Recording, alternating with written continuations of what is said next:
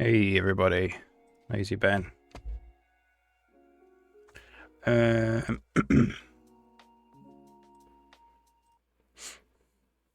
just relaunch Chrome 1 second.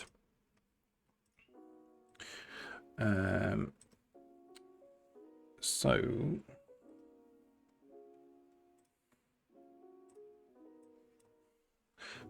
new week. What did we do last week? Did that? Didn't do that though. We're not actually doing game engine stuff today. So week 29, 22nd to the 26th. So it's week 30.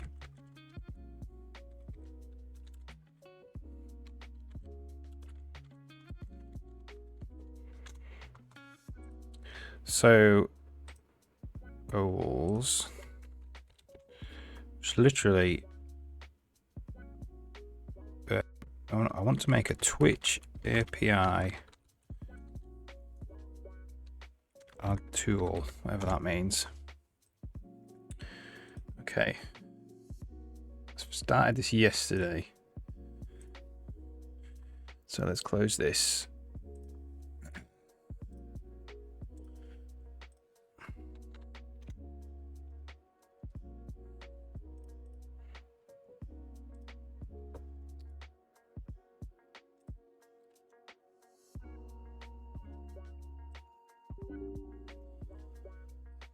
It's just completely broken.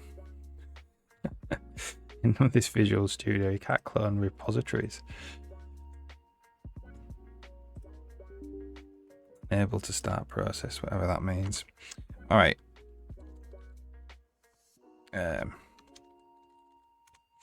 Do it the old school way.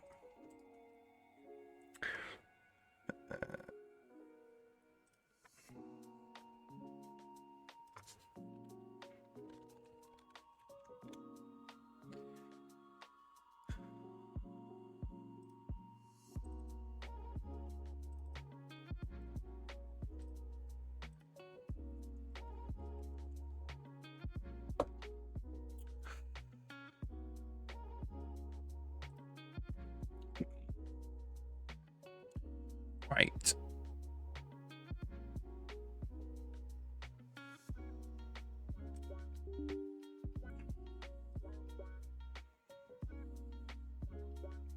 Need to install C# for web.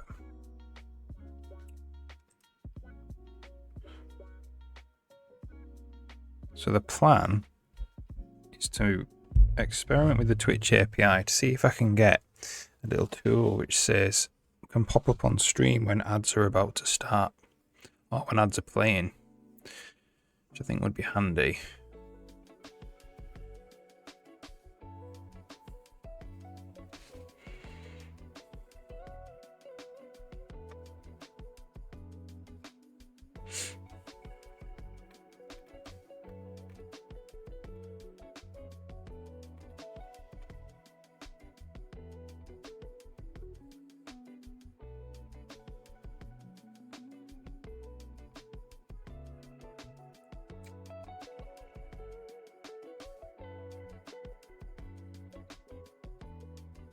I do have this thing, which is not very good.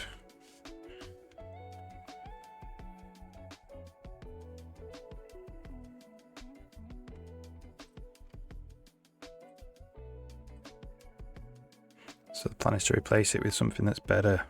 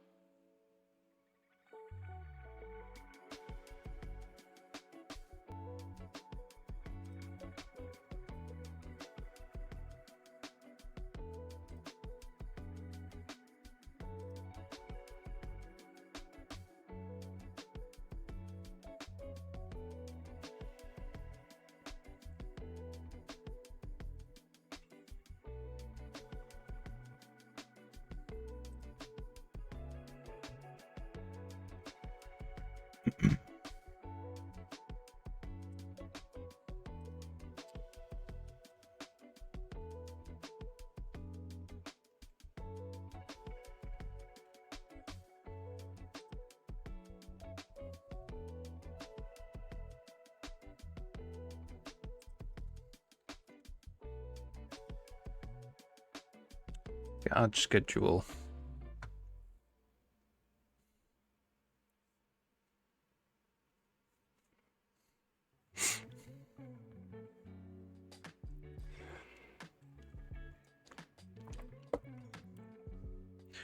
That's what I need to do.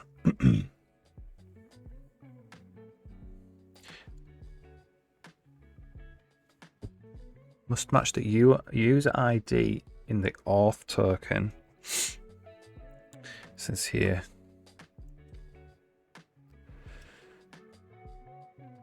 Broadcast ID.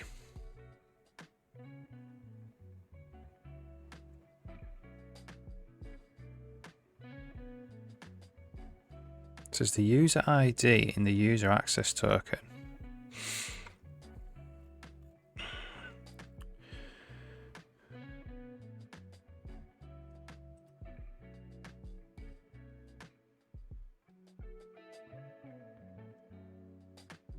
Should I assume it's client ID? That's the app.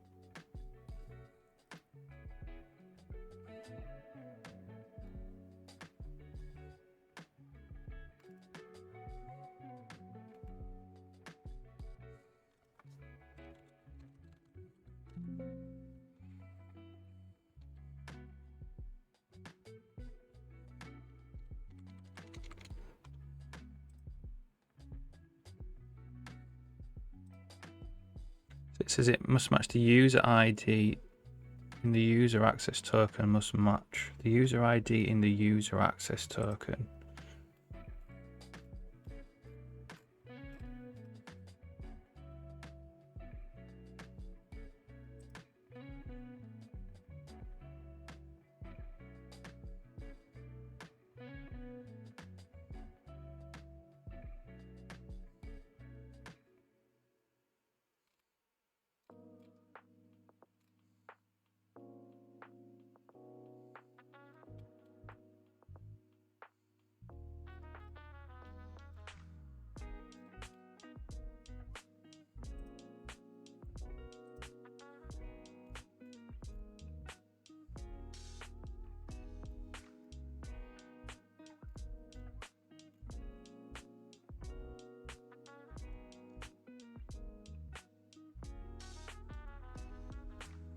There is no user ID thing.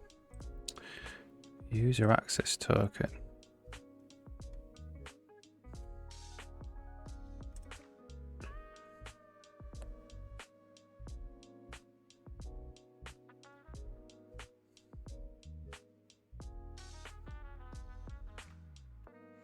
Confusing because there isn't a user ID.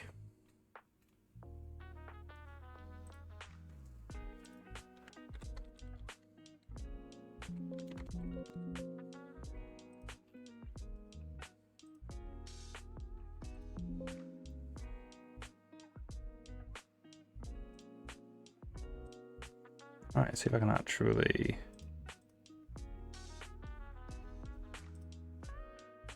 load this. Reload project. There we go.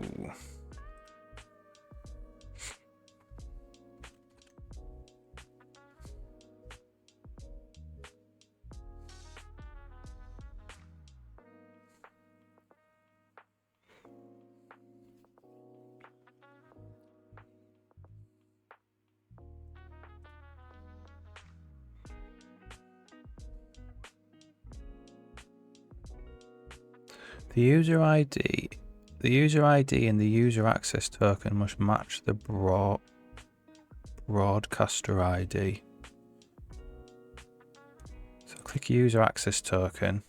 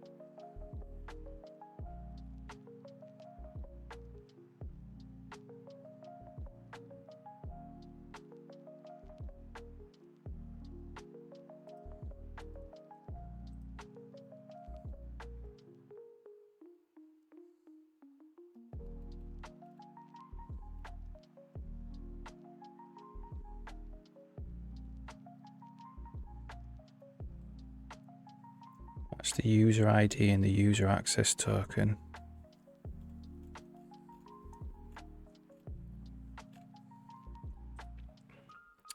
Yeah.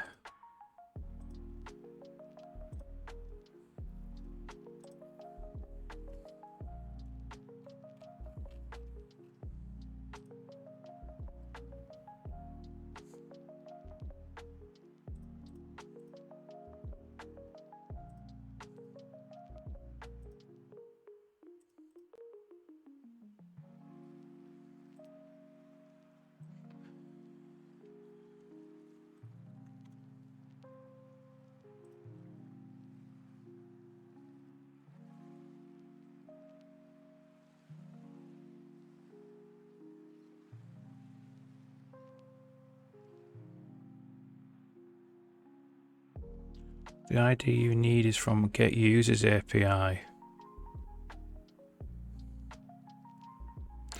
It literally doesn't say that anywhere on the Twitch website or anything that I've read. So we need to do the Get Users API.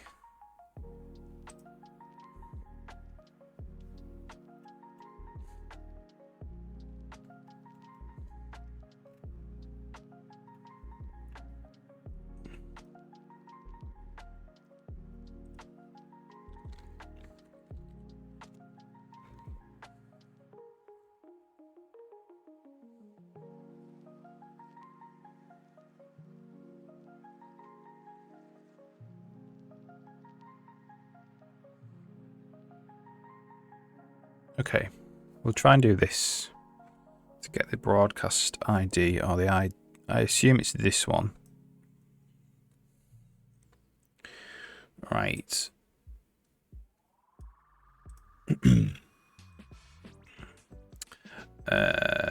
So query controller.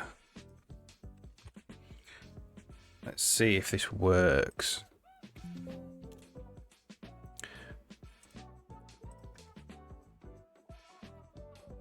This was working yesterday on my laptop. So I need to go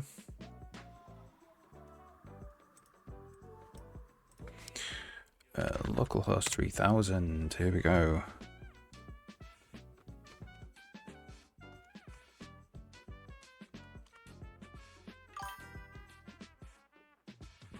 Okay, so that gets us our read ads one.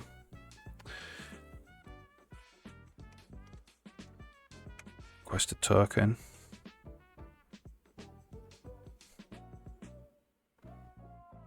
There we go. I think that does work. It says unexpected error, but that's fine. Mixel Studio, hey, how's it going? Not doing game engines or C++ today. Hope you're alright. Hope you had a good weekend.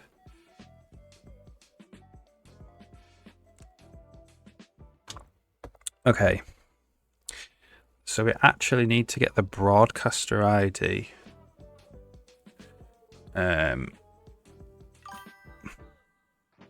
It's working away good. Yeah, me too. I'm doing something that I'm very unfamiliar with. What are you working on today? What am I working on? So, I want to use the Twitch API to put up a little thing on the stream as an overlay, which says that the ads are starting.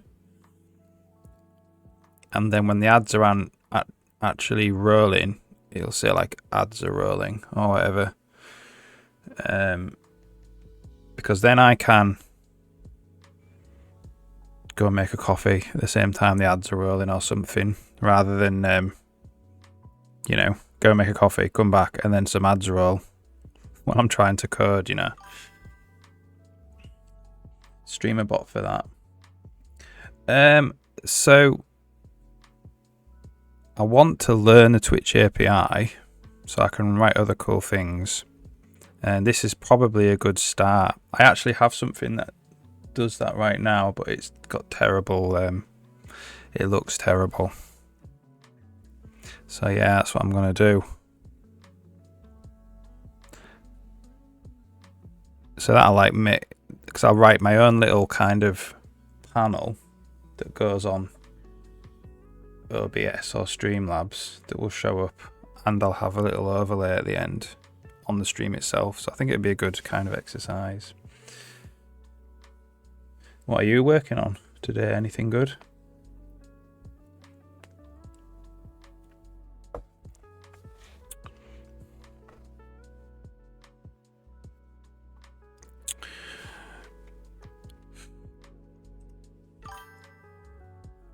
Doing the day job. Yeah, no problem. So yeah, I wrote this thing yesterday, which gives me a new OAuth token, so I can read ad information from the chat from a channel. What I need now is my broadcaster ID. Need to find out what that is. So that's what I'm working on right now.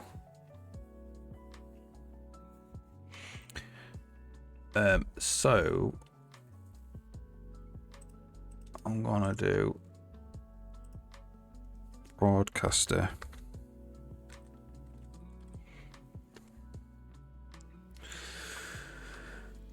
I'm gonna turn this stuff off.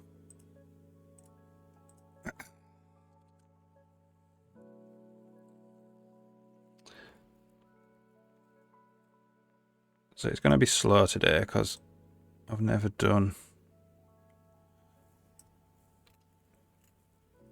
really done Twitch API stuff before. Field data, list of users, it says. Right. Oops. Let's put that here. Oh, come on. There it is. So they call it user.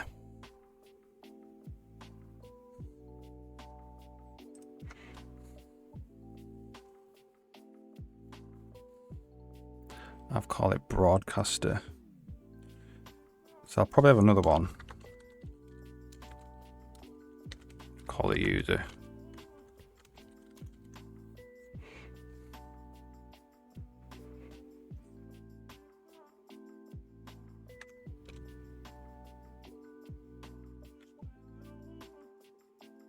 Not quite right. String ID.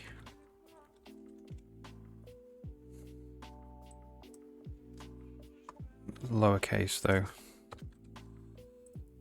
I want to actually turn Copilot off. I'll learn to ignore it. Public string login.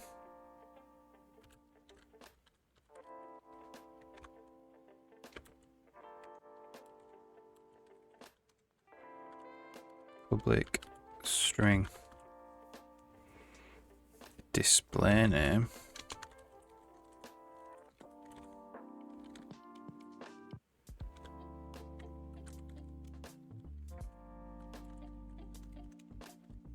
Public string type.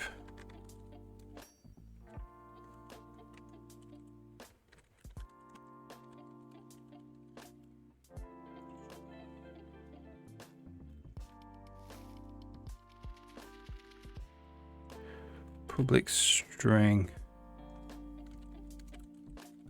broadcaster type.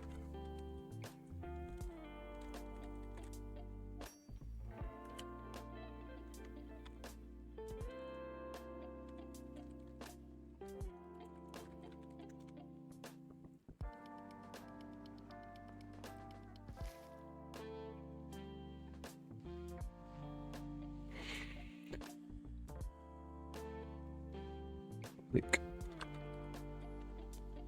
string description.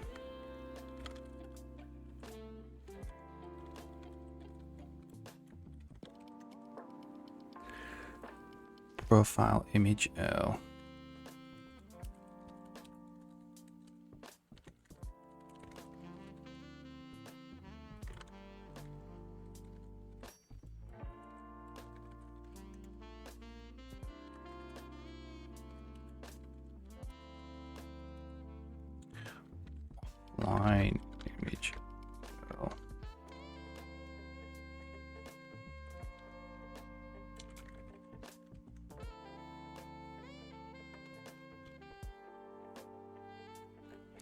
View count.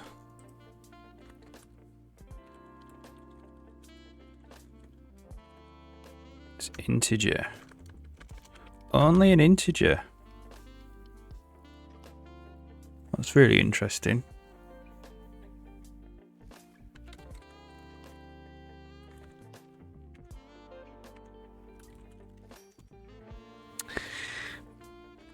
Public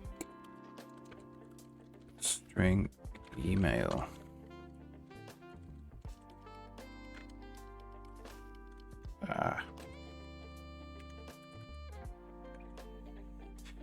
It's really trying hard.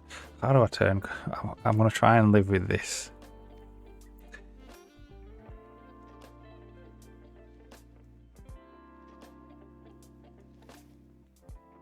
Try and get used to this Copilot. I think it's Copilot that's helping me out. I haven't turned it on, but I'm using C# now instead of C++, so it might just be on. Email created at.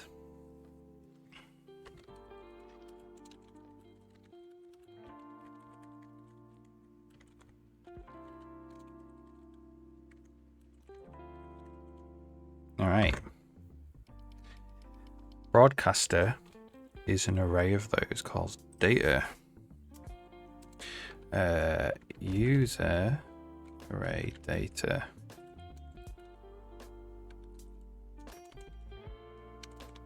Let's do that.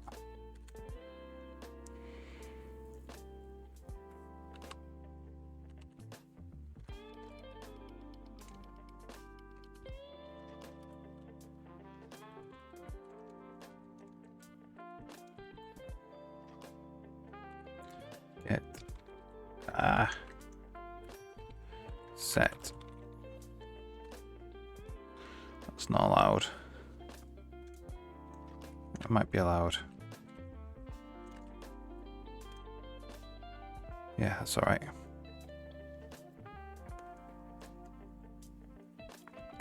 Okay, so we have this broadcaster model now.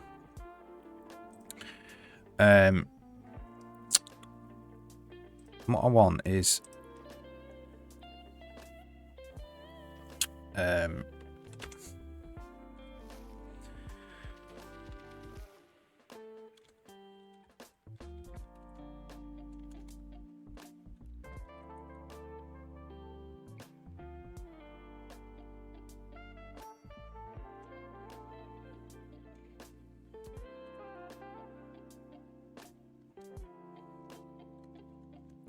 public static class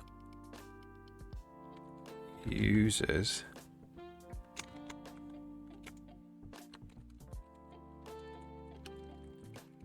string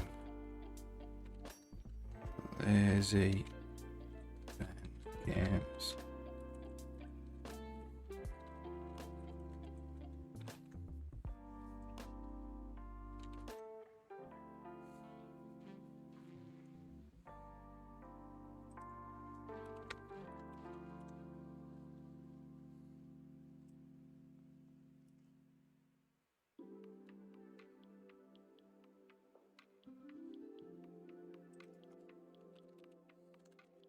Don't know how const works in C#.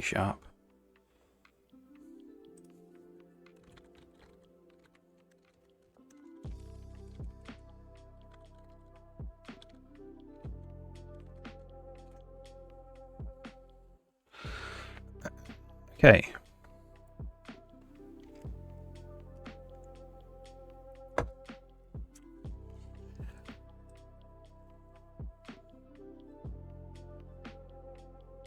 So we want a broadcaster set.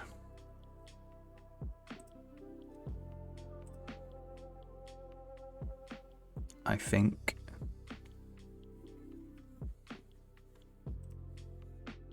we'll follow the same thing I did with scope set.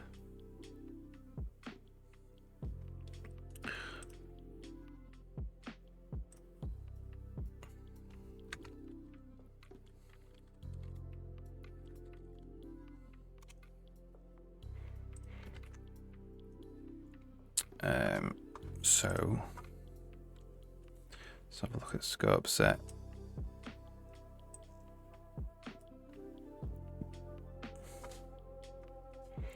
So we want public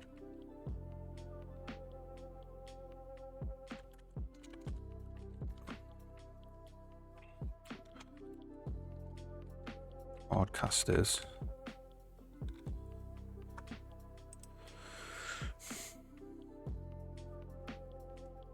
I might actually name that broadcasters and that users.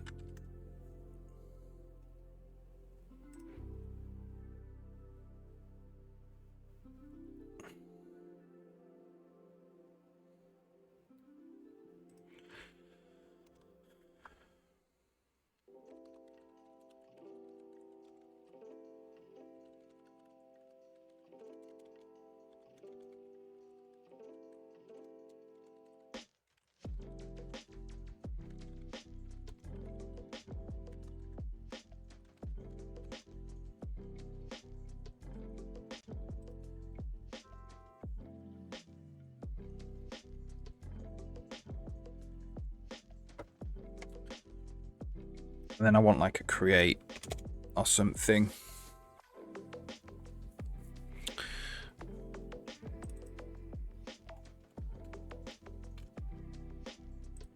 I want load, I think.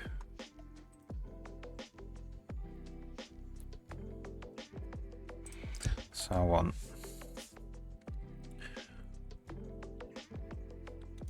users. Well,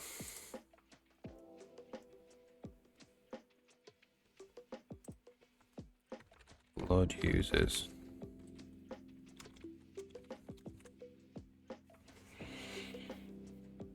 Make that public as well.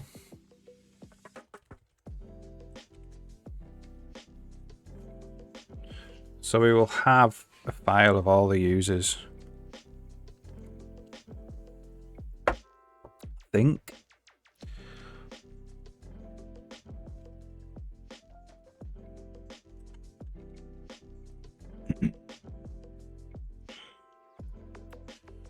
So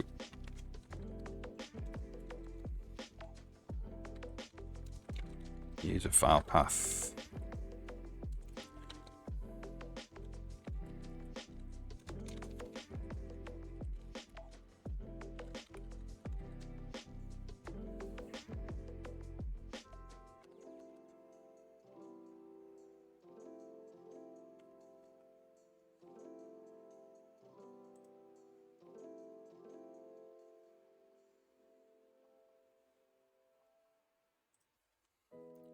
I'm going to rename this broadcaster names. I'm going to rename this broadcaster. I'm going to rename this broadcasters.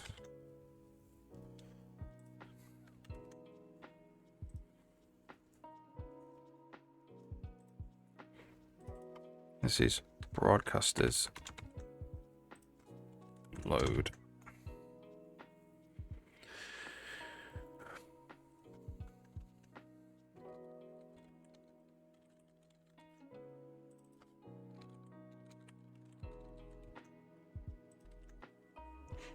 So we want to say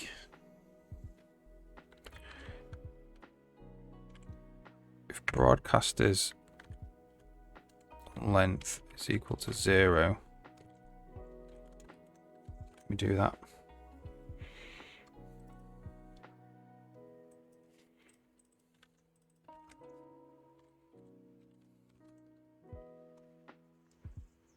Yeah, it's fine.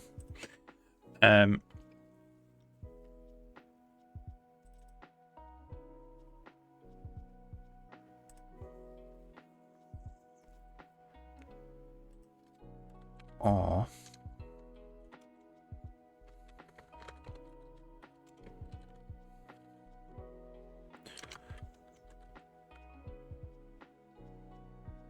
okay, no. I'm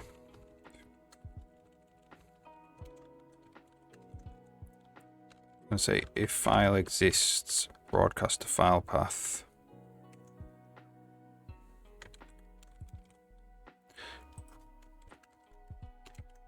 We just load it into broadcasters.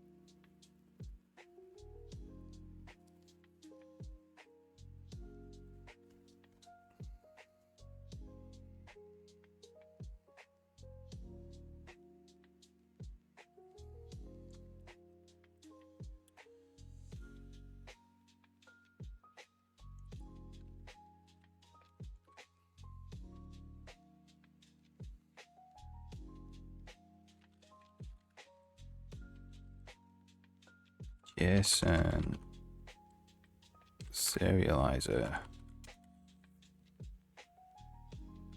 Deserialize broadcasters. Stra. If candidate result is candidate. Do that. No.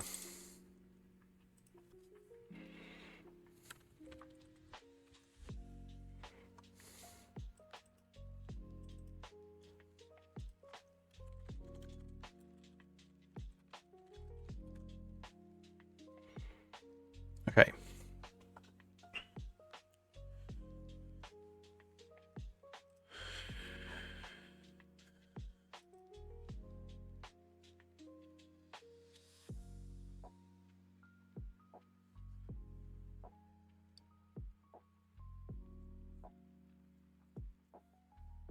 So it's actually, we're not even need to test this actually.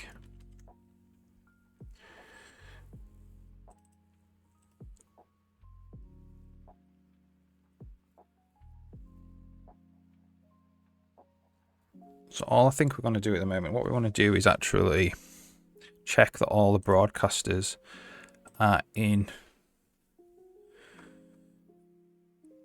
the file, and if they aren't, we need to get them back out again. But I think what we're going to do now is we're just going to say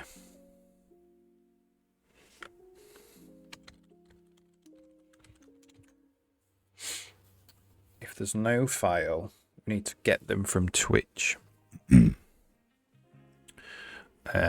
So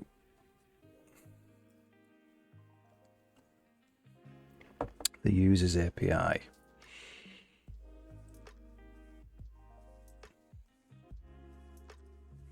Not that one. This one. Requires an app access token or a user's access token. So we need the token.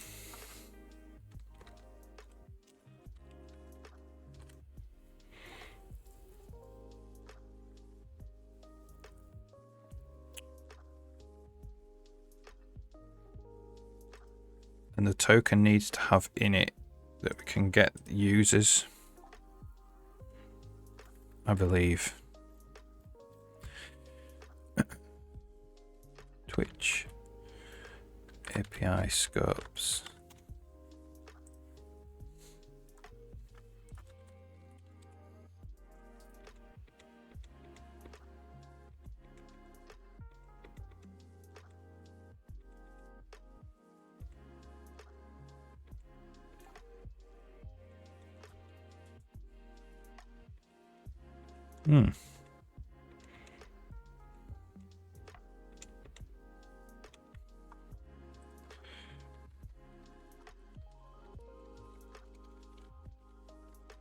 Get users.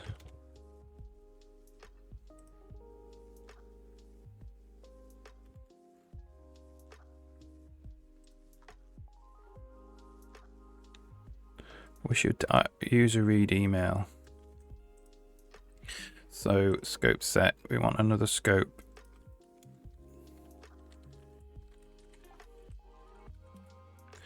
User read email.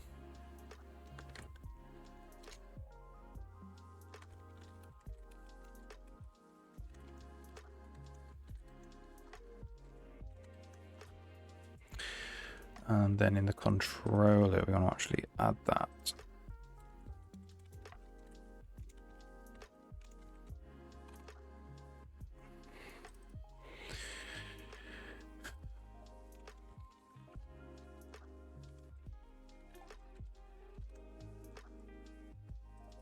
Use of unassigned local variable.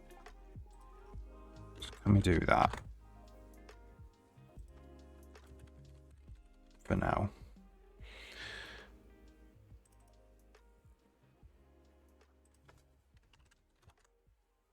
Yeah, okay. So I'll just delete this token.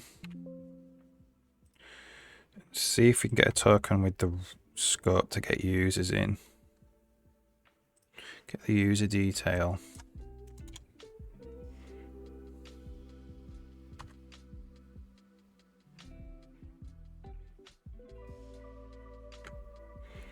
There we go.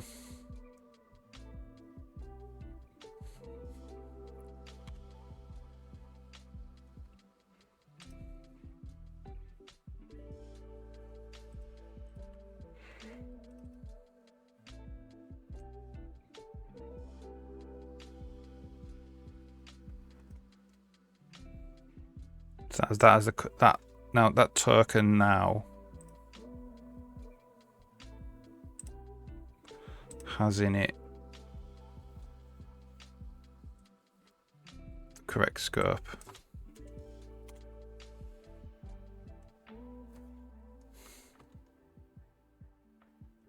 Yeah.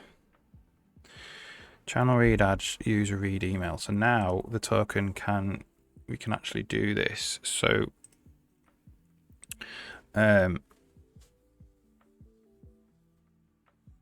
this, I think,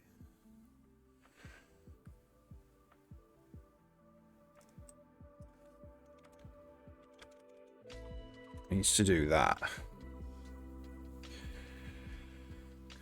So if we can't load it, we need to authorize it. So public redirect result.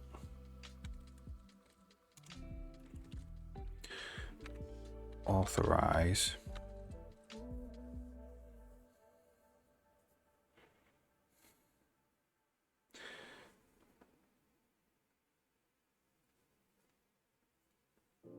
So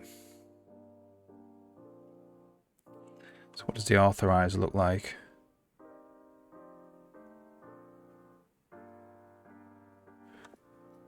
No, request is.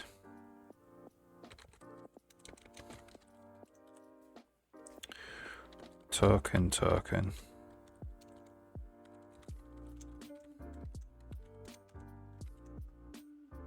actually use the token.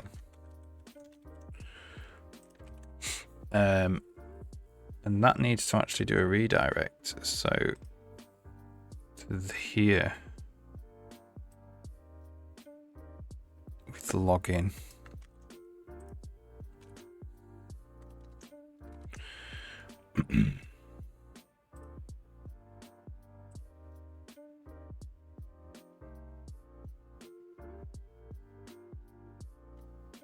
So it's a similar. So we need the controller base as well.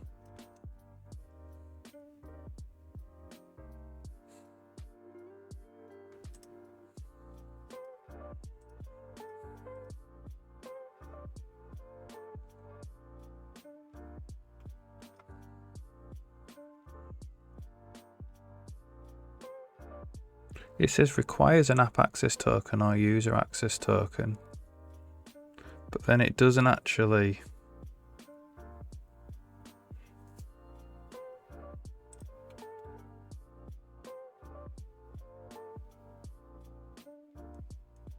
It says you must use a user access token that includes that, which we have, but then it doesn't actually.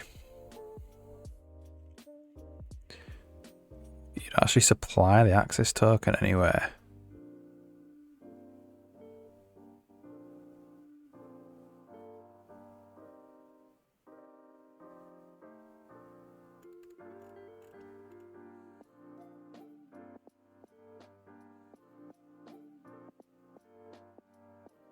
The ID login is required unless the request uses a user access token.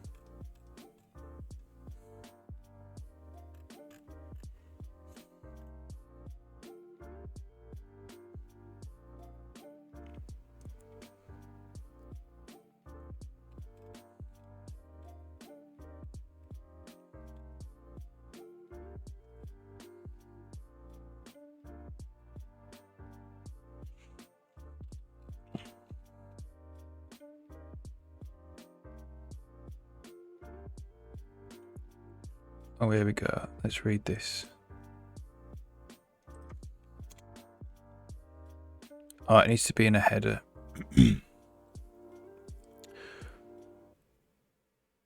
Yeah. It needs to be in the header. So let's do that.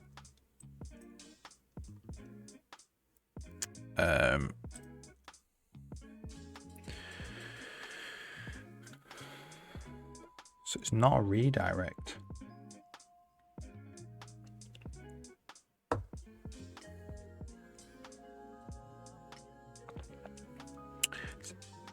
It actually is an authorize. No, it is. It's a request. It's not a redirect though.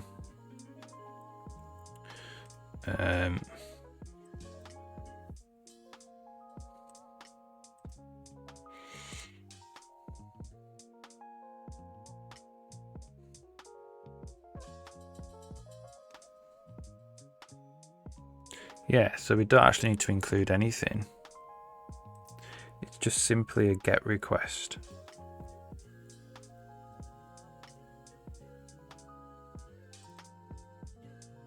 So that just returns broadcasters.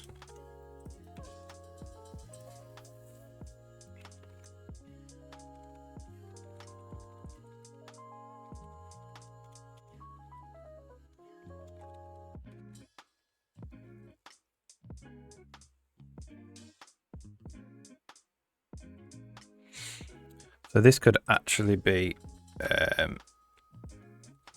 task async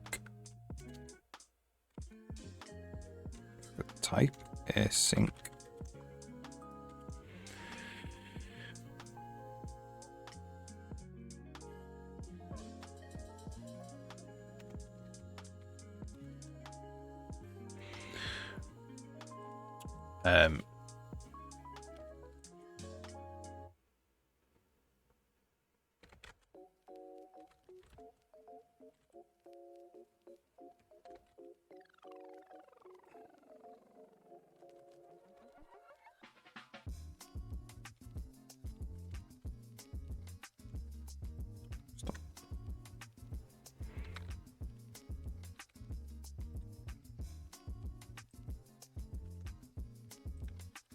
C# is very aggressive at changing your source code.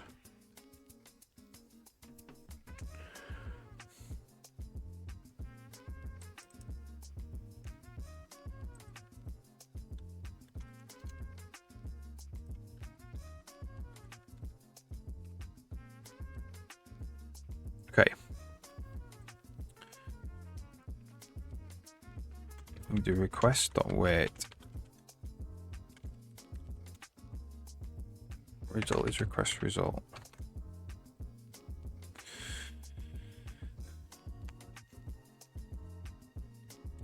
So what we need to do now is actually do this GET request.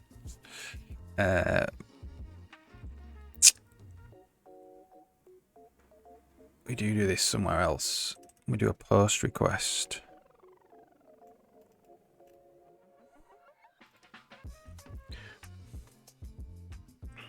For token.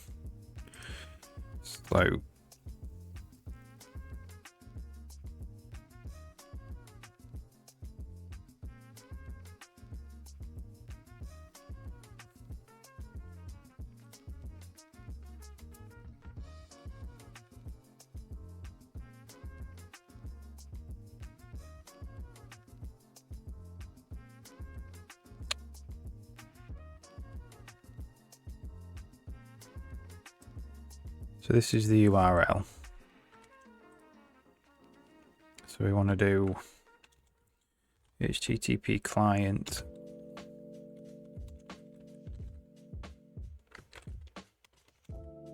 Oops. Base address.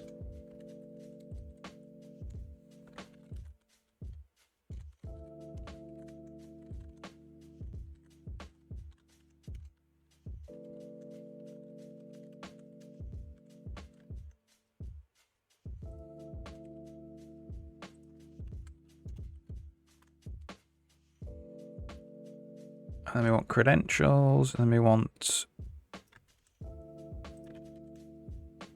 client ID, an authorization bearer, an authorization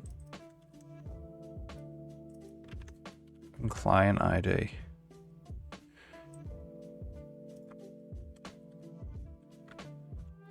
So that's bearer.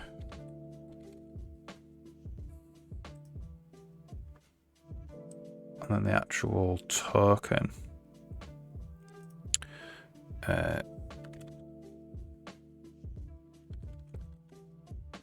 How do we do this in C#?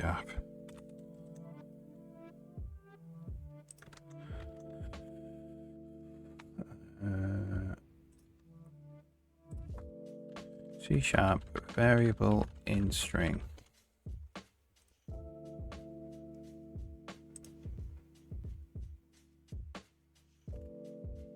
The $.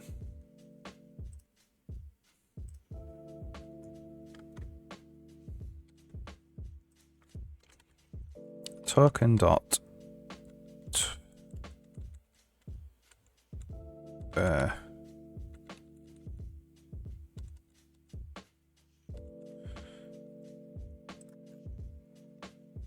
access token.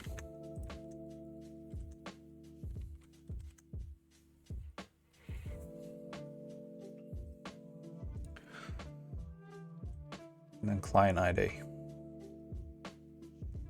We don't actually need to provide anything because it should, in theory, according if that documentation is right,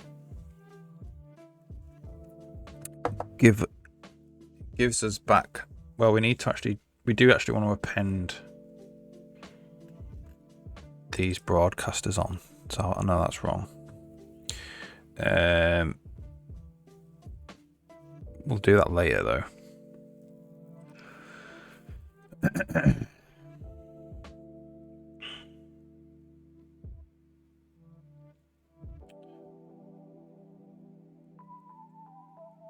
So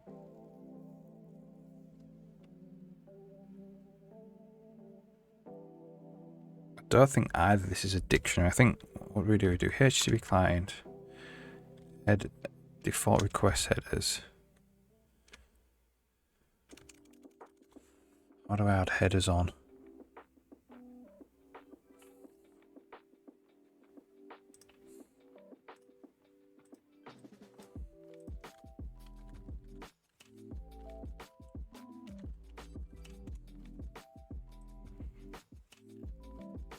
Default request headers dot add.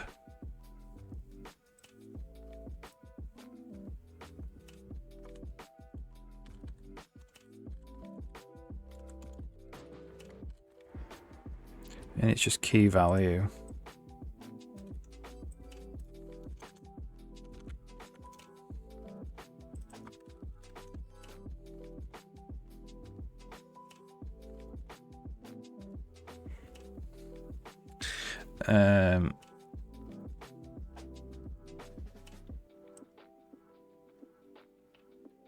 There's 2 adds there as well.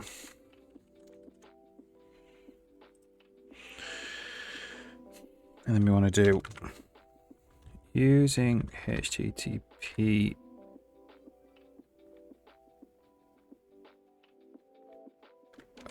using var response equals await. It's not the broadcaster, it's just get async.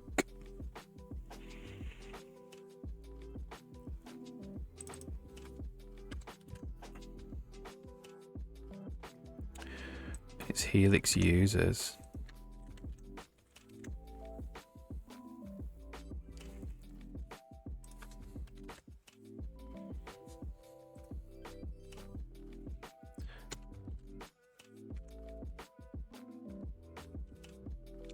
What is this? If not response dot is success status code return null.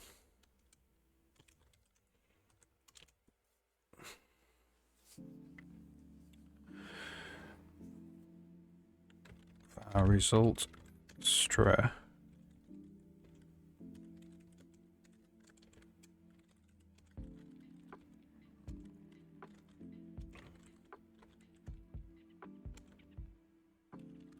decoded JSON serializer. Yes, and then we return decoded.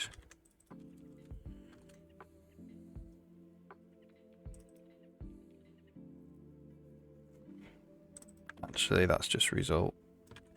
Return result.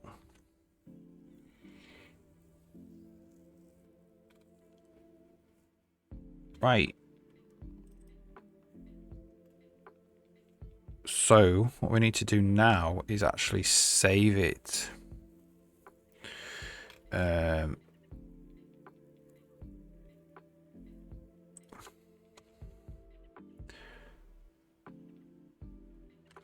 File, write, text, broadcaster file path.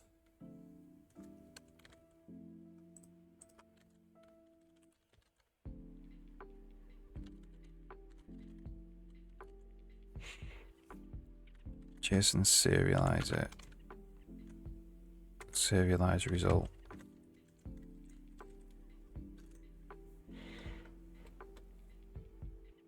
Right. And then the query controller, if token is not null, we're just going to do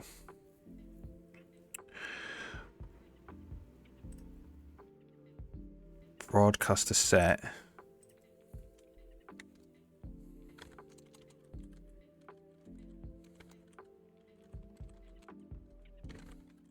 Or just BS. BS equals new broadcaster set. New array. New string array. Broadcaster names. LazyPen Games.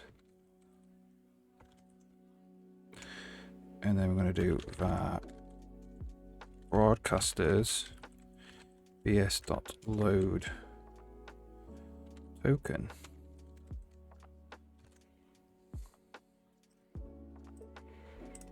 Let's see what happens then.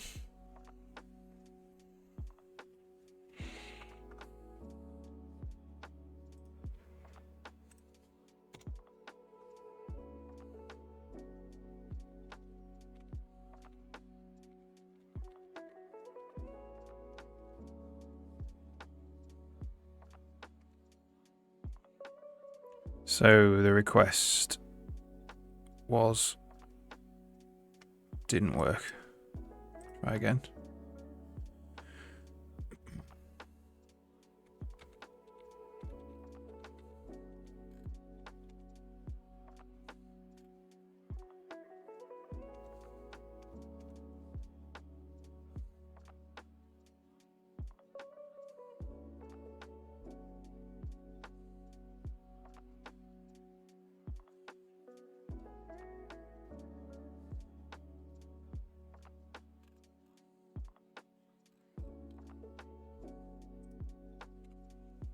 Default request headers.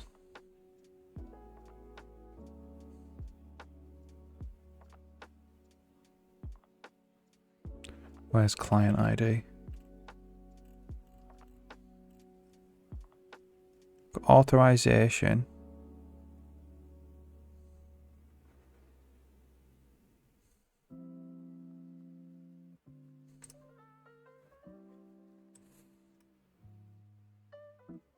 And client ID. Possibly authorization is lowercase.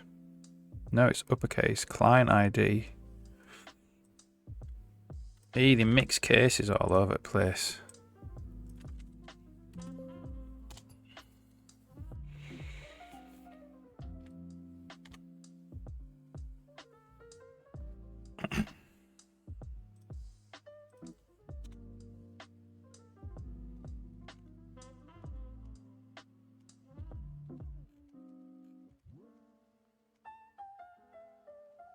Okay.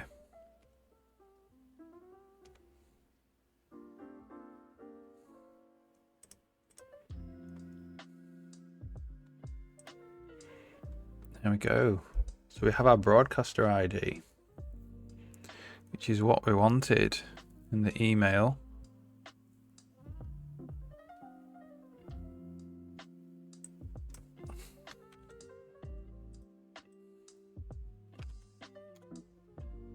There we go. So if you just let that run to completion, it should just save it to broadcasters.json.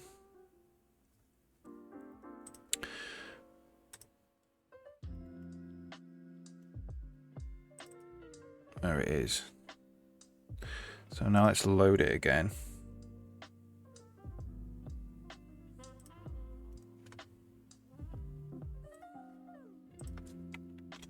Shouldn't have to go through that rigmarole this time, so it should be cached on disk.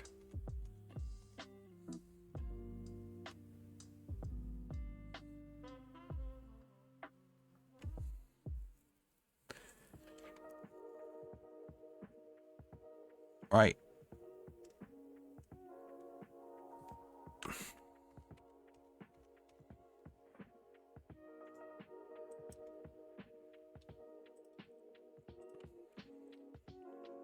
What does load actually return at the moment? It actually probably wants, but it might not load.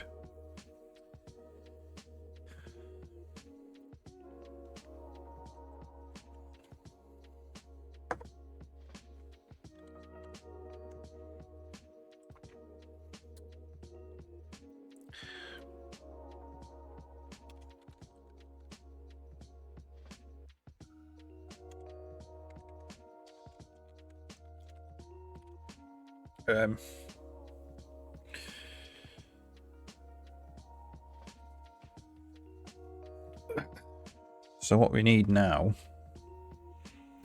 do we make this work with this string?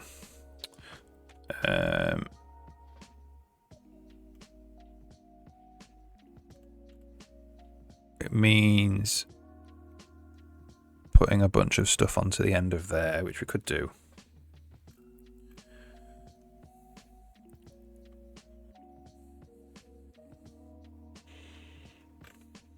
Do that somewhere else. Scope set.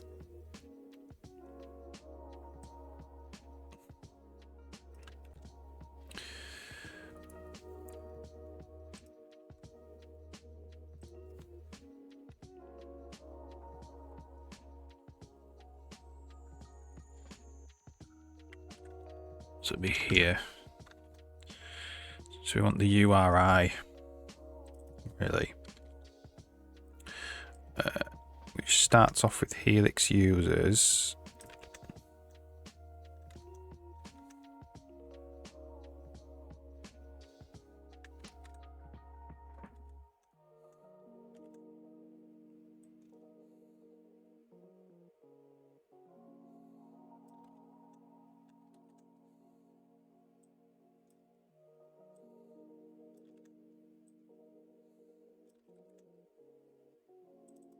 That's the URI.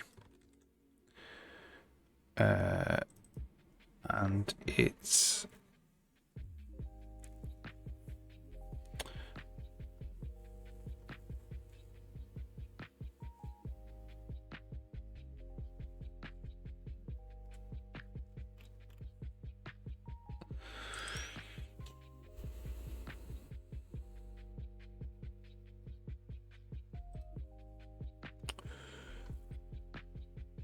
broadcaster no, it's not in ads, that's the wrong one. Users we want.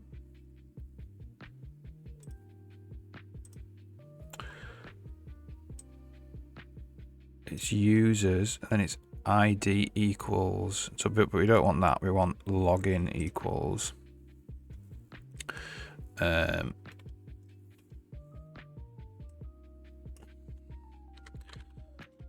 login equals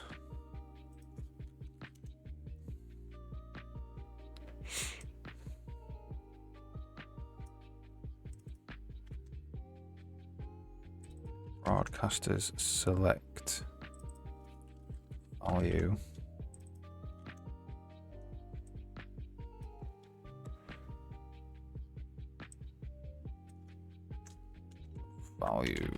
to string.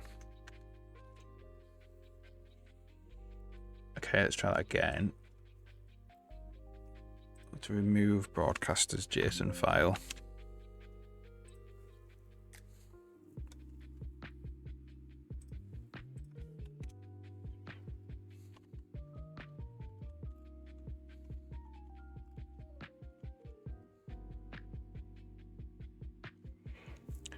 Login equals LazyPen Games. Okay. And that should just, so for every single broadcaster now, we should get an entry.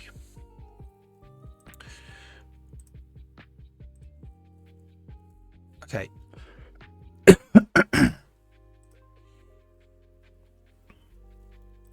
So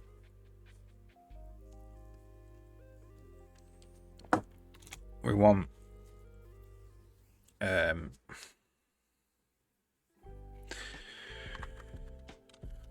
public broadcaster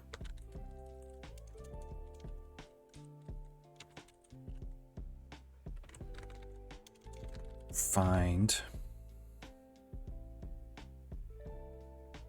by login, string login,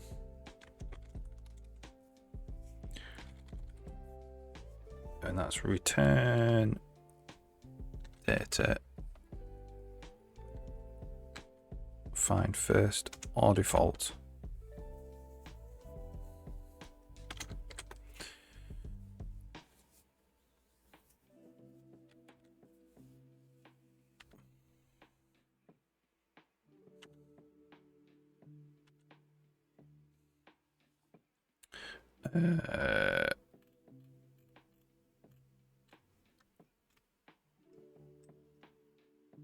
Some kind of lambda.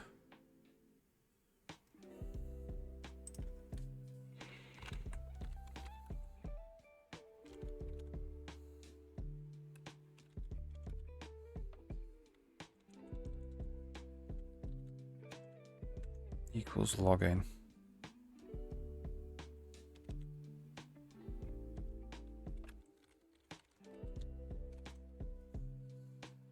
Dereference of a possibly null reference.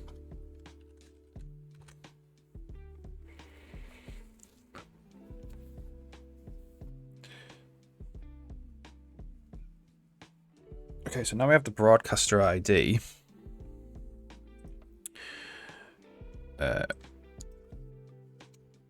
So we're going to go by me is broadcasters find by login, broadcaster names, LazyPen Games.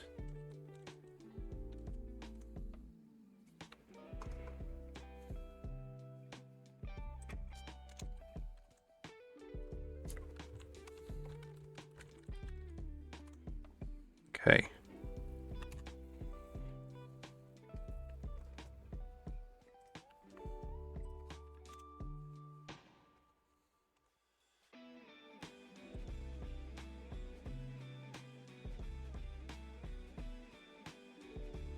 Null. So that didn't work, that find by login.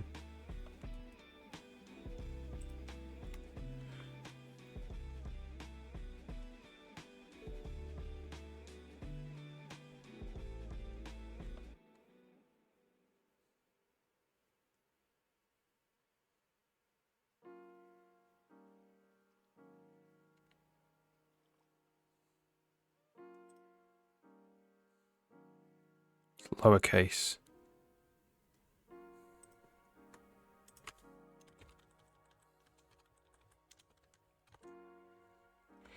Okay, so let's just delete that and we'll get it again. Check it still works with lowercase.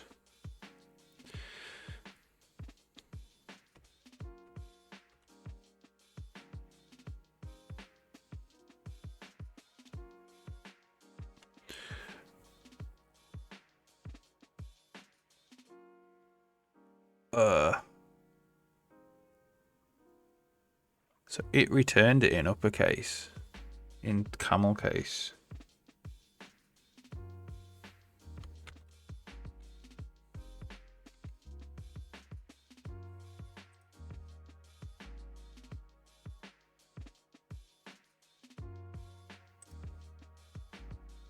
That one, that must be referring to this login.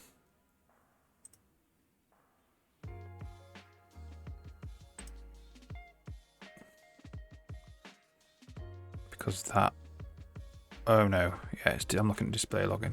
It's login. There we go. So now we have our ID. That's the thing we need to do the add call.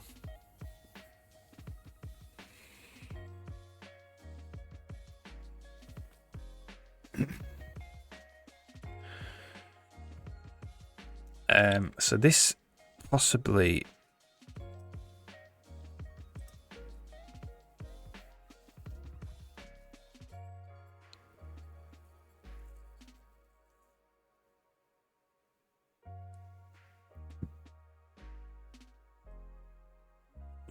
I'll do it here for now. Like I say, it's possibly, this is eventually going to probably go off into its own class somewhere. But we'll do it now. So now we can actually call the ads API. So let's just check in.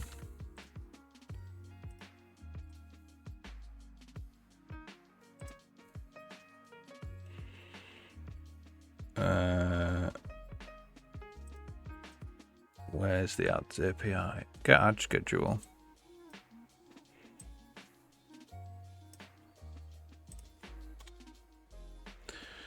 And it's very similar.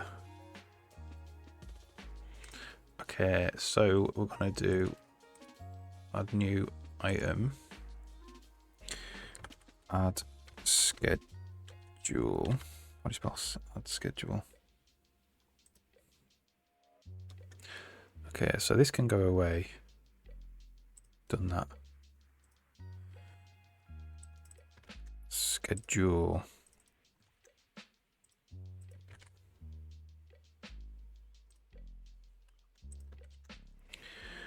So what does this return?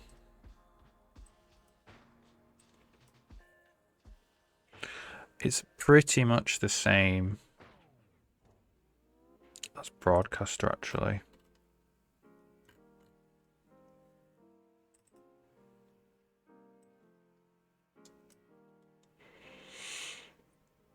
So it's add schedules.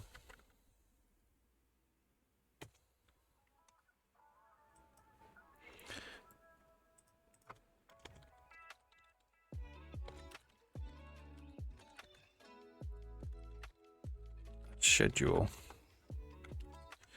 And this has an array of add schedules.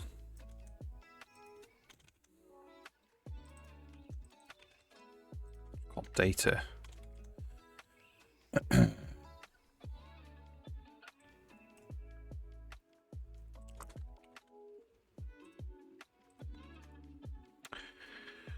Right.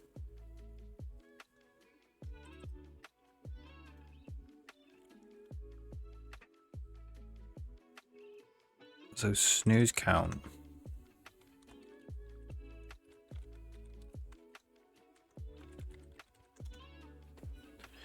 Refresh at.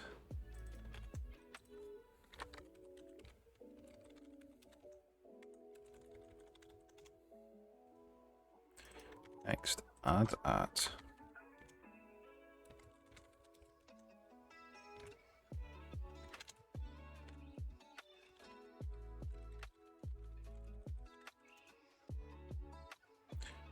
Duration.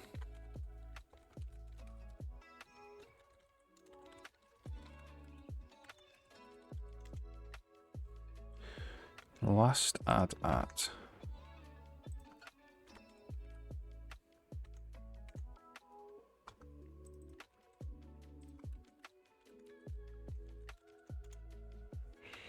Pair pre-roll free time.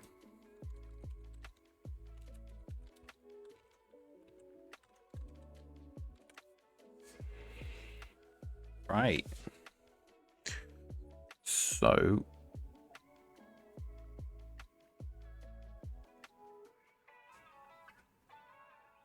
we may as well do this in the ad schedules.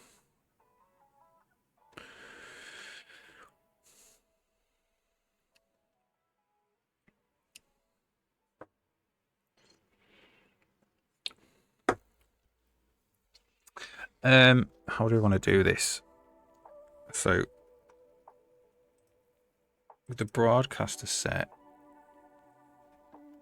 we made a set because we were requesting a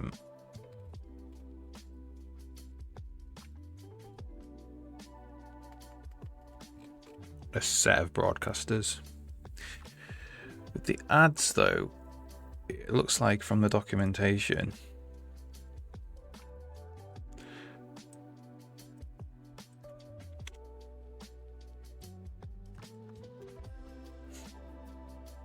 you can only request it for one broadcaster.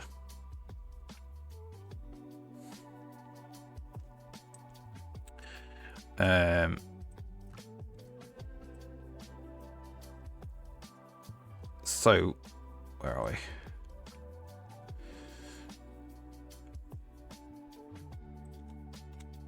But it still returns a bunch of stuff.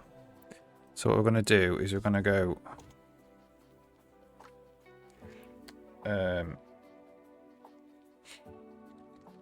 public static add schedules.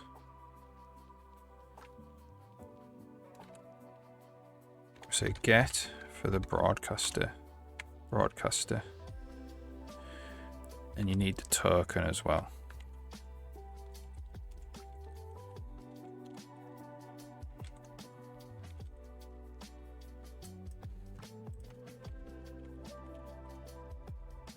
It returns schedules. To remember that it's just 1D, we're not adding things up. Alright, cool.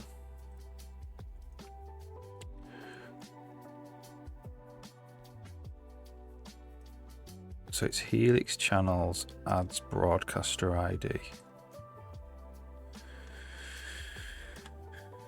So let's just copy this.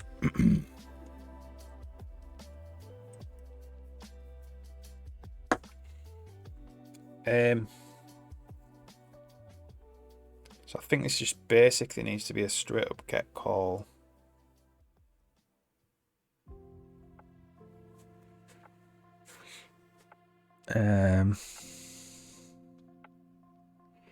The same as broadcaster set was. So we'll make a request again. And it takes the token and the broadcaster. And then what we're going to do is this is Helix Channels adds.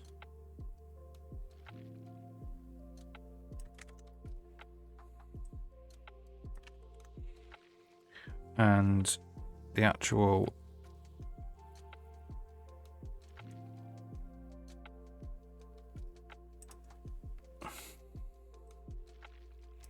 don't have to go through this thing. So it's Helix Channels adds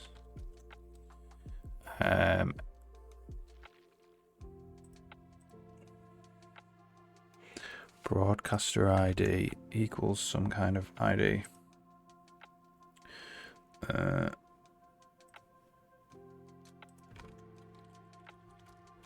And this is broadcaster ID.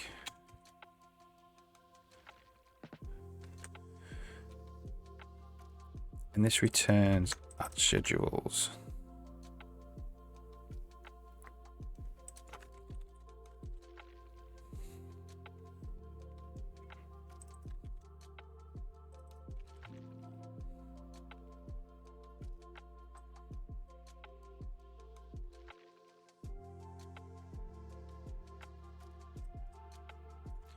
Okay, so this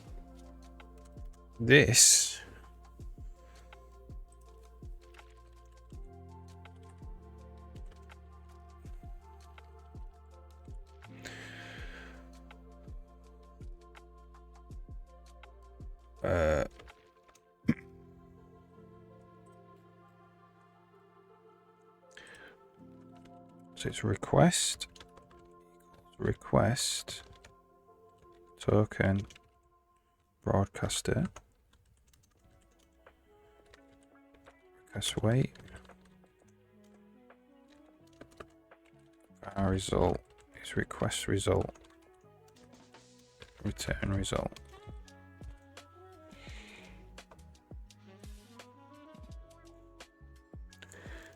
JSON serializer does not exist in the current context.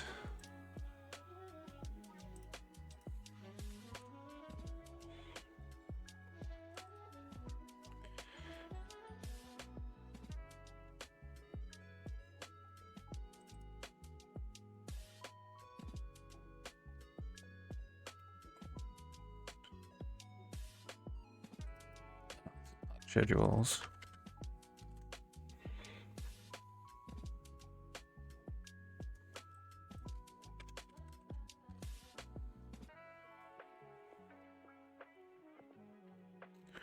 Okay.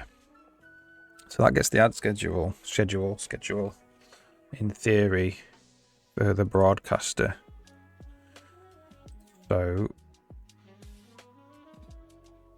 yeah, if me is not equal to null, ads equals ad schedules get token me.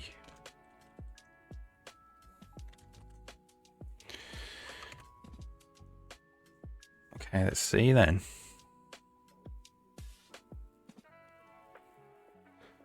Ad starts in 13 minutes, it says here.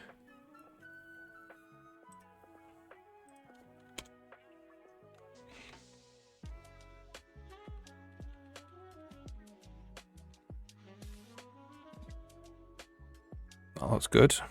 Oh, the deserializer didn't work though.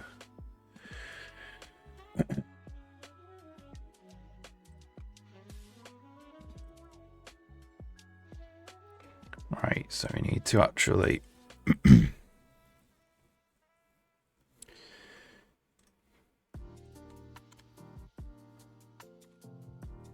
what is it returning?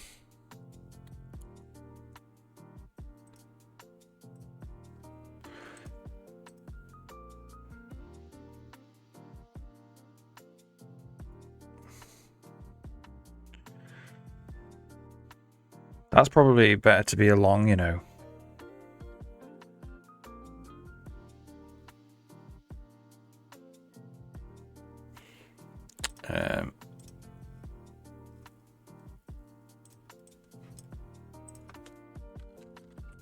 Max long. Very big. That's fine.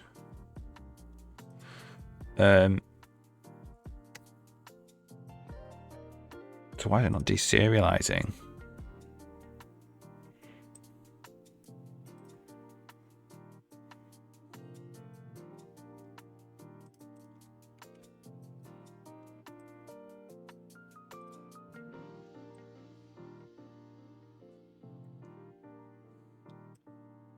Data. Snooze count.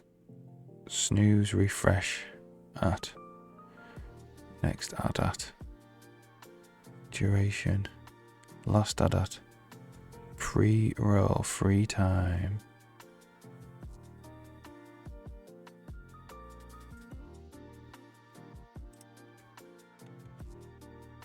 Let's figure out what's the error.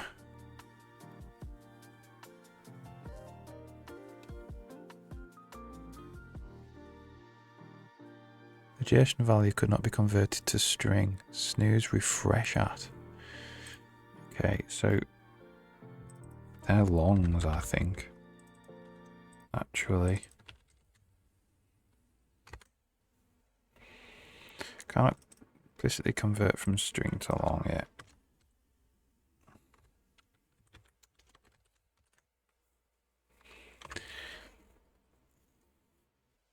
Try that again.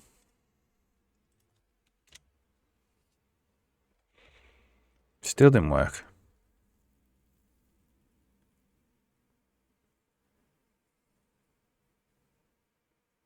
Next add at. Yeah, that's also a long.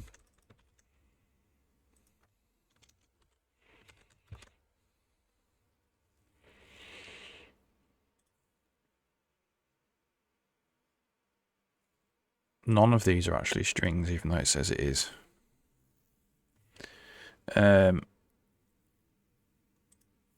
Documentation has it coming in as, oops. I can even read that.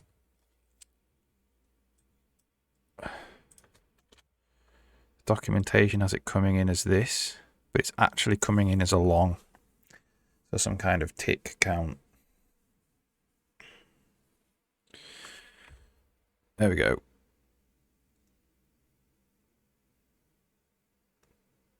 Which is unfortunate. So that's documentation's wrong there. So we can get the ad schedules. All right. So that's a good time to stop and have a cup of coffee.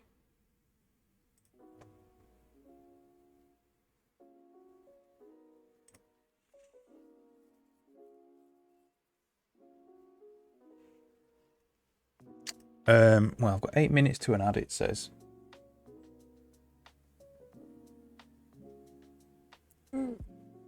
So I think I will stop in 8 minutes.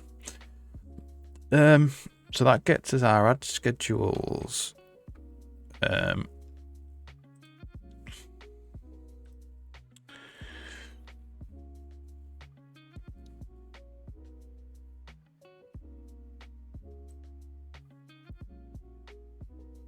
What do I want to do with that? That is the question.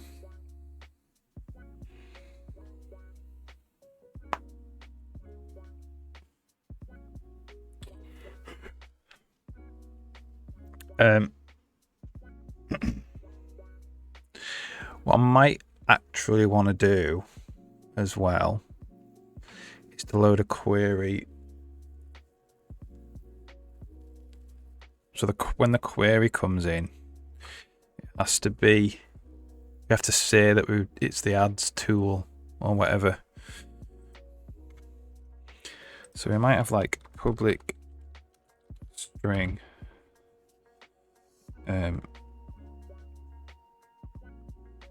I don't know what we would call it. Q. Something that's not going to get in the way of Twitch.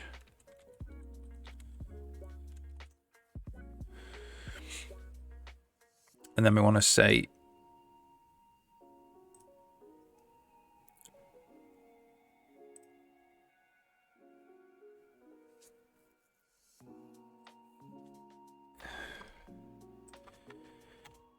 if query.q is equal to ads tool.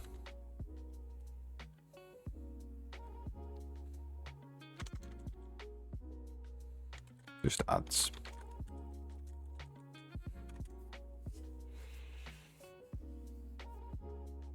And then we're just going to say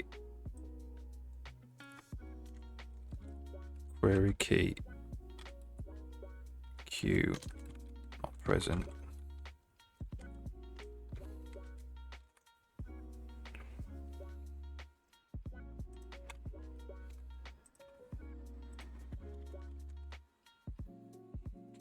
So that means if we run this now, we should say query key q not present. If we don't pass it in, and then put a breakpoint there. Query key q not present. But if I do q equals ads, so that's going to be the path to actually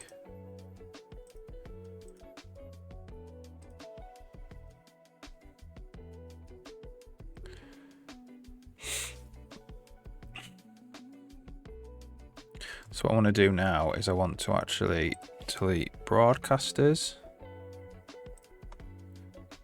and token. I want to see if we end up there. just by doing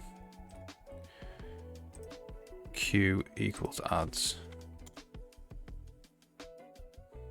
Says the query key Q is not present.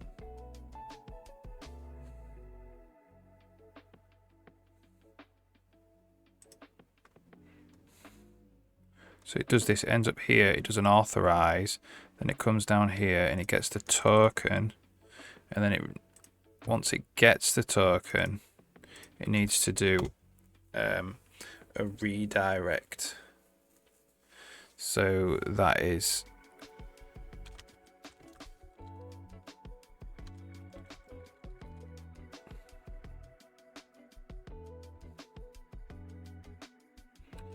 base.redirect.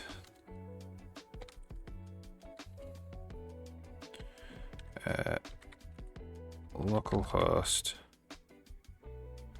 3000 Q equals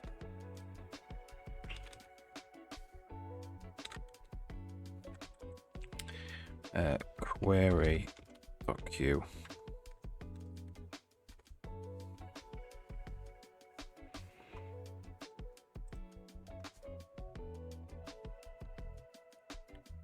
Query Q. What do we call this?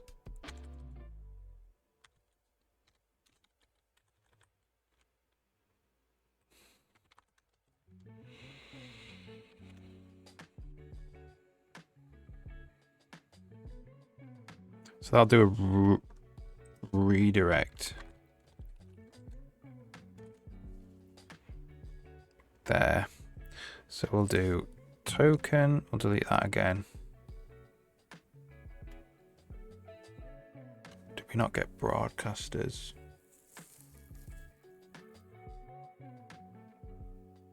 Oh yeah, 'cause it gets a token, then it does the redirect. Yeah.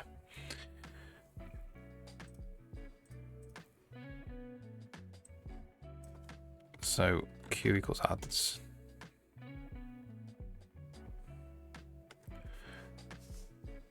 So it didn't save Q.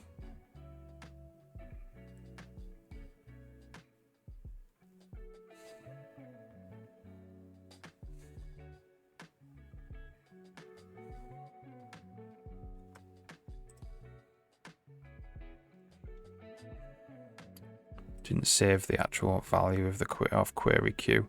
So we need to actually save this.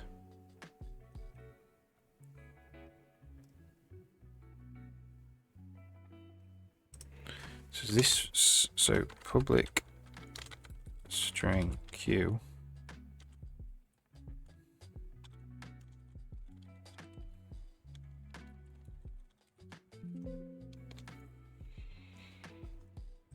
let's do Q equals query Q.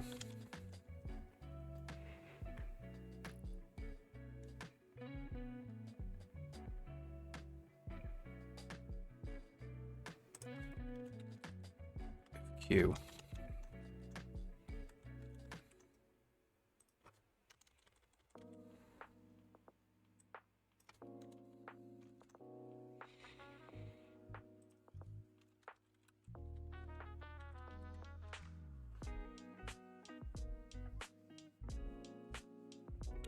So as long as Q is alive,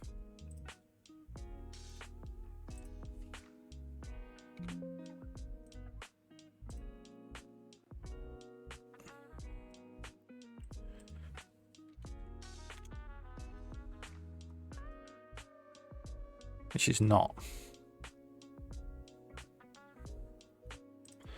What if we make it static?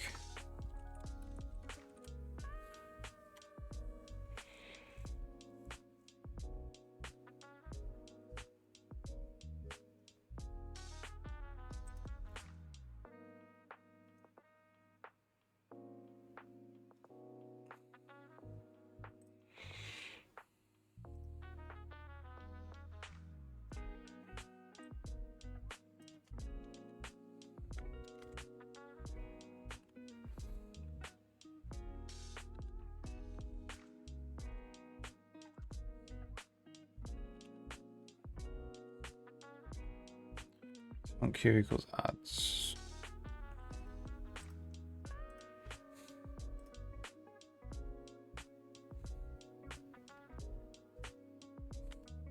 Otherwise, I'll have some kind of either database or save it to a file. No, it's not there.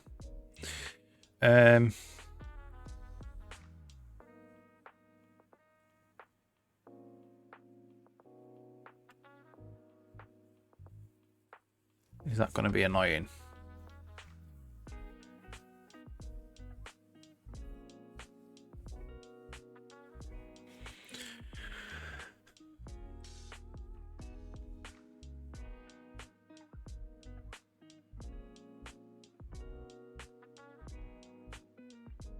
So we kind of, what we need is some kind of like just general place to store stuff.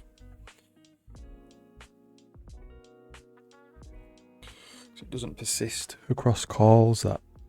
Alright, I'm gonna make a cup of coffee.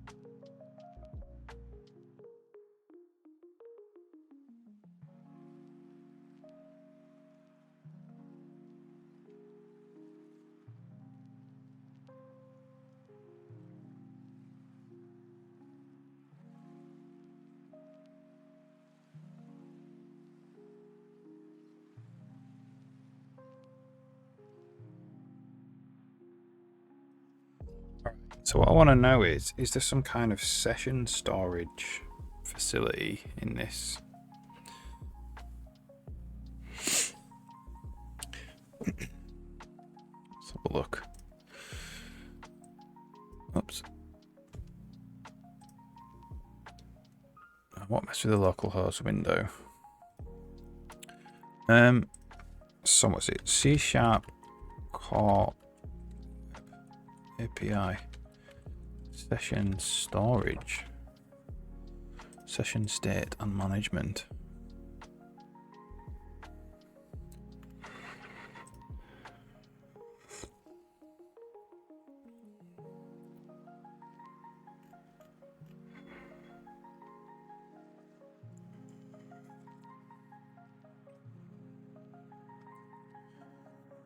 So we need to do this. Add distributed memory cache.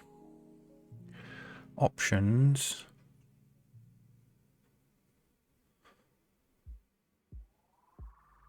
From 10 seconds. HTTP only is essential. Use session.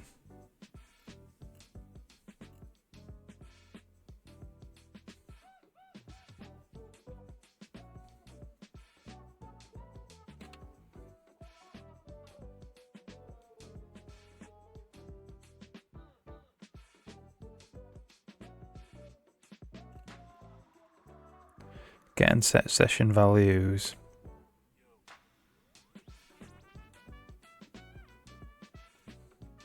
HTTP context session set string. So let's try this. So get rid of this.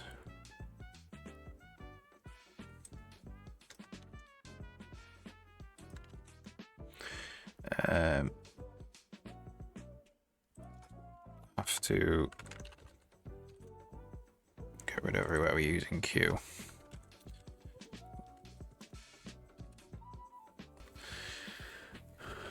So it looks like it happens in the program file.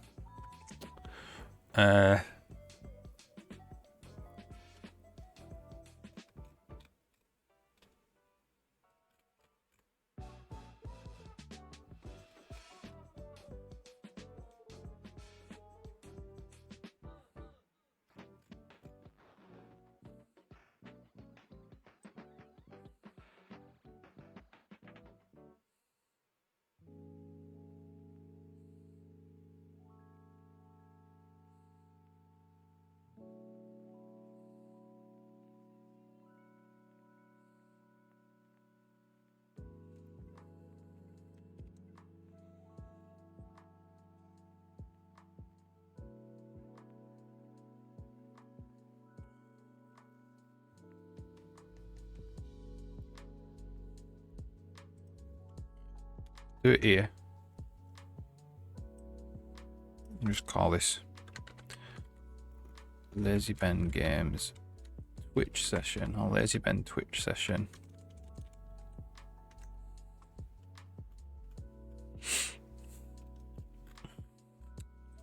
Right.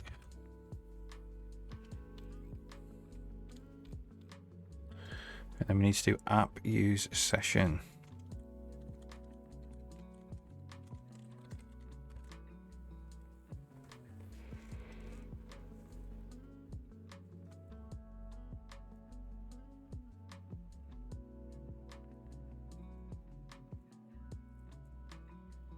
The idle time indicates how long the session can be idle before its contents are abandoned.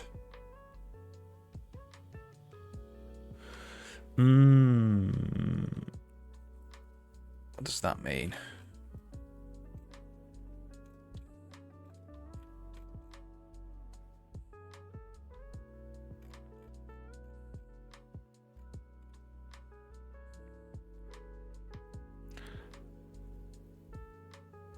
Options.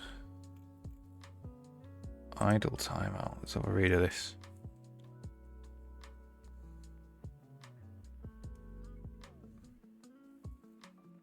So what does it mean? It's called idle timeout, but it doesn't actually explain what idle means. Session can be idle before its contents are abandoned. Does that mean creating requests? You need to create a request every 10 seconds. Invossi, how's it going? Hope you're alright. Not doing game engine stuff today. If that's alright. Messing about with Twitch. I'm going to try and build a little Twitch thing. A little Twitch overlay. I want it to... So I've got like ads starting soon thing, but it's terrible. It's a terrible hack that looks awful. So I want to make a proper one. Oh, glad you're doing alright. Chat for vibes. Yeah, no problem. But I've made decent progress actually. So I've gotten the ad information off Twitch for my channel. So when the next ad is starting and how long it's going to last for. So now I just need to do some kind of JavaScript timer countdown thing. Sometimes you pay attention. Yeah. Yeah, this is me out of my comfort zone, this. I don't really know what I'm doing. But it's going okay.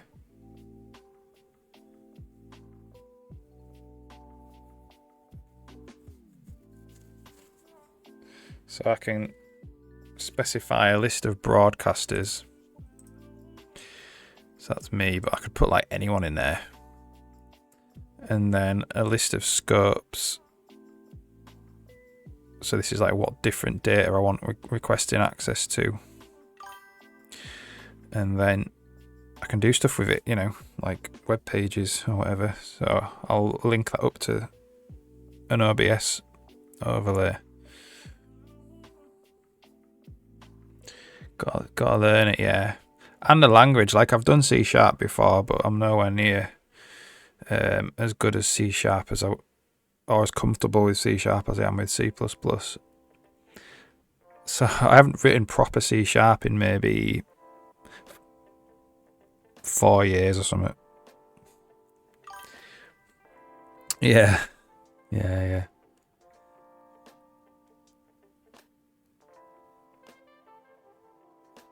And I think there's Copilot turned on. I think. I don't actually know how to tell. So I'm trying with that as well, just with C#. Well, it is getting in the way a little bit. I'm not used to it at all. Because I've switched languages. I think Visual Studio defaults to Copilot being on now. It's definitely suggesting stuff. I don't know if it is Copilot or not, or just a very advanced suggester.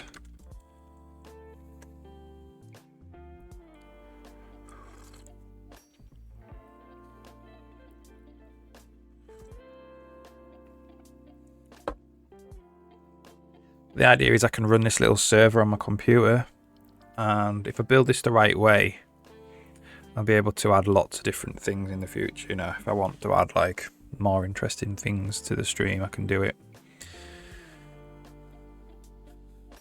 Maybe, we'll see.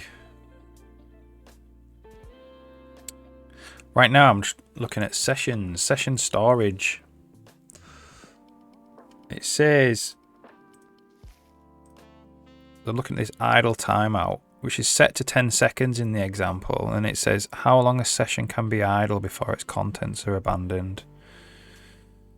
I'm not entirely sure what that means. Does idle mean no requests? Or does it mean like if I shut the browser, the session will be gone in 10 seconds? It doesn't actually say anywhere what that is.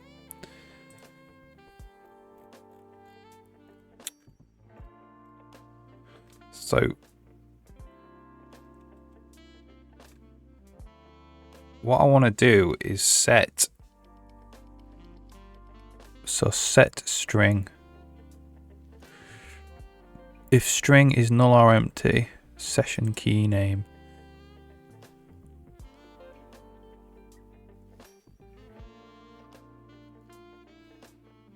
Set it if it's null or empty. So this will only set it once. So what I want to do is here, I want to actually set the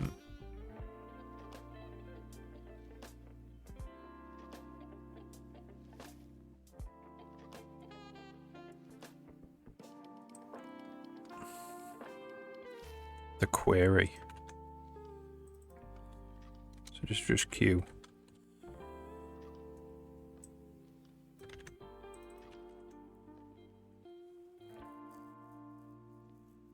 This is a really weird way to do sessions, man. Query.q.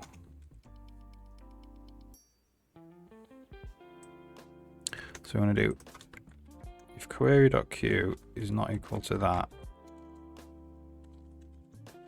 and string is null or empty. Maybe we need to do that for here as well.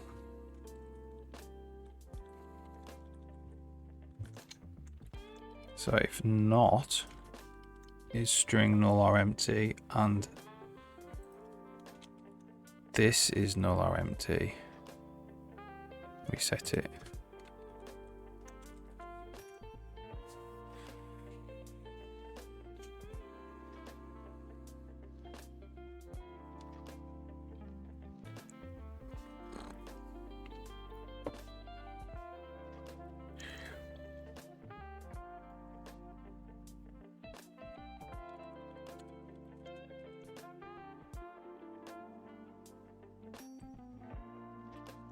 Yeah, we actually want to go.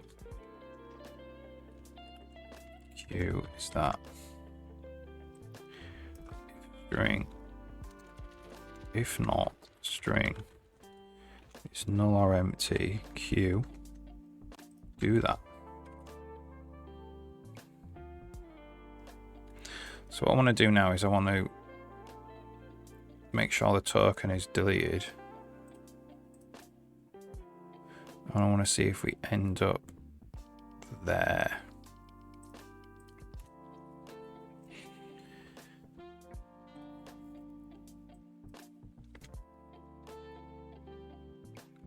Q equals adds. There we go, it worked. So we have the token. We have me.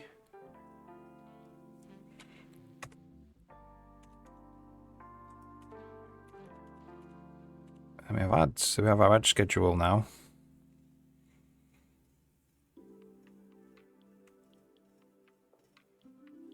Right. So I'm going to do something with that. So we want to now redirect to a HTML page.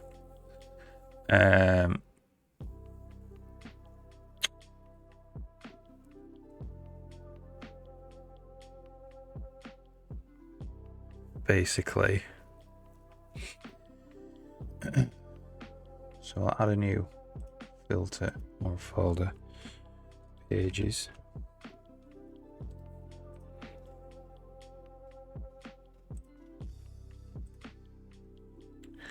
We want actually a HTML file.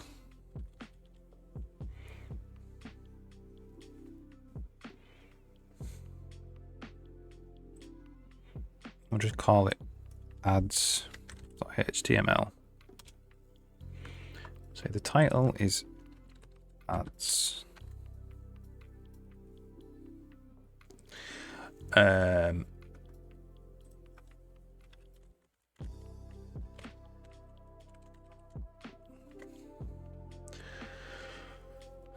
we actually now want to render this in the server. So how do we do that?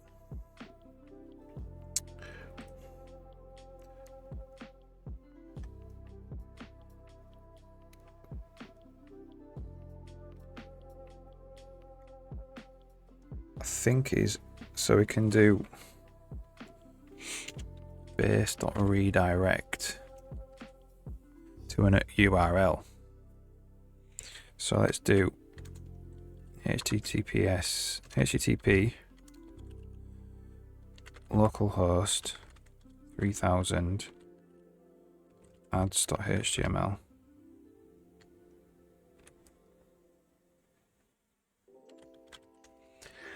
Question is, where is the base of the server?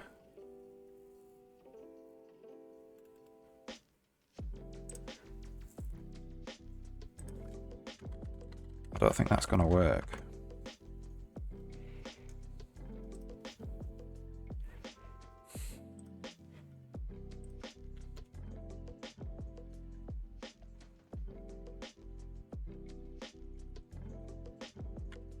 Says it can't be reached.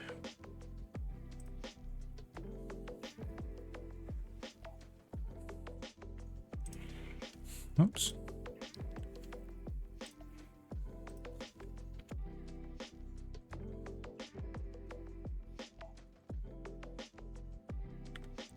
So it's not even getting there anymore.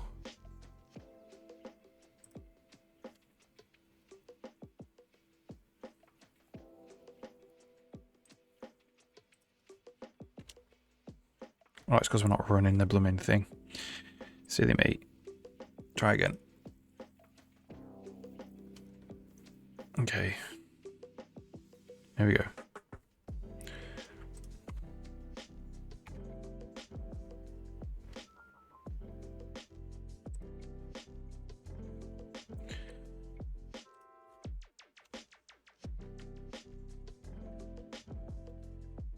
I have to return that actually.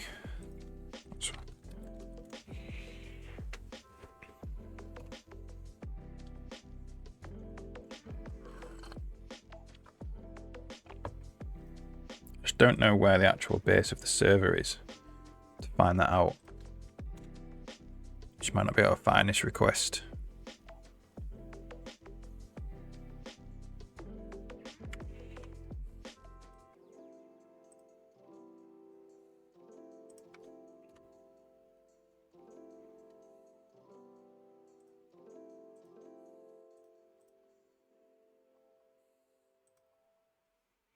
But it did redirect it. It says it can't find it though.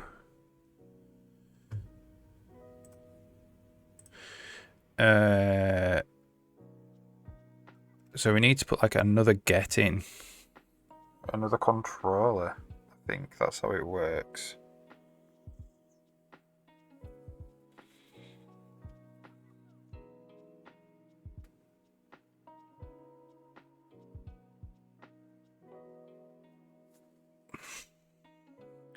So it'd be like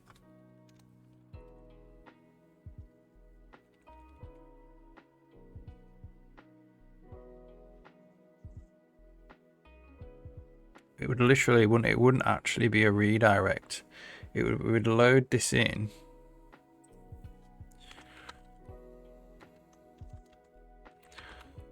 Whoops. Mixing up languages there. HTML.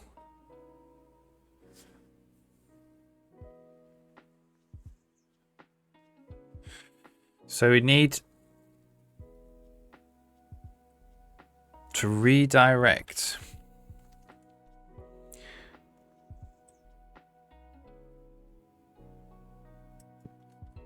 to pages ads. I'll call it tools ads. Well, whatever.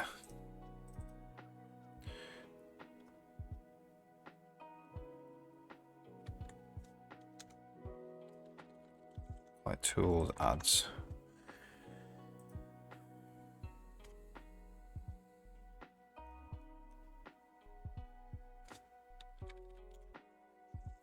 And then we need a new controller. That's how it works, I believe.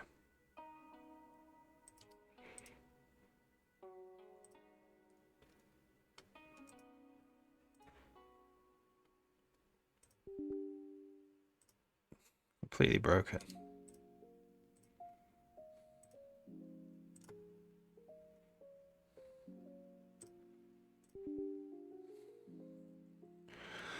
Value cannot, some value cannot be null. New item. Read or write endpoints. API controller with read or write actions. We'll just make an empty one. And this is going to be tools. Tools controller. Yeah, this is it. So this would be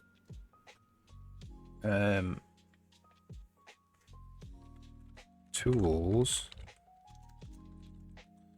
ads, and it's a HTTP get.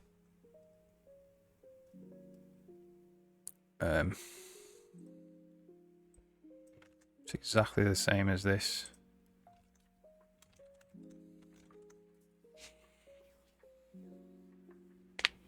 So return base content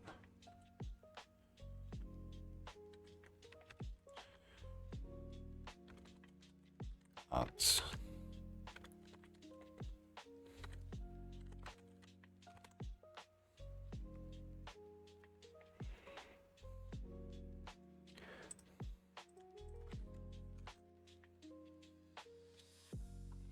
So if we just do tools ads in the query controller like this,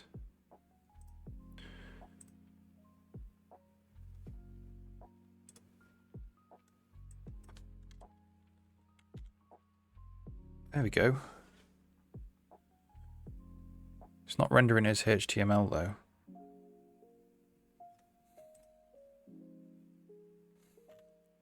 We have to do text HTML, I think. At the end.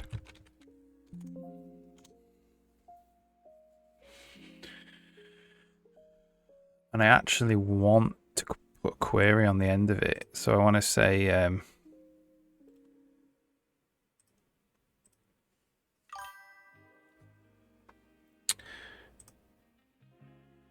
nice. Yeah. I want to say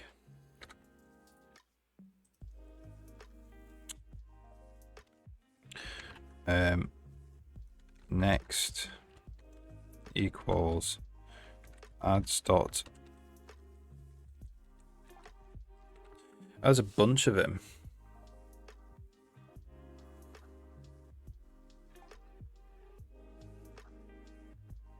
We'll do it with one first. We'll do ads 0, ads data 0,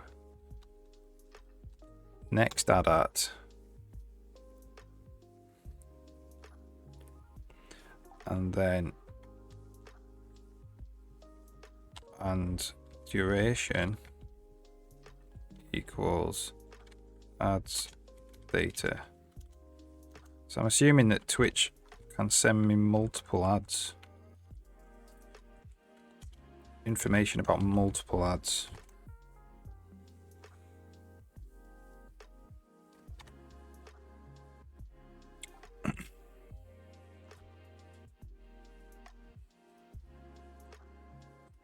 Oh, I've deleted my local host.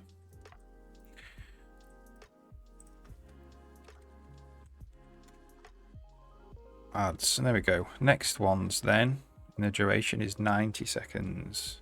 So now I can build some kind of timer out of that.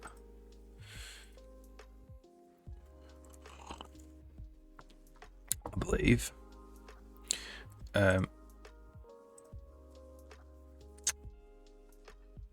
See if there's anything I can just get off W3 schools.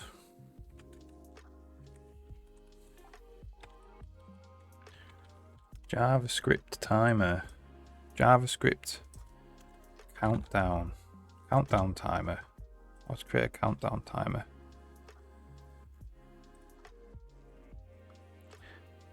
There we go. So let's just copy this.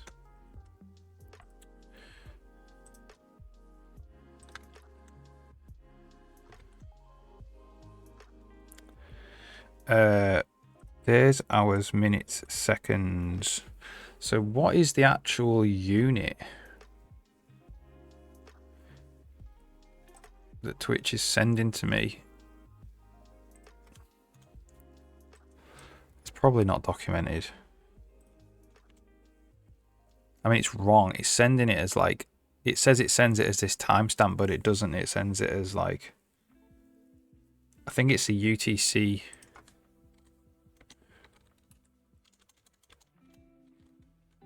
Time.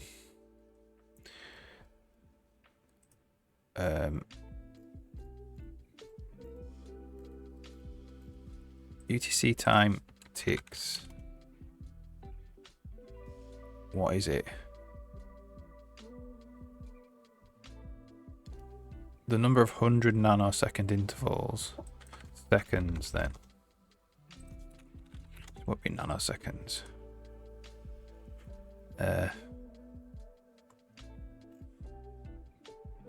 I want the seconds though. We'll assume it's that. It's seconds and we'll see if it works.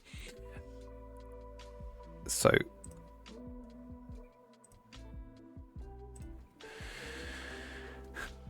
this is we have it in seconds here. Now seconds is actually not all of this stuff.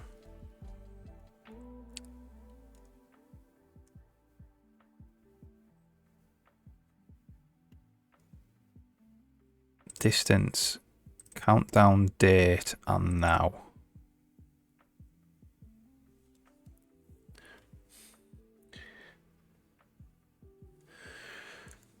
So can I put in this and it works? Well, let's just load this first.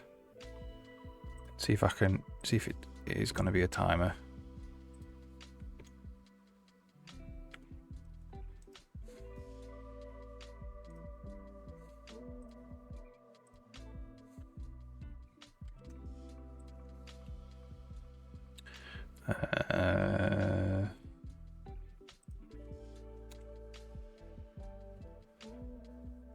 That's not working. How do we do a hard load? Control F12.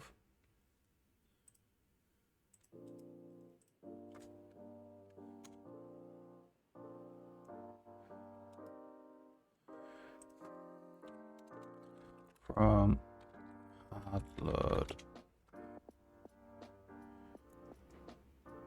Control Shift R.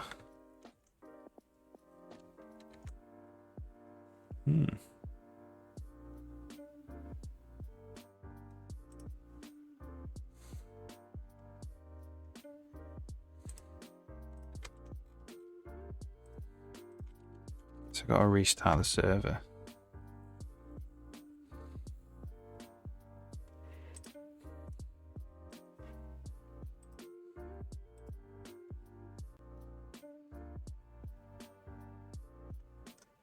Oh, I'm not even using the blooming file. That's the problem. So where would this be? Tools control. That we actually need to do var HTML is file. Read all text.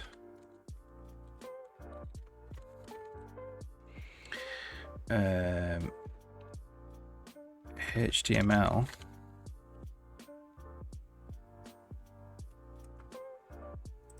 It's not HTML.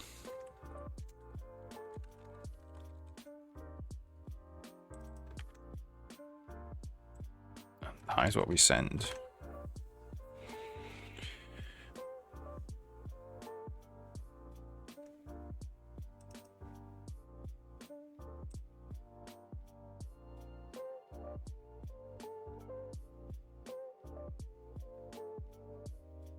That's the problem.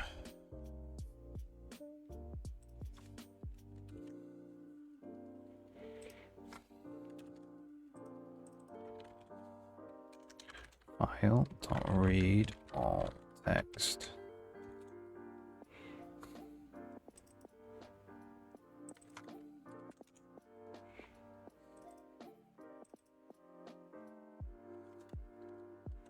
So not actually know about file.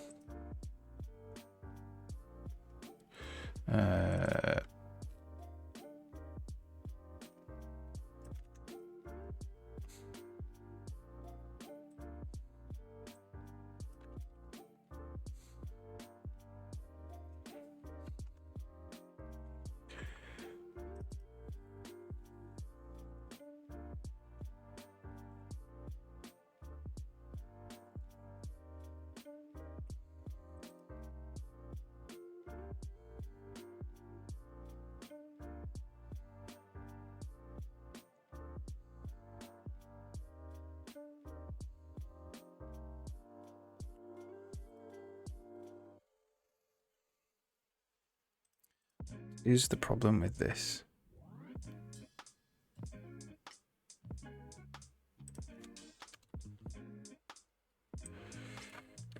File. Really?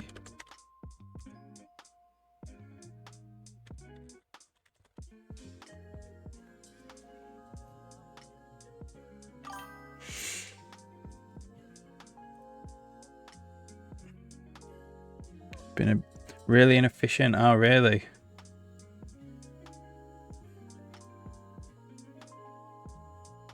Yeah, no problem. Pop back tomorrow if you want and I'll show you it working. But yeah, have a good afternoon.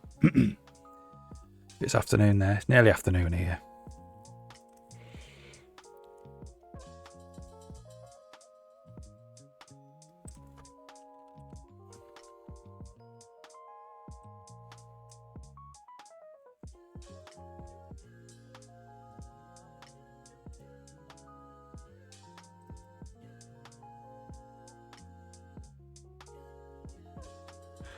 Byte string.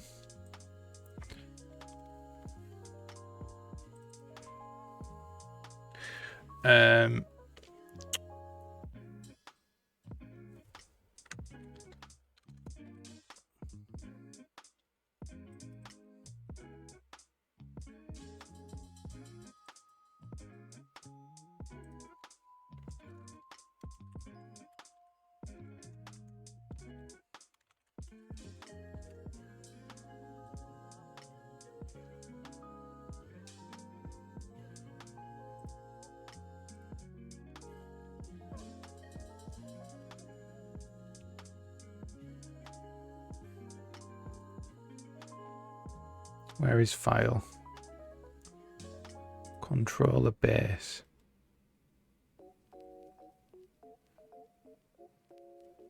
Oh. It's because controller base has a file. Okay. That's annoying.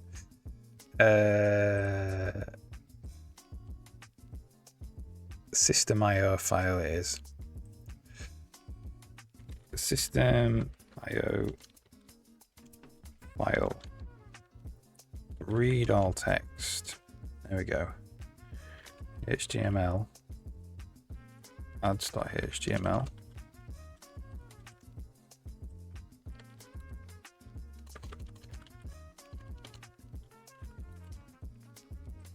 And then that goes there. Right, let's see if that works. We have a countdown timer.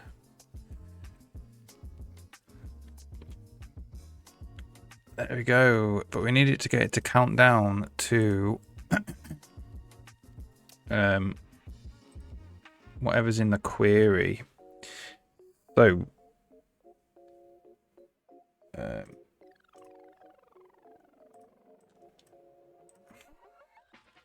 JavaScript read query string.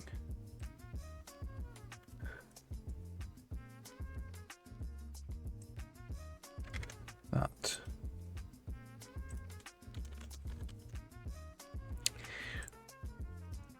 And then what we want is next.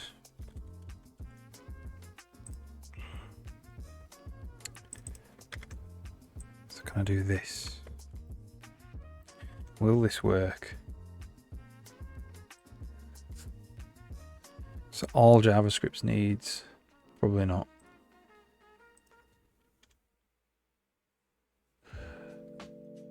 Nope.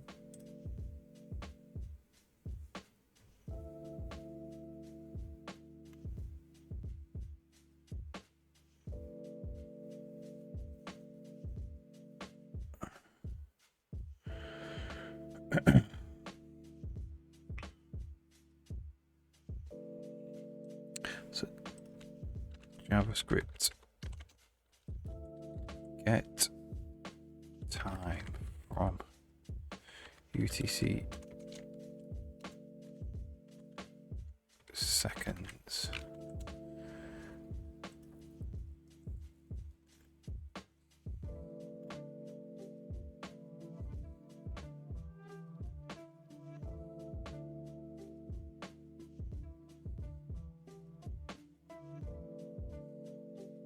Get date.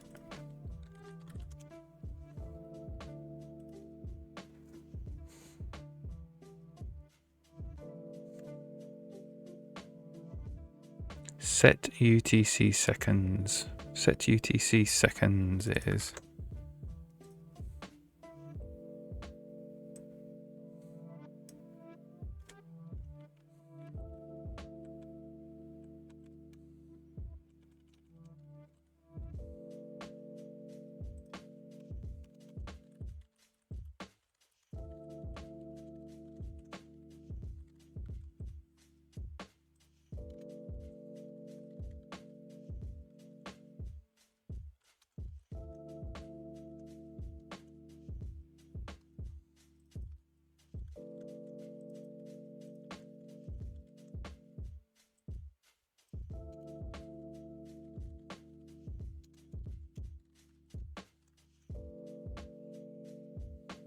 That again. Expired.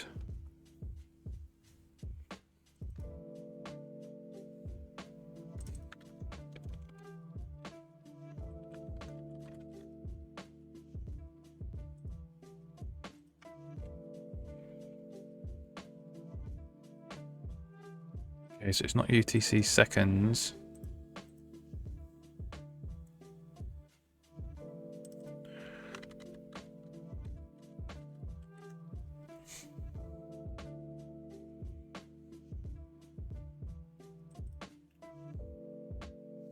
Maybe it has expired.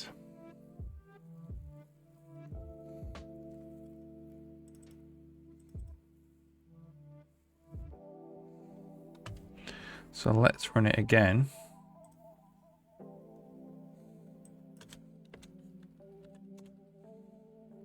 It says it's expired.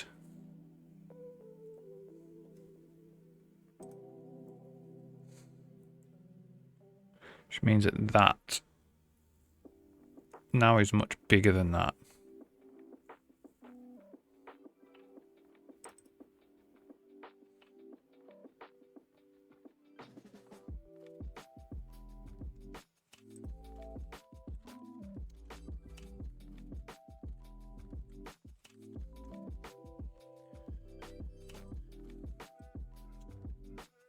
$32.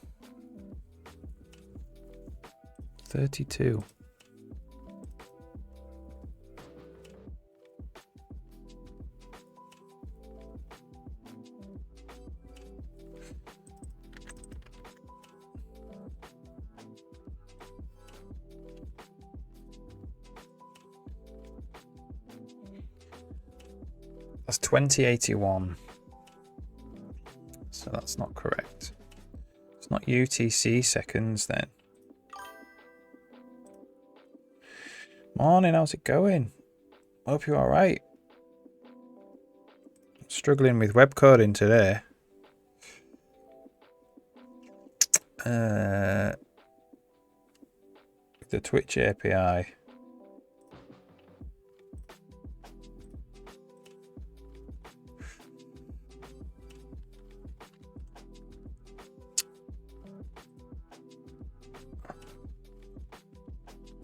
You alright? Hope you're having a good day though.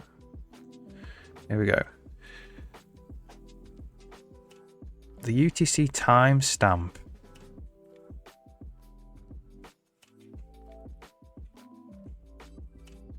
It says, but it's not giving me a UTC timestamp. It's giving me some number.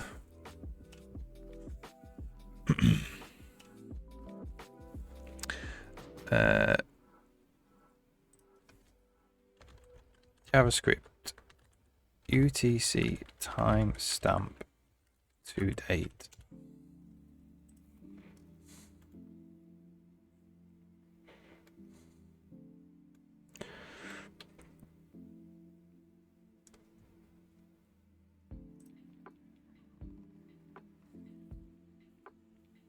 So what I am getting, let's have a look.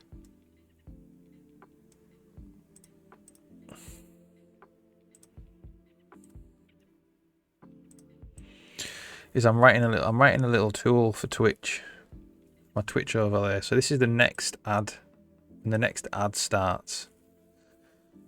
It's meant to have returned me a UTC timestamp, but it's not. It's returning me some seconds or something since the epoch.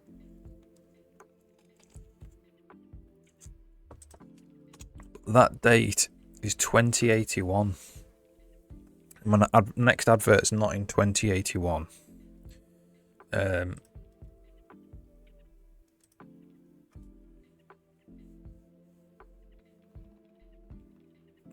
not sure.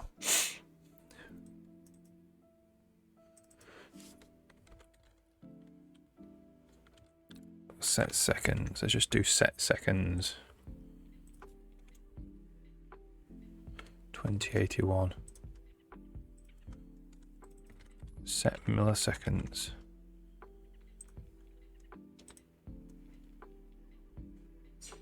That's a month's time. 2018.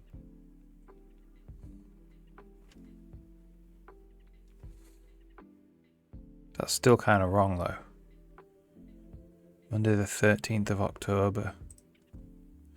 20 past 8. That's quite close though.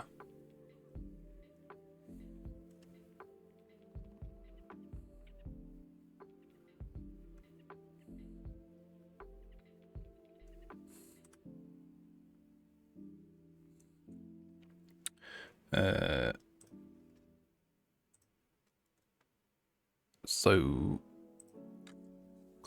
next ad at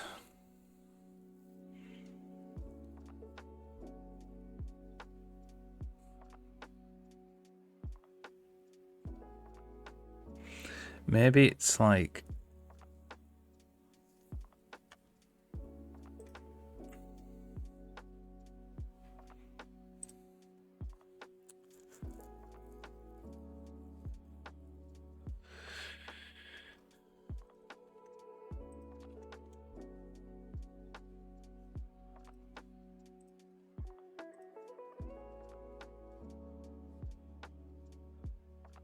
See, it's not sending it in that format. It's sending it as some seconds or something.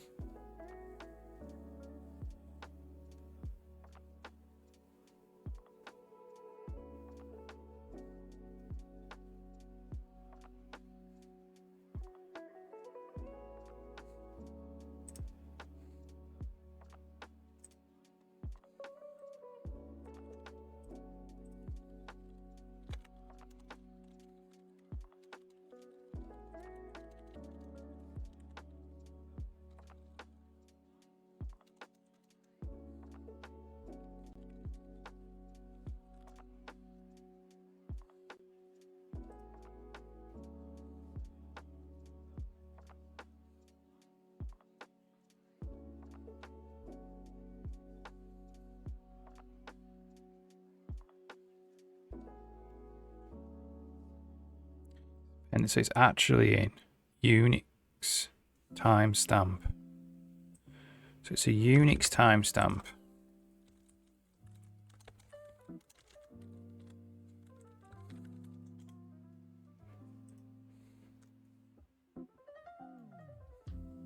Unix timestamp times 1000.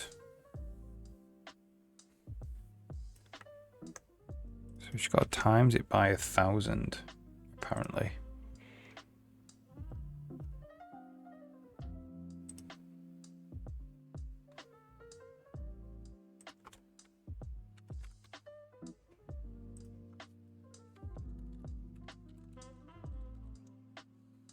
Try that.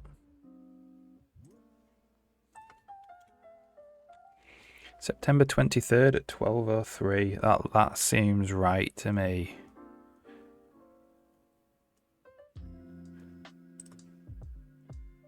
It still says it's expired, but that's probably because these are the wrong way around.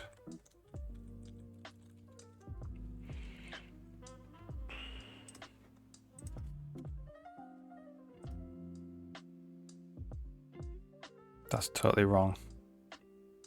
So we've got the right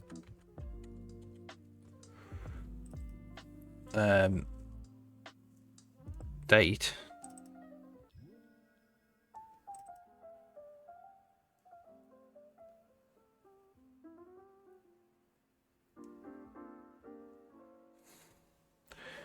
Got now we've got get time and get seconds. So maybe that's what it is. There we go, 10 minutes. 10 minutes to the next ad. That's really awesome. So what does Twitch say? 10 minutes, 25, 24, 25. It's synced. Yes. Victory.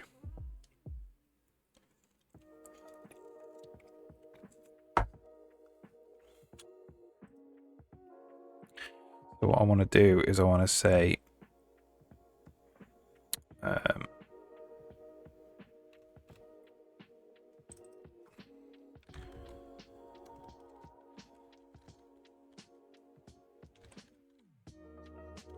I'll just count down.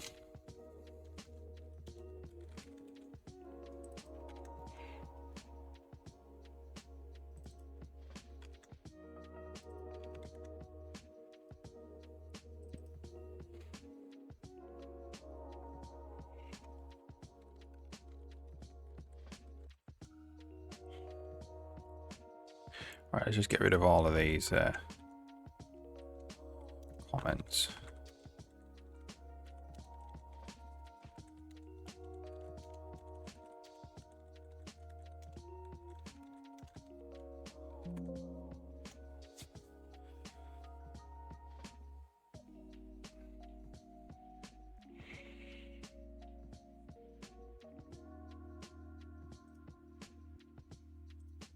There we go.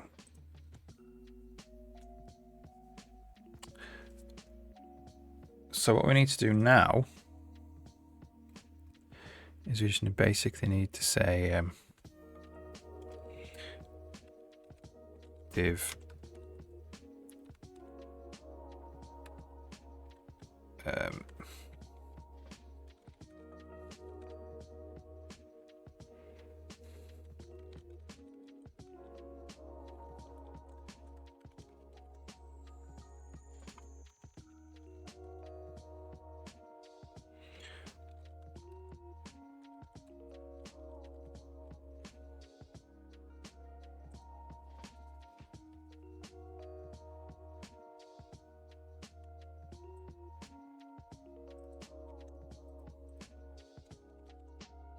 can we do that? Is that how we do this? Not done HTML in absolutely ages. We need to turn the server on.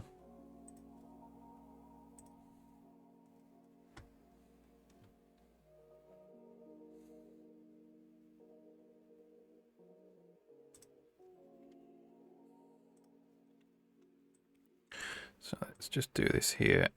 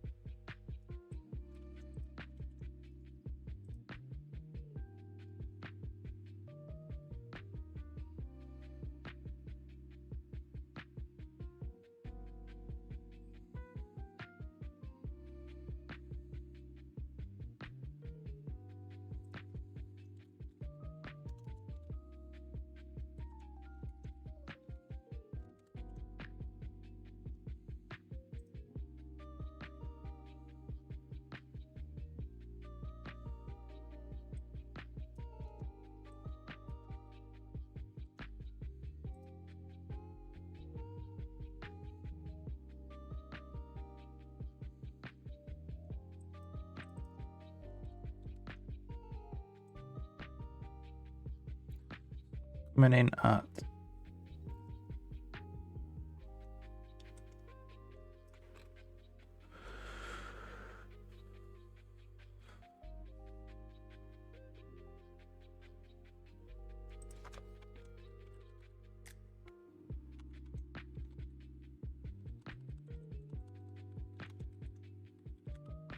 no idea what I'm doing with this.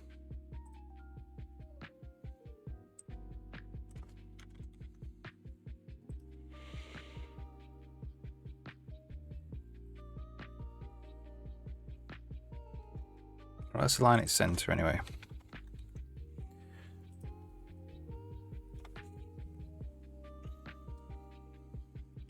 So basically we want another one.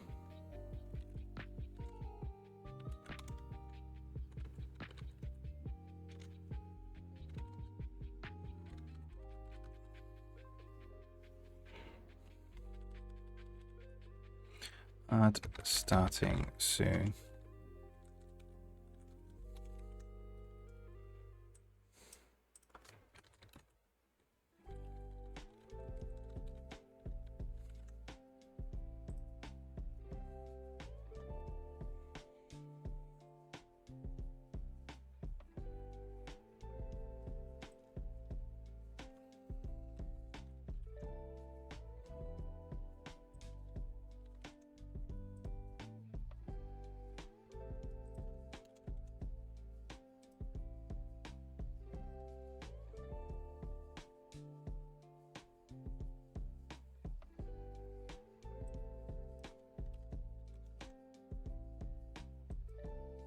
Apart from its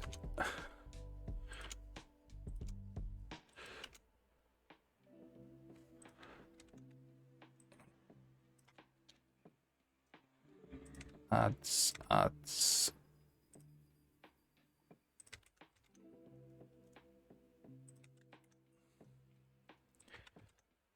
I want ads rolling.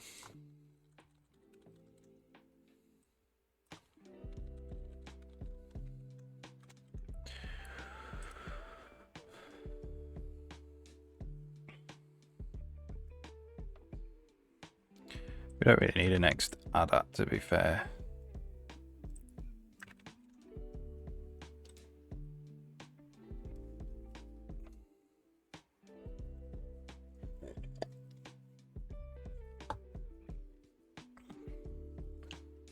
Well, we do.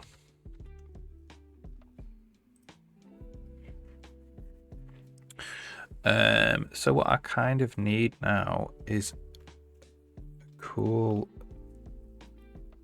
kind of CSS timer.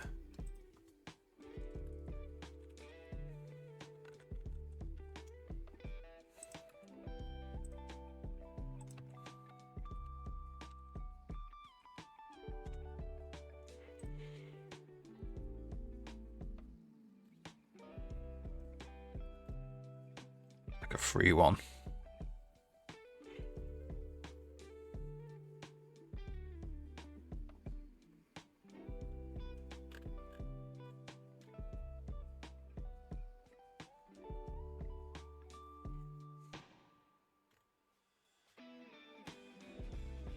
Oh, that's cool.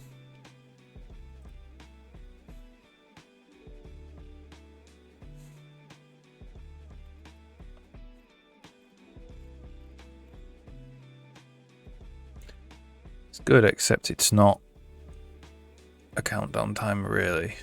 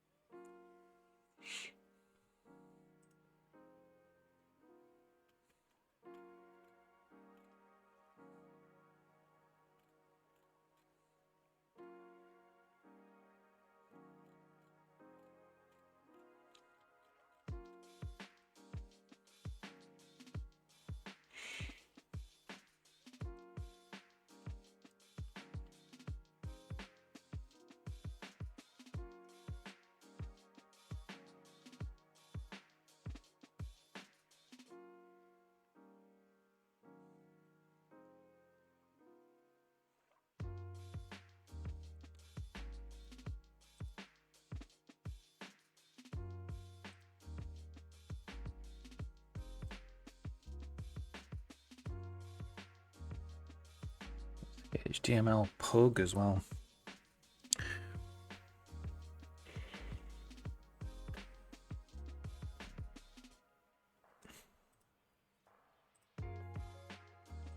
I kind of like that one though. It's just, it doesn't actually just, it just counts down from 9.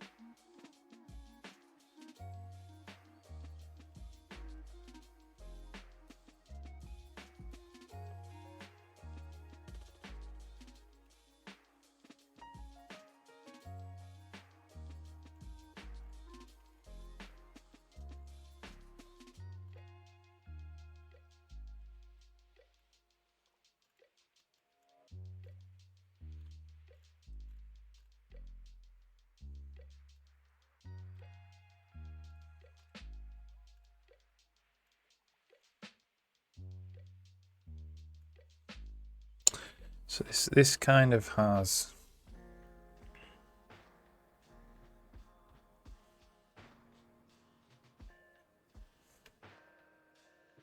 an actual countdown timer in it where you can actually passing a time with JavaScript.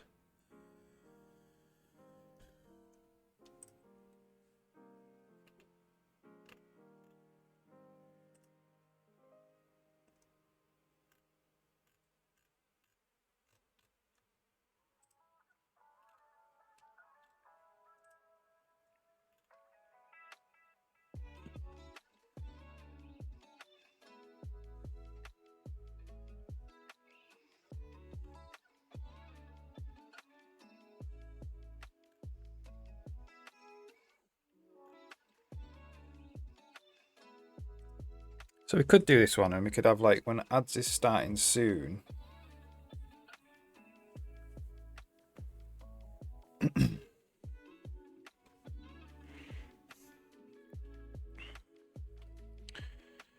Could just display this.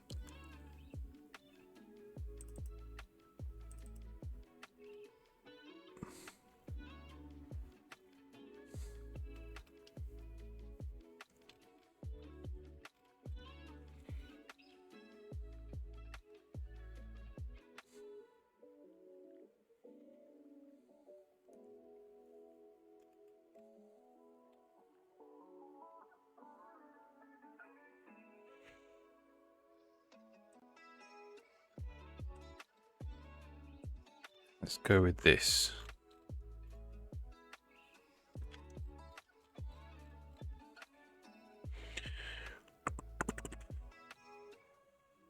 That in there.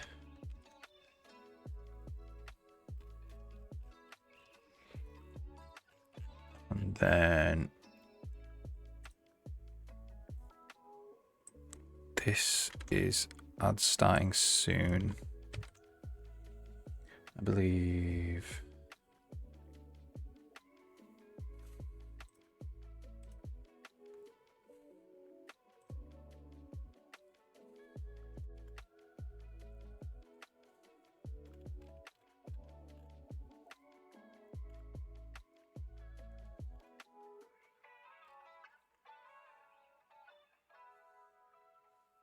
So that's not actually playing. We're getting it, but not playing it though.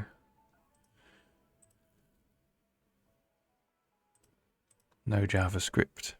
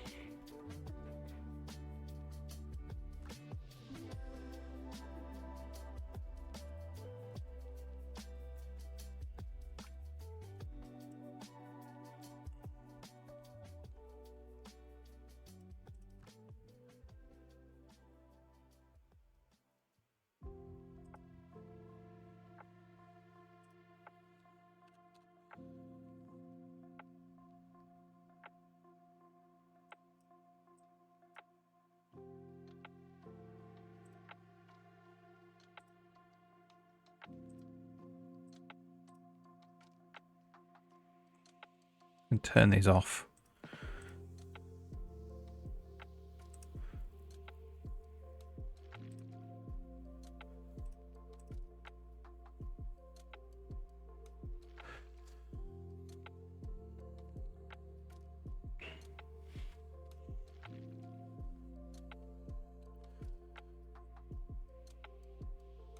Do you actually edit the sources?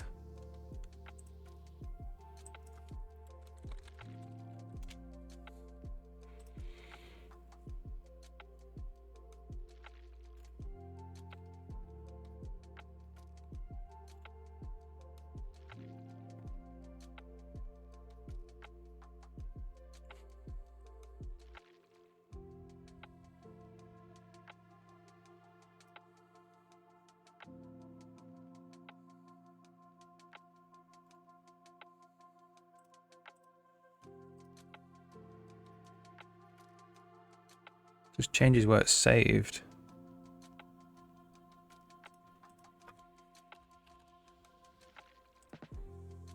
Okay, set up my workspace. Oh my god.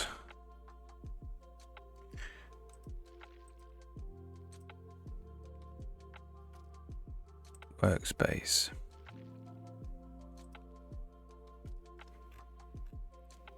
I just wanted to do it. Add a folder manually. Okay. It will be in repos, Laserpen, Twitch, HTML. There we go.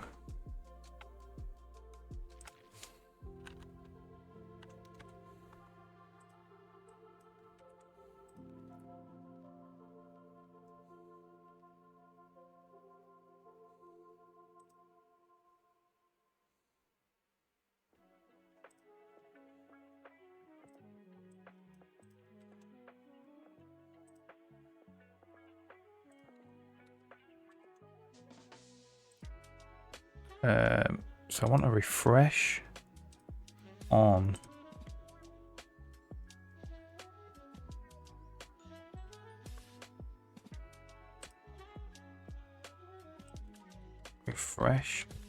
save.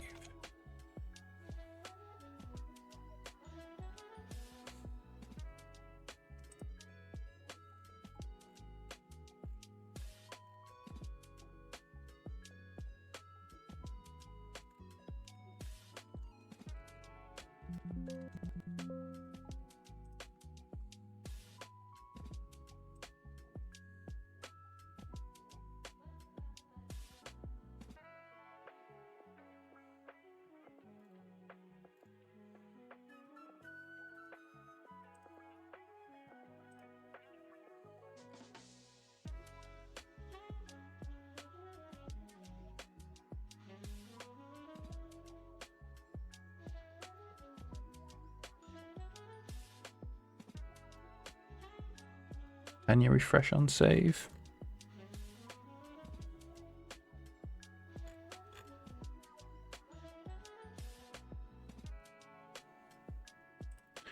Reload on save.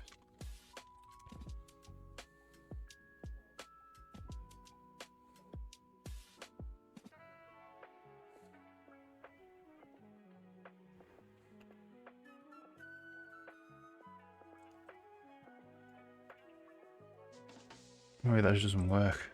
Maybe that just isn't a thing.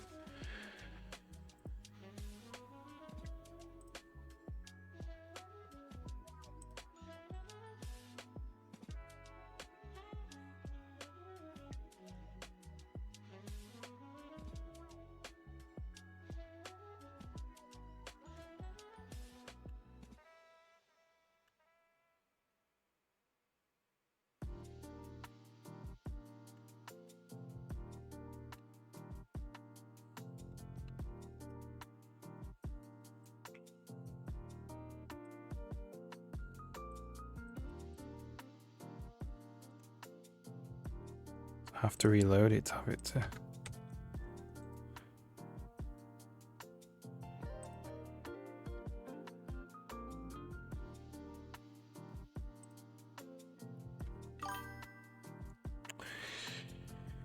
Hey, Sukelos Music, how's it going?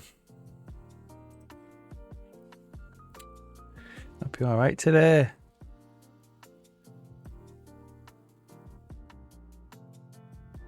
Just trying to work out how, if I make a change, I want it to actually reload the web page when I save.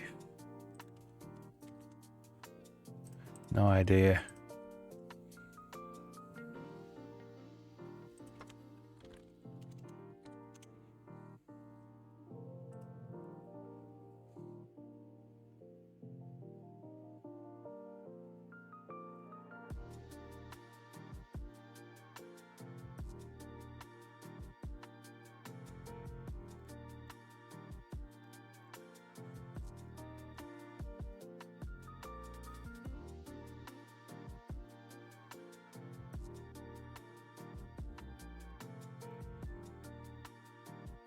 That would be nice, but we can't.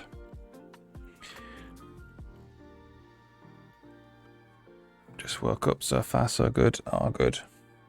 I'm making a little Twitch tool today, so I'm exploring the Twitch API. So I've written some code to get me the next ad, the time for the next ad. And then I'm going to make like a little widget for the stream, which says like ad starting soon, and then ads in progress.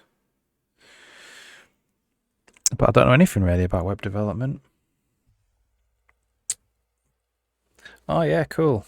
Nice one, I'll check it out.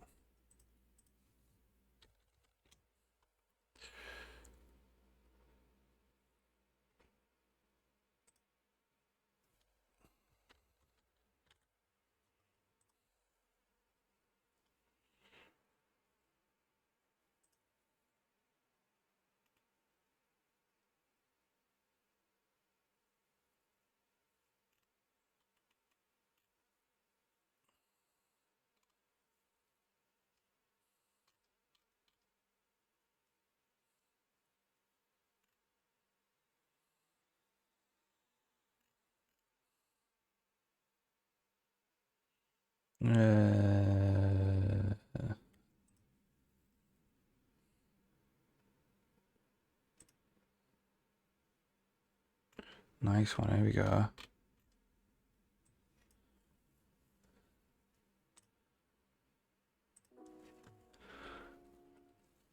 Mock asset pack generator. Yeah, awesome.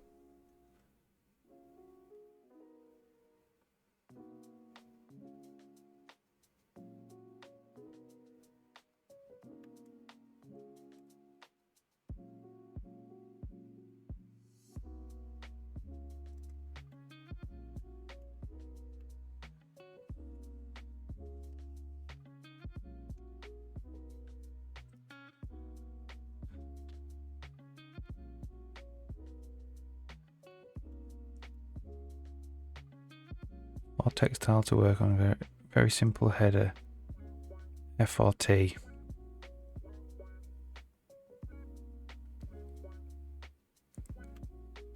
Well done, that sounds awesome. So it's going to take all those, then it's going to read the header, determine if it needs to go in or not.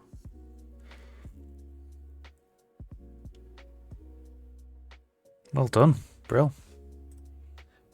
Really cool. I hope you're doing alright today anyway. I hope it's pretty early for you over there, isn't it? It's 7 o'clock in the morning.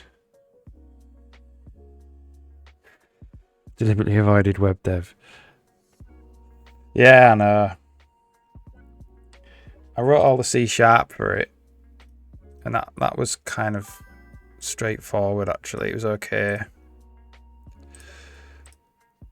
Now I'm getting to the actual web dev bit, actual CSS JavaScript bit. So I've got this off CS Countdown off CodePen.io, and this is my local host, but it's not actually ticking. So I don't really know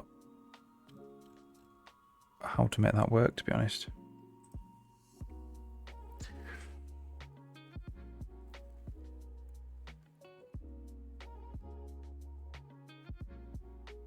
Starting point for doing more complex versions. Yeah, brilliant.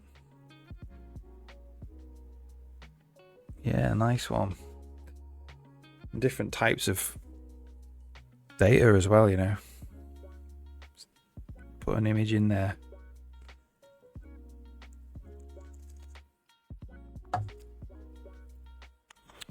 Well, I guess I'm just going to have to load it. Rather than press Control R.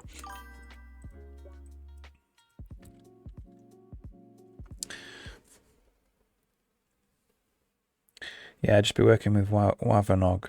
Yeah, cool.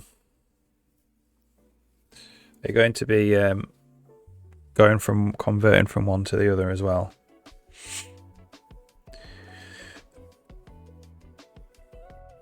That would be part of the. Well, it might be part of the asset packer. You might want to automatically turn WAV files into WOG files and pack them in, maybe. So,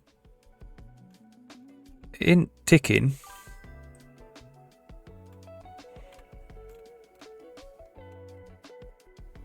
keyframes.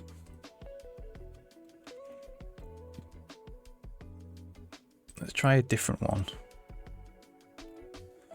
Let's try this one.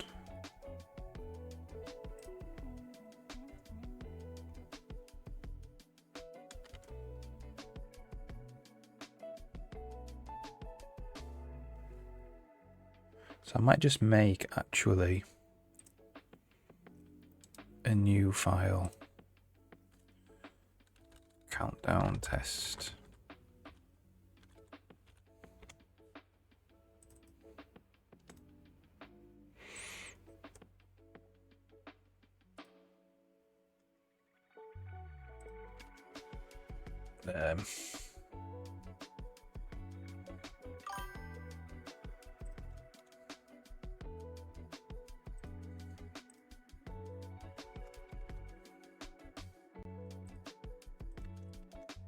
I don't know if this actually needs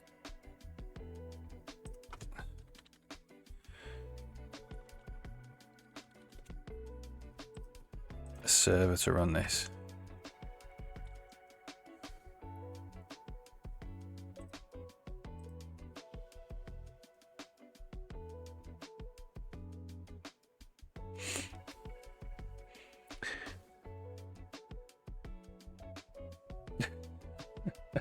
Enjoy your coffee.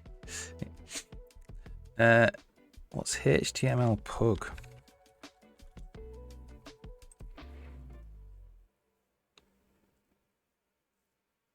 Oh my god, I don't really want to do anything like that.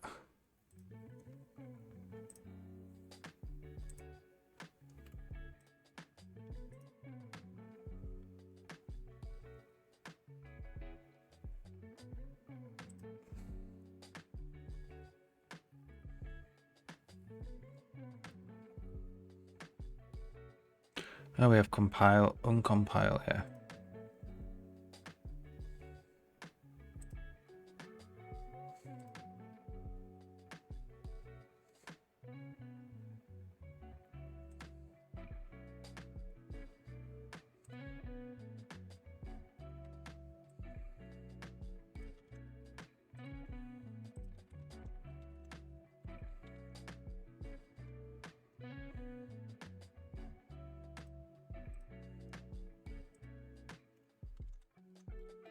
SCSS.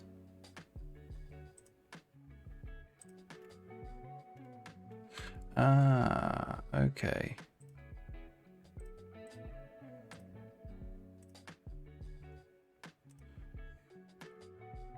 So it's compiled CSS.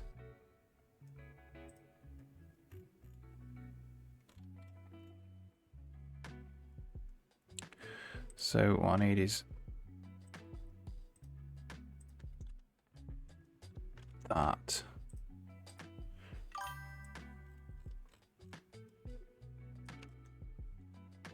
Oh, come on. Do it multiple times.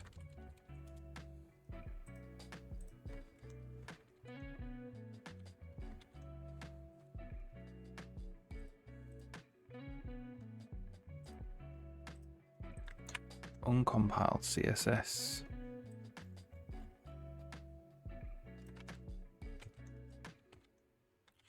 Can't get it to work. Yeah, I know. Yeah, it's because I don't have a very good green screen, so I'm a little bit transparent. It's okay on darker colours, but when get like a white background, it makes all my beard go white and everything.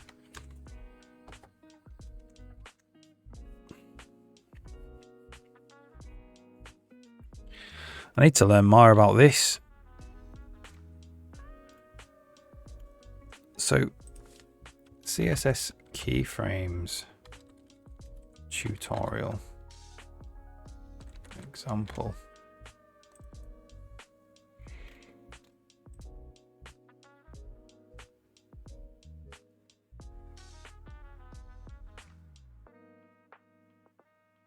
From to.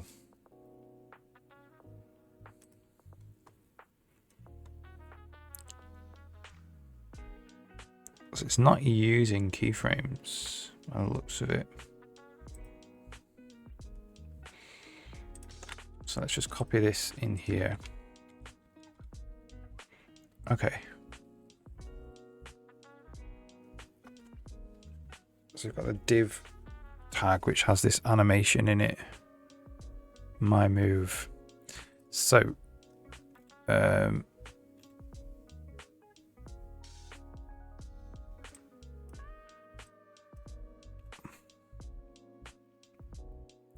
spin it. So it's not actually working there.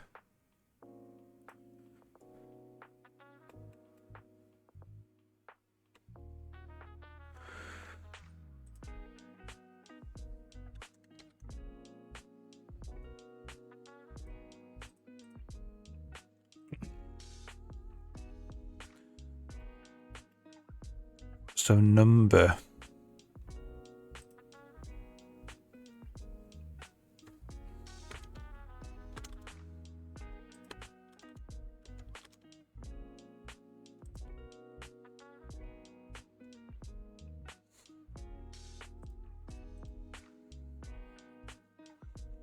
So let's delete everything but number.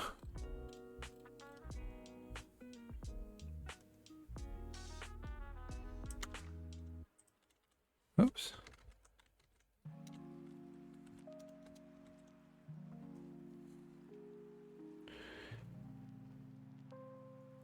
We've got a thing called and after.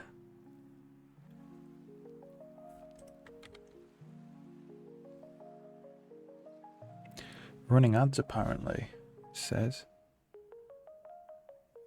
So I've broken it. Ah, it's because it's expired. Yeah,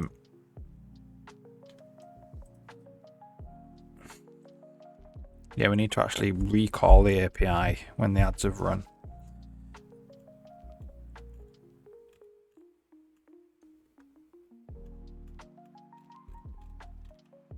It's saying and after. So we might just delete that as well.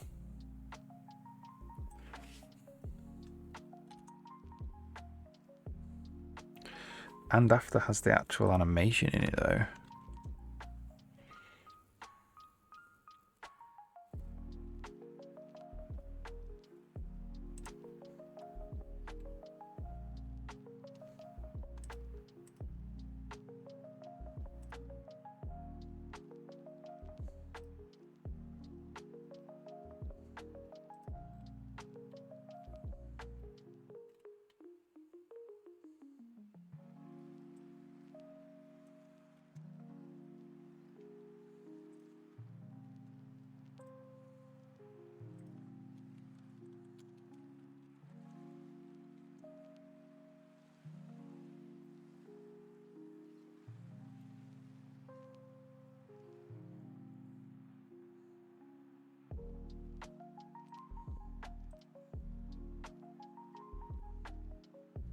What does this mean?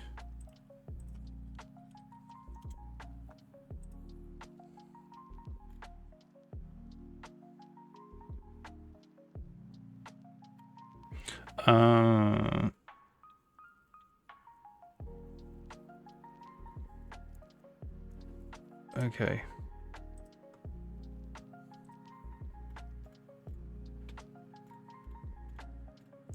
It's shorthand.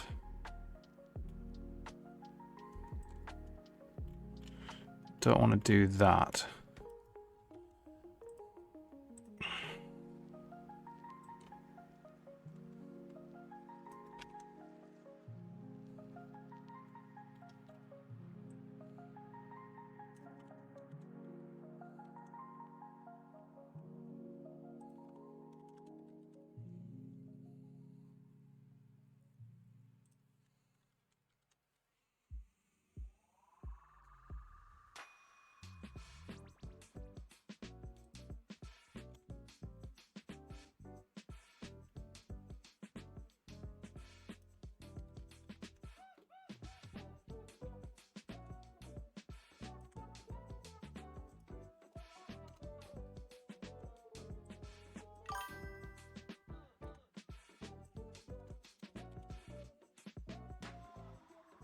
Worked with it before. I have worked with it a little bit before. Not really animations though. So, and it was years and years ago. I'm just getting the animation to try and run. Like this one runs.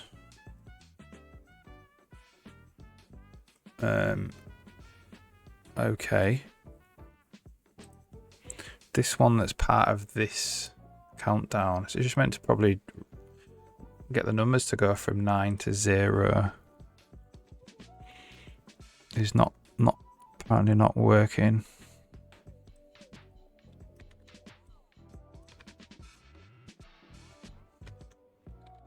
There we go. Okay. Because it was inside there.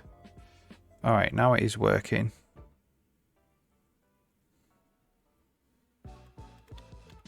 So let's get the spinner.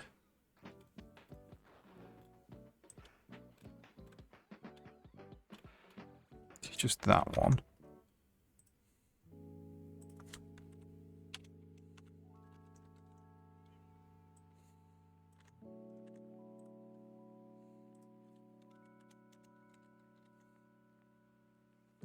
Right. So we're spinning something. It's obviously been masked by something, by the container.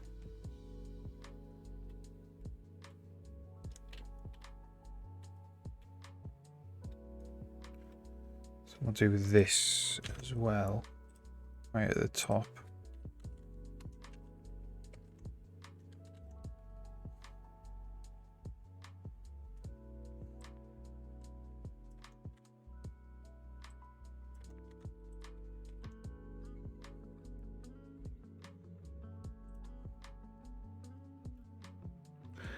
Cont.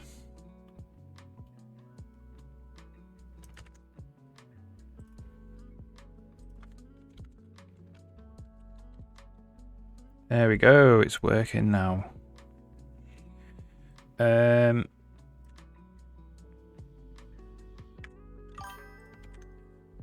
Obviously don't want it that big.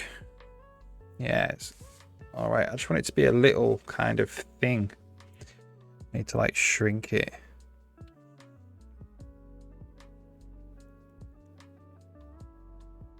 So I'm going to put it inside.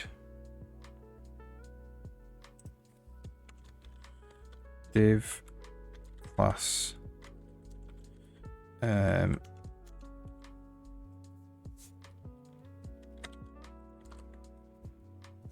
Starting.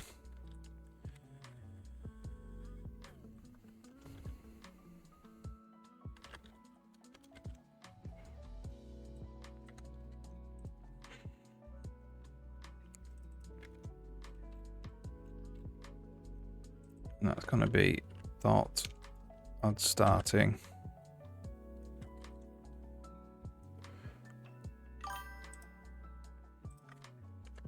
Width 256 pics.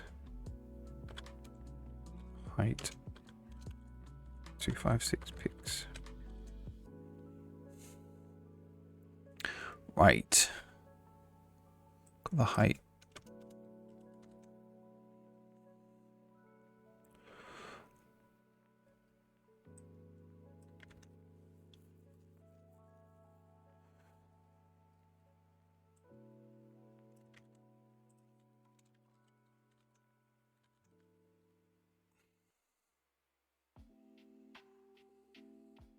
What IDE? This is just Chrome. Yeah. For this. Chrome DevTools. So if you press F12 on Chrome, you can get this IDE, I suppose. And then the C# I just did in Visual Studio. So I used C# to get this, which is when the next ad is going to play. And then this is how long it's going to play for. So I use C# to get that off Twitch. And then when there's 10 seconds till ads, I'm going to display this in like the corner of the stream. And I want to do some kind of audio notification just to me in my headphones, which is like ads are starting soon. So I can say on stream like, oh, I'm going to have a quick break. I'm going to go make a cup of coffee. Because I want to try and, when ads roll, go and make coffee at the same time. So it's like less dead time on stream, you know? Yeah.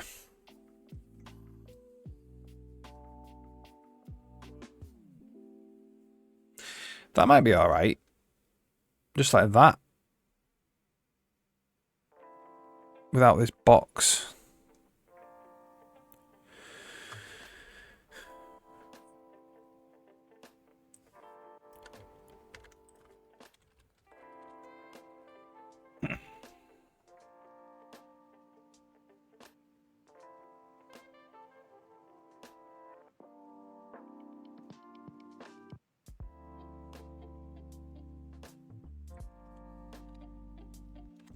What is commenting on?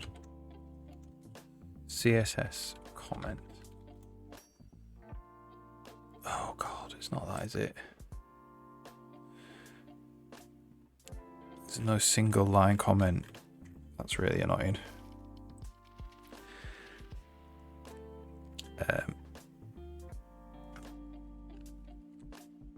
So like,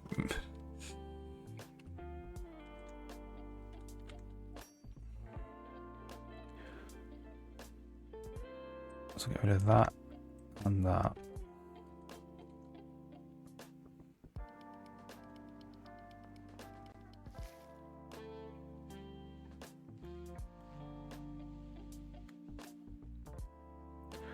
And that.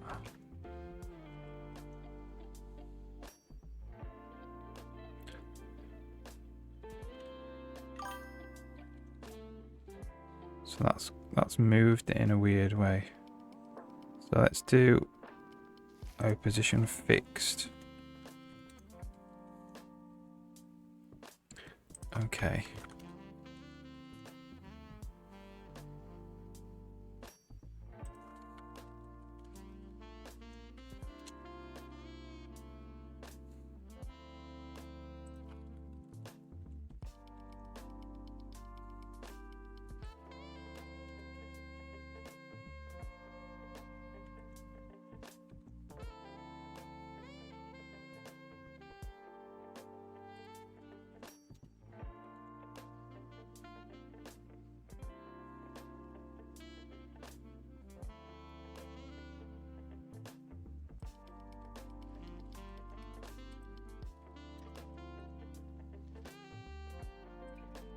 Breaking it off. Let's go back.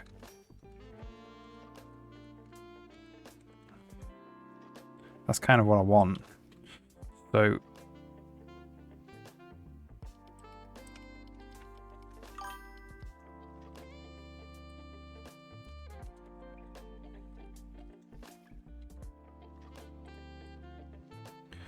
and this should be 0, 0, Aha, there we go. Gives you a mobile preview. Yeah, it's really good. It gives you, yeah, so you can like change the window size, and it will allow the, you know, if I'd made responsive web page, it would allow for to see it on different devices, and then this little circle here is a finger, you know, tapping it. And I think you can set it to different types of smartphone as well, or iPad or whatever. Seems quite out of date that though. iPhone 14.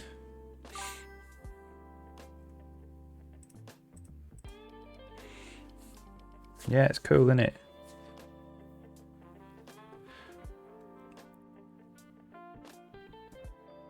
So I actually want this to be a circle. This ad's starting.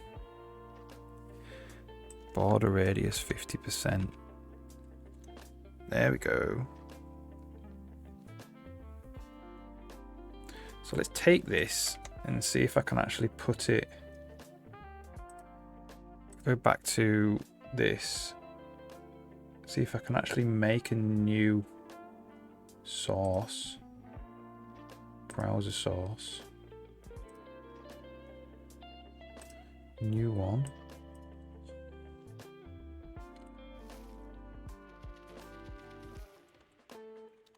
I'm gonna call it ads counter.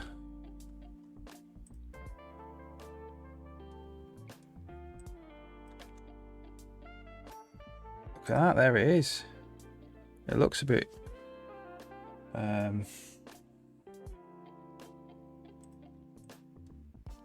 that's mint, that. It looks a little bit aliased, at least on this screen. Let's just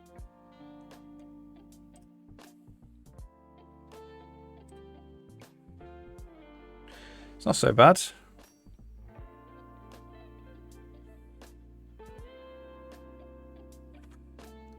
Don't know if I'm gonna have it grey though.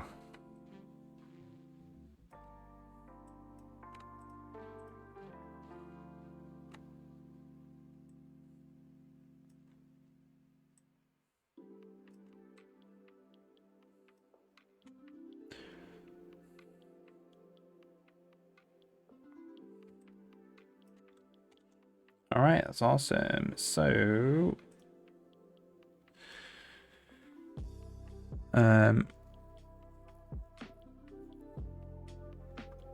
not necessarily grey.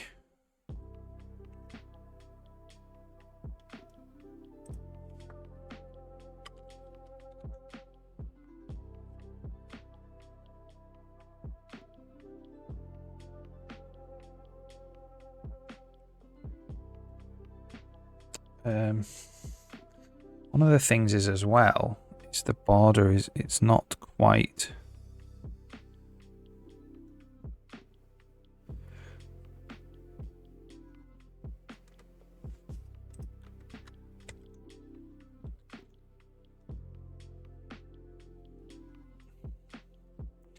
Probably because it's should make it 256.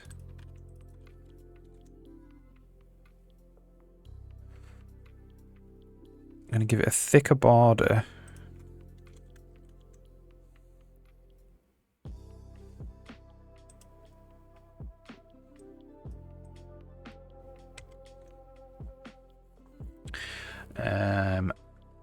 I need to figure out what green. Seems I'm going for kind of like a green theme.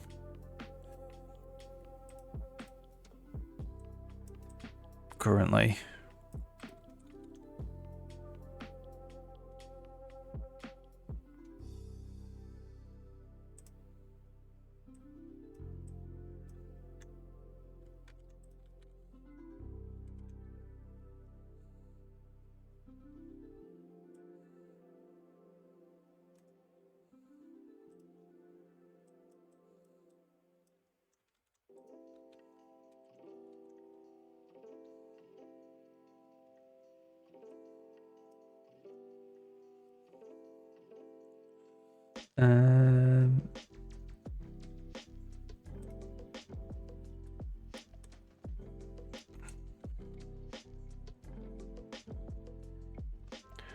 So we'll make that quite close to white.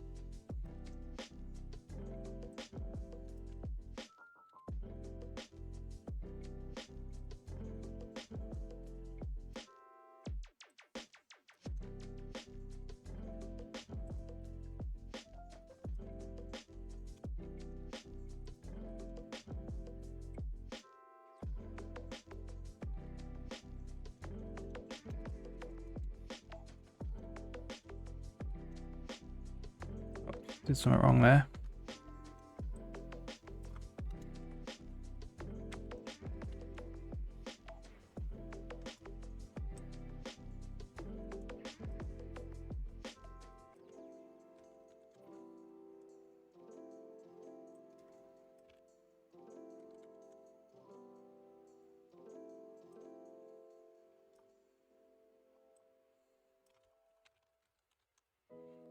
Okay. The actual numbers of the text, the actual color of the text, even number.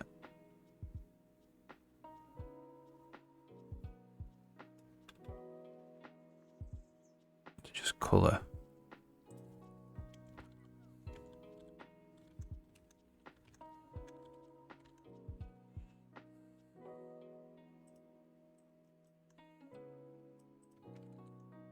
These definitely need to be darker.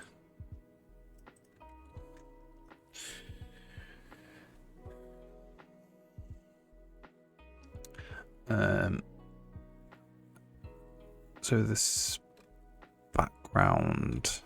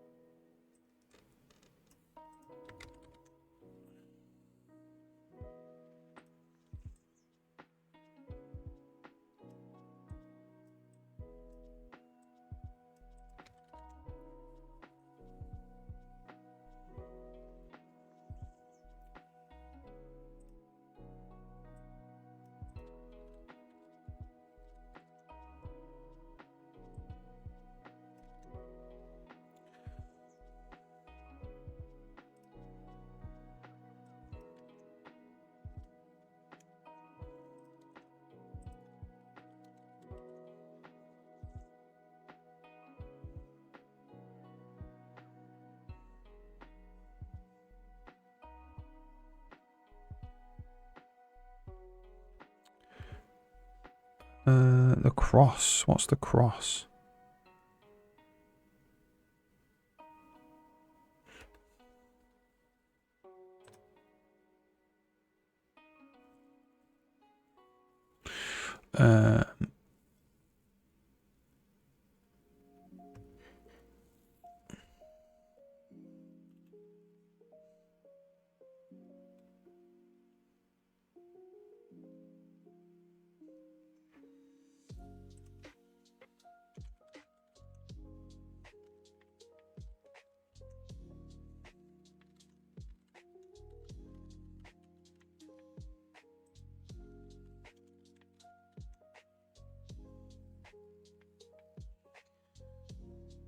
What is the cross?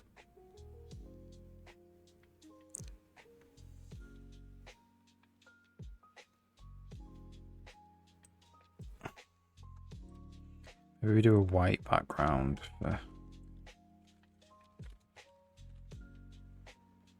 that's a bit better. Just just need to know what the cross is. It's probably, is it this background image thing?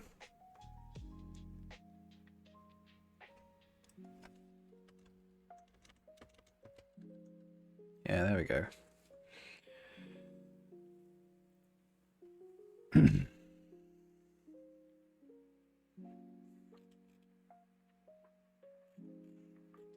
Right, I'm going to make more coffee.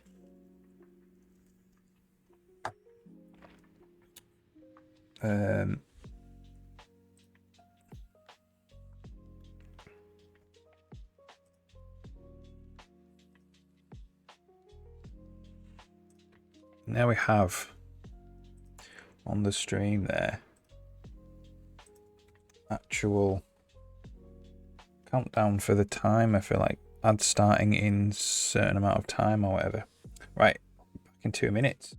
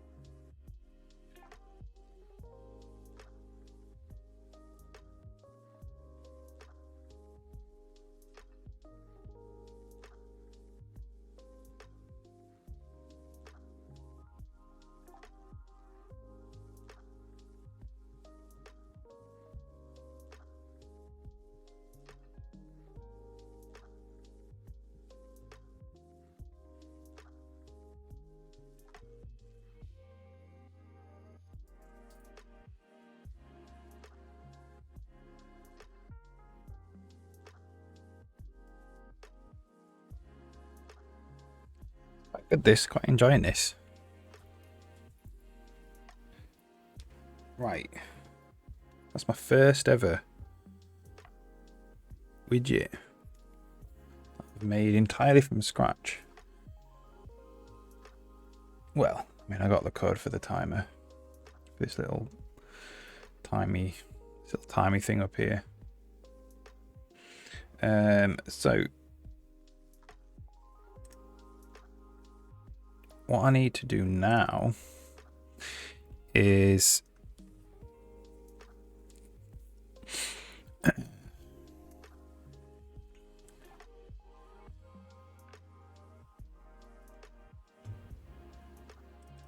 so what is distance? We've got seconds. So what is distance?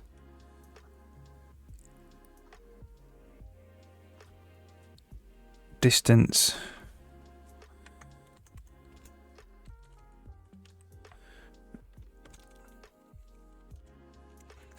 I think I do need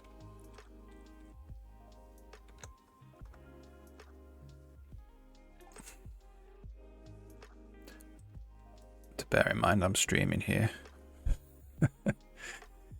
So how do we collapse this? Collapse.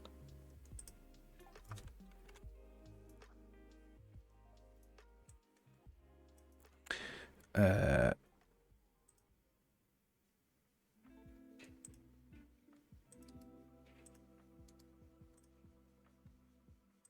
we go. So let's just put this in the background. So what I want to do is display the countdown, display the add starting container. So it needs to be hidden when it's loaded. So we're going to say, well, what we actually need is what units is distance in.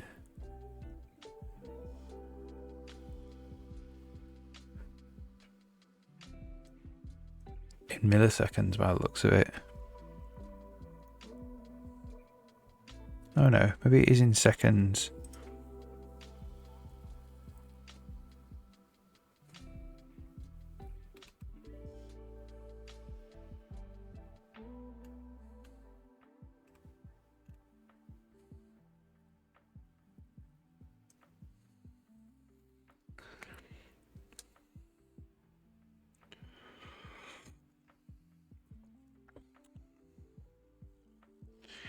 So let's just do Q ads. So the next ad is starting in 5 minutes. I think distance is in seconds.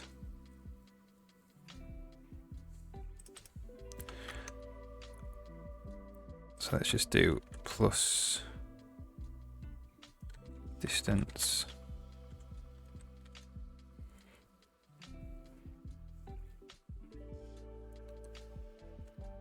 Divided by 1,000.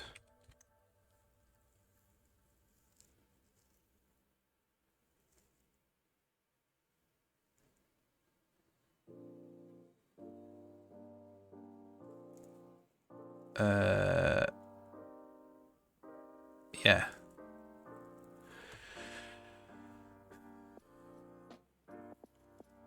So you've gone times 1,000. They've done this times mod 1,000 over 1,000. Yeah. So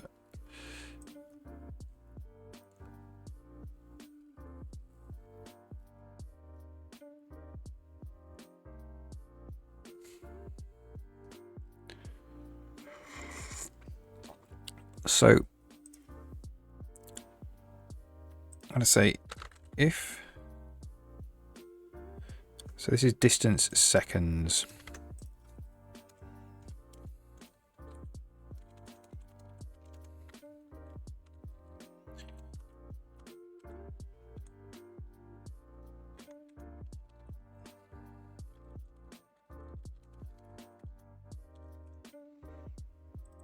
And then we're going to say if distance seconds is less than or equal to 10,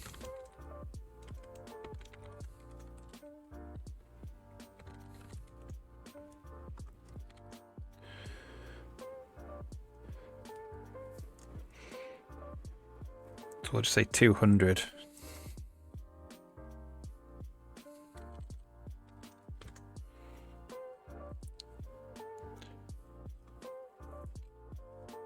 We want to get the add starting container.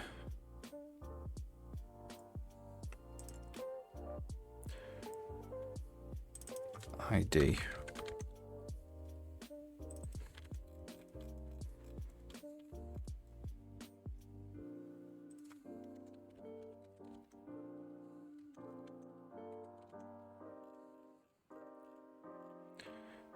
I'm going to do document get element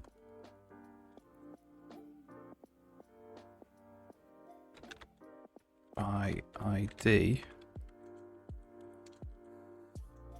add starting dot visibility.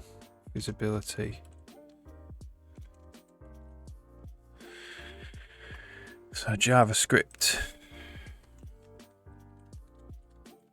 make element invisible. Visibility visible or visibility hidden.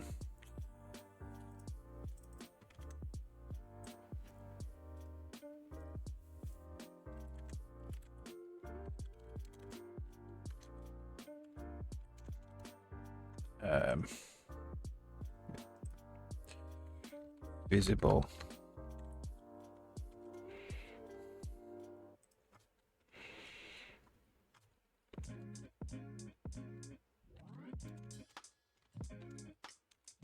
God, the formatting's terrible for this.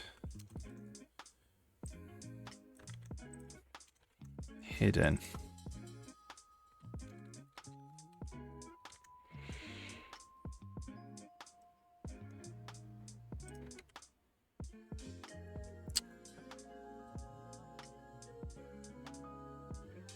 So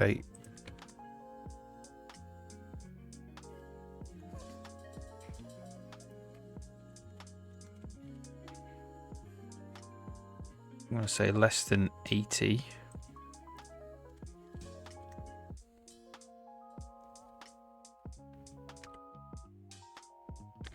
Didn't work. So we'll say less than 60. So it's still visible.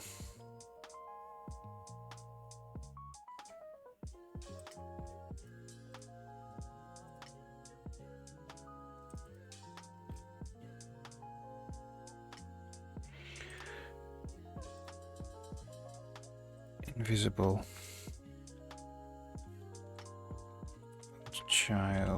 Children invisible.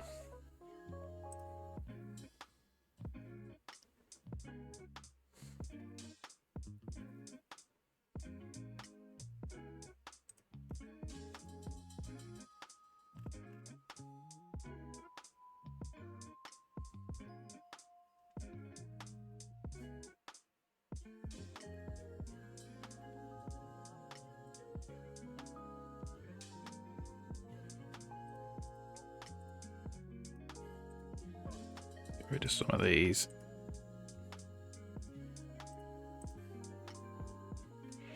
Okay, well, let's not do that. Let's do the cont. It's not an ID though. Ooh, running ads, it says. And that actually happened at the same time as it did on Twitch. It says ads starting soon on it.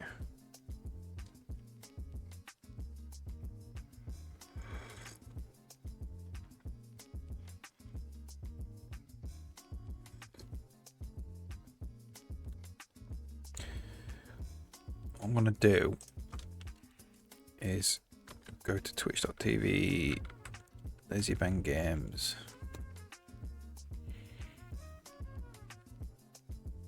I'm a little bit behind. It says ads starting soon, but there's no ads starting. I have to actually watch my own stream. I think I am watching it, Anna. There we go. Ads in progress. Okay.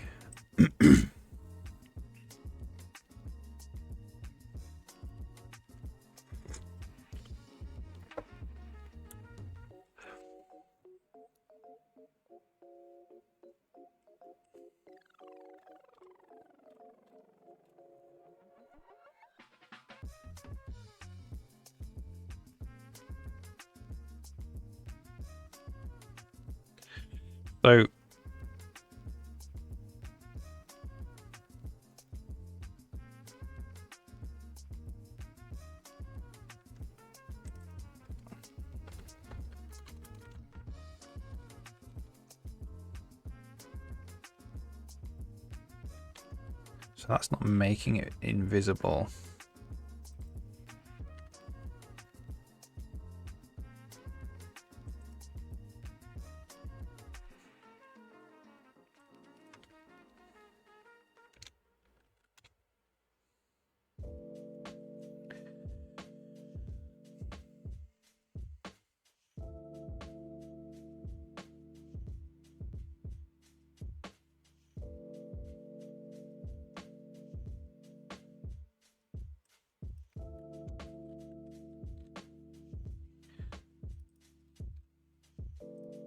Spinner.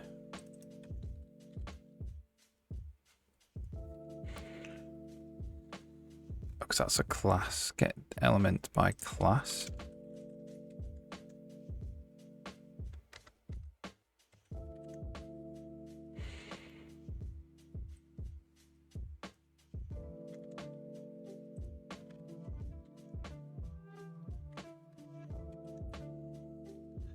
Yeah, so that's not working.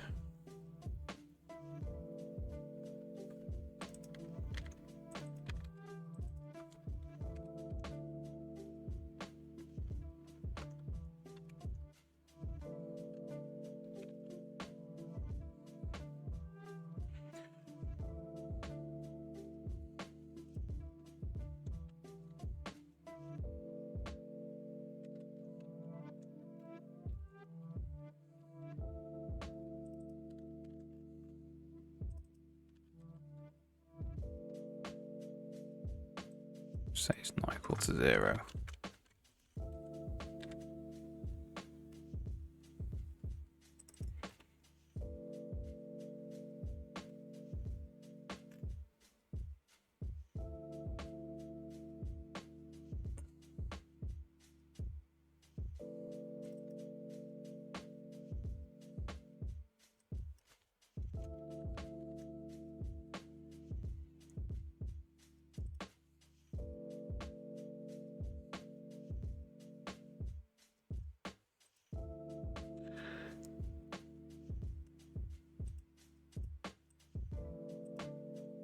Element invisible. Styled or visibility hidden.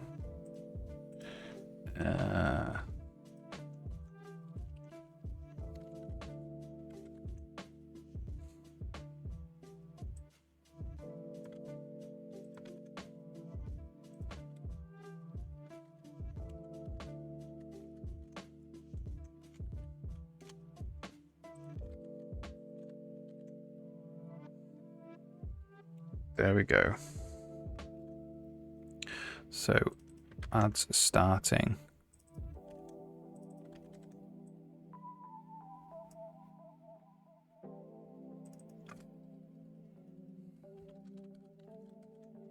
So I'm going to say if it's less than or equal to 1470. So when it gets to 1470, there we go. So what I'm going to do is we're going to go 1450. We'll say 145. We'll give it some time. And then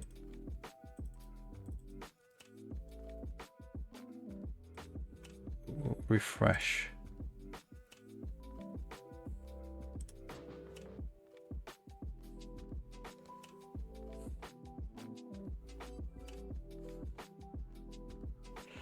So this is actually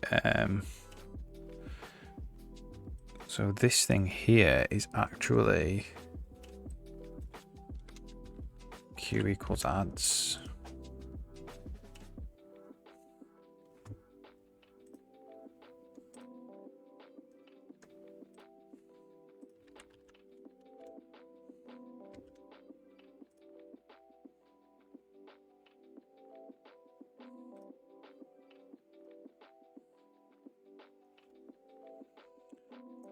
We'll say 1300.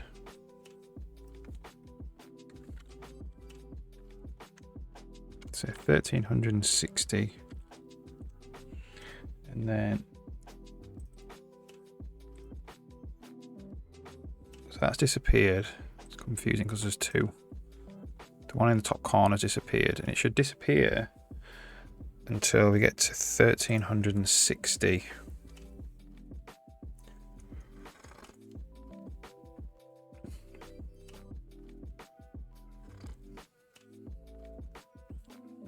Which is about now. There we go, it appeared. Brilliant. So really, this value here needs to be 10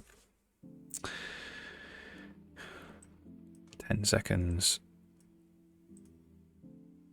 Should be 10.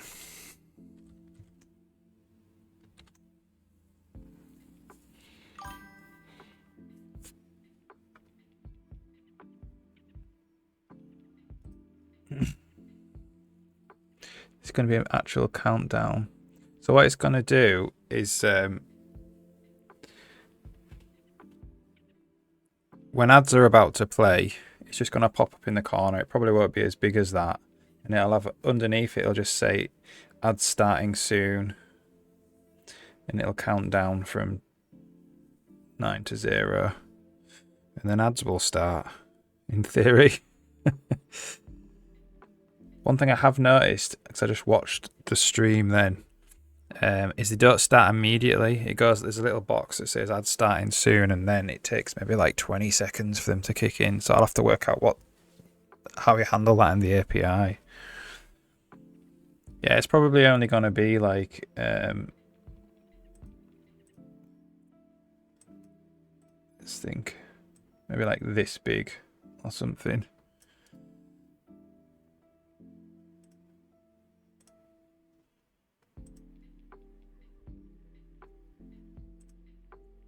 And it should be a little thing in the corner up here that says like ads starting soon. Maybe like it'll do like a scroll. Ads starting soon. And then ads in progress, but we haven't got to that bit yet.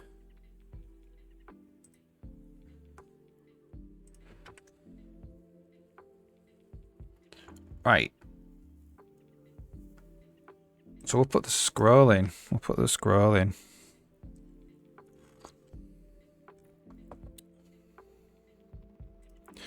So let's just put 1 or is that valid?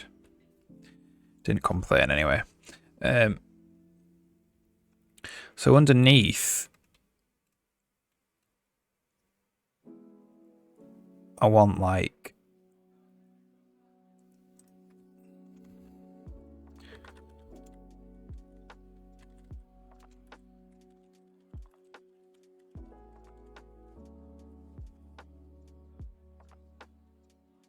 no, we're not there.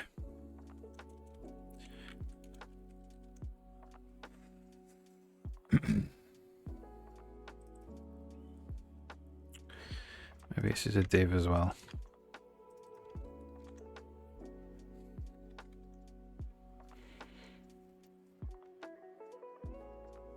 So it says ads starting soon there. It needs to be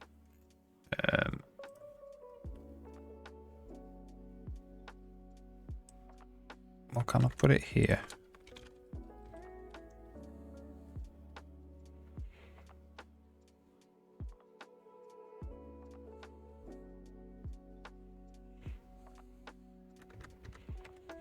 If only I knew HTML and CSS.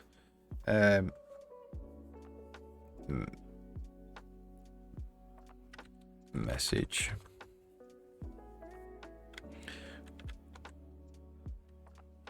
So that'll be dot ads starting soon.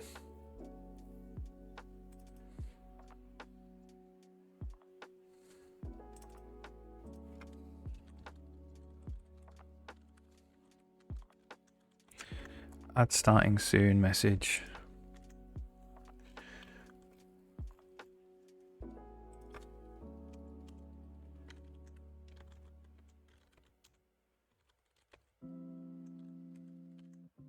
Okay.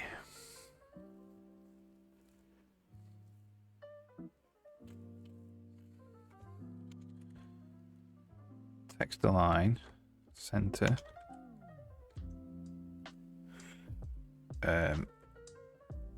How do you do vertical text align?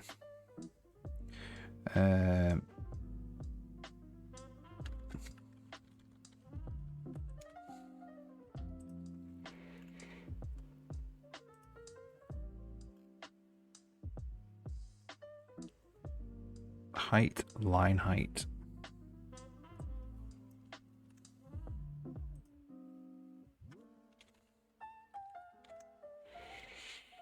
$200 pics.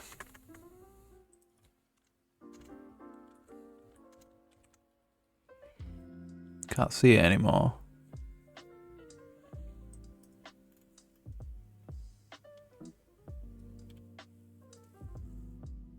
Let's try 100 pics. Try 0 pix. 10. 100. 10. So let's do 90%. That'll work. No. It has to be pixels. 90 pixels. Ah, it's going behind the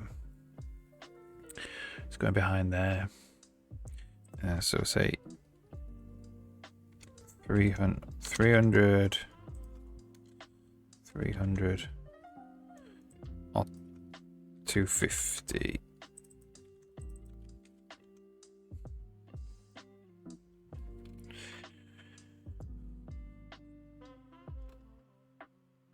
Z index.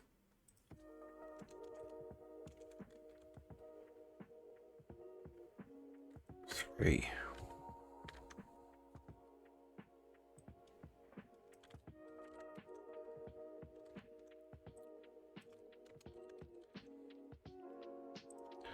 Four. 6. 6,600. 0. So why is it not going over the top of them?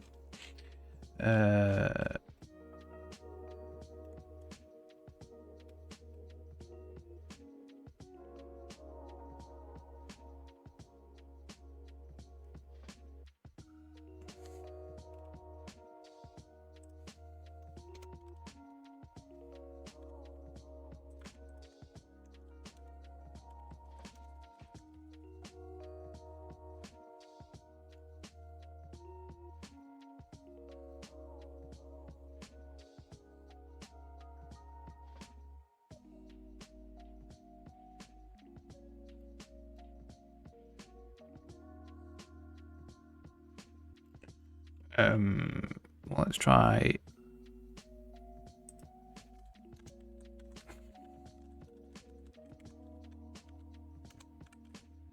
Man, not used to this.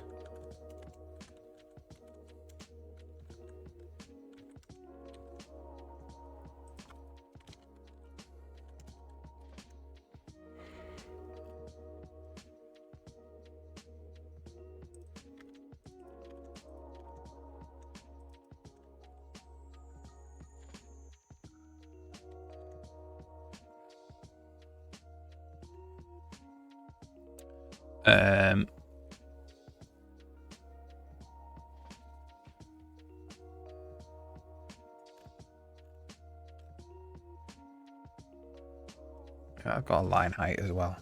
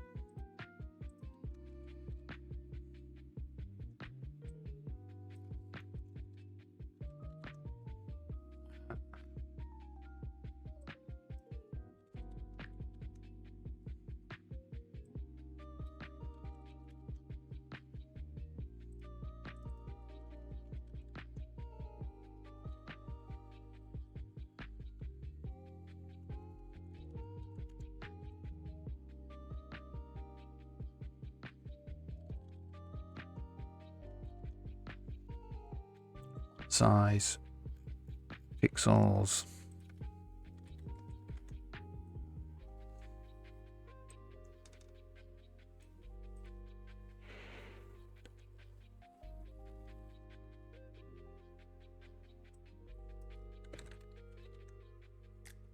Starting soon.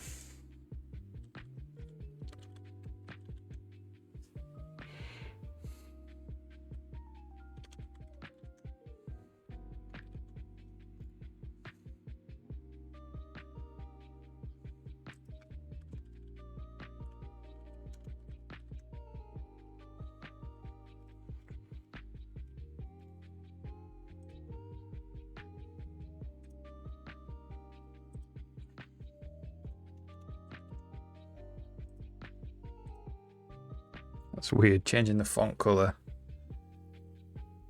Change where the position of the text is.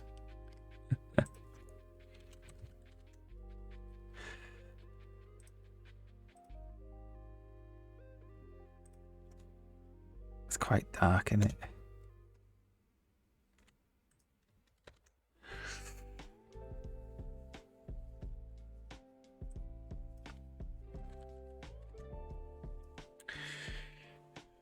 So what I want to do is kind of scroll it.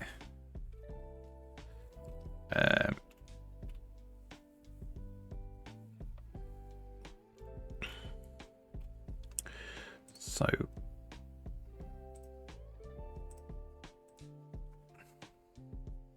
CSS scroll text.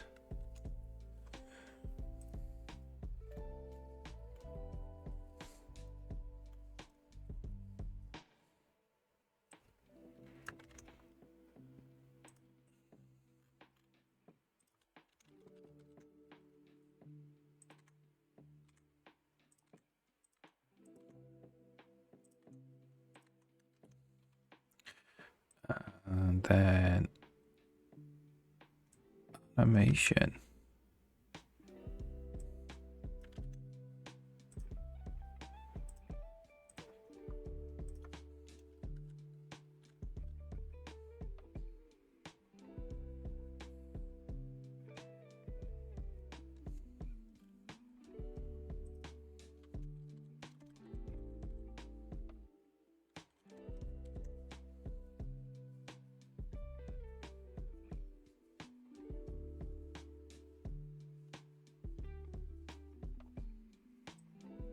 I think this is going to have to be 250 pix. 200 minus 250 pix.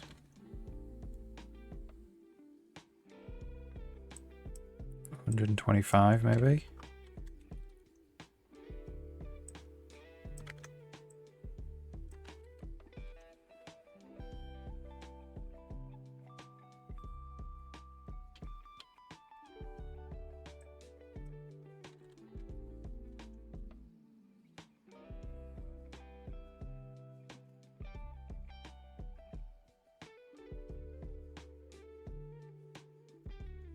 It's 256.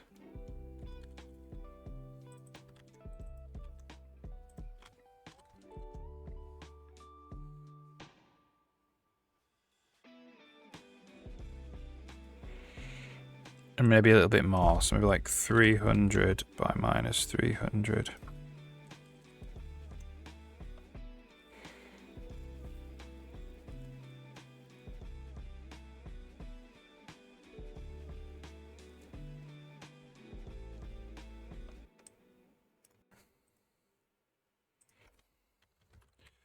Repeated scrolling text animation.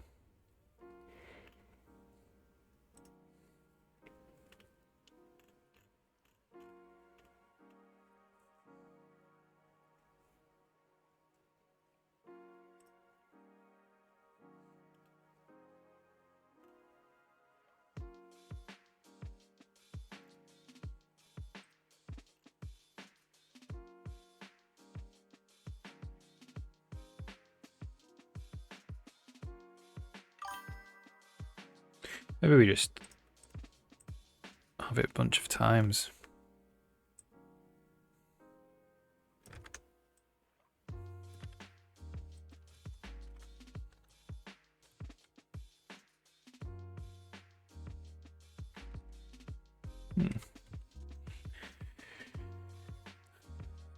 New call read on a standard IF stream You have to do cast. You have to cast it to char pointer. So if I'm reading data, that is uint 16 cast to char. It's done as a reinterpret cast.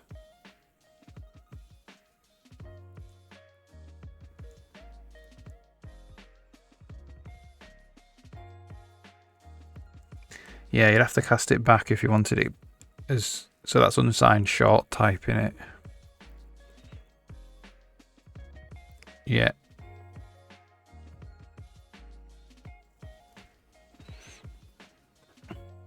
Yeah, you'd have to cast it back if you wanted to get it to be back to shorts.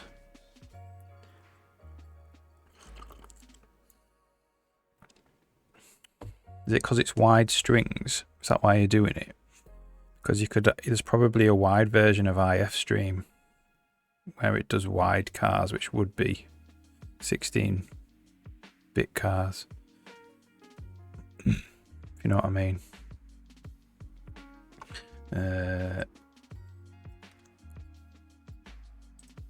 Standard IFstream wide.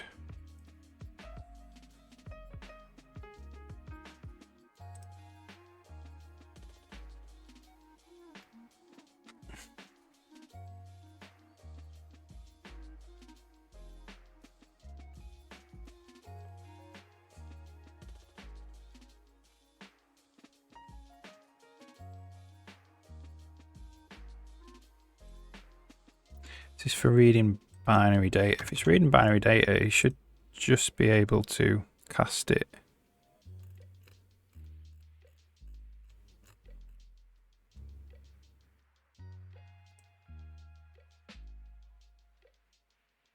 Do you mean there?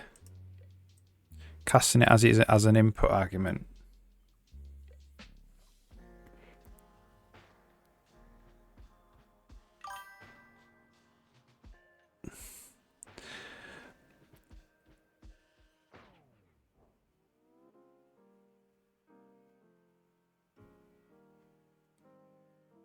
So they're doing the cast. So the writing is, they're just casting with a reinterpret cast to char. And then when they're reading it, they're also doing a cast to char pointer. So that would be the way you would do it.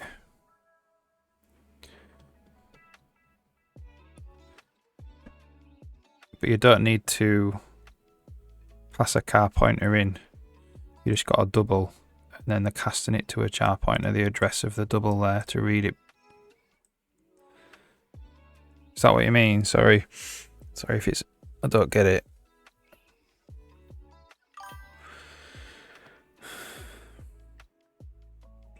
Once the read is complete.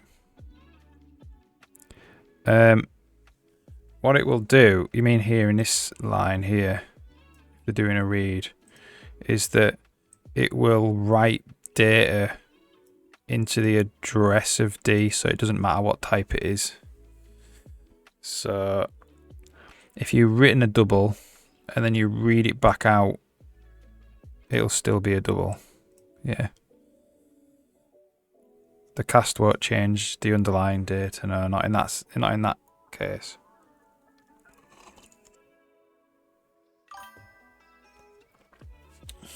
No, you don't have to recast it. You have to. So this is what's being filled in. So they're casting that to a char in the read,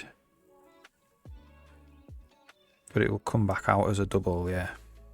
Yeah.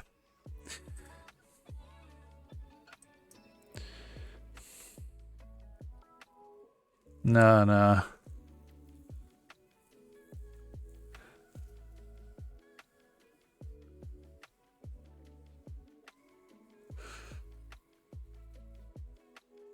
Let's see how that looks on the actual old. So if I just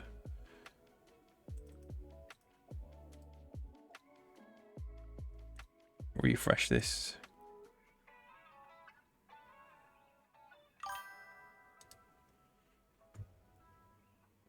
Output projector.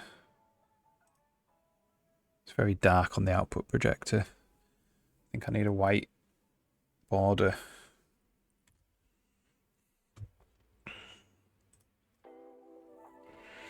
Okay, have a good day at work. Hope you get very productive. See you later.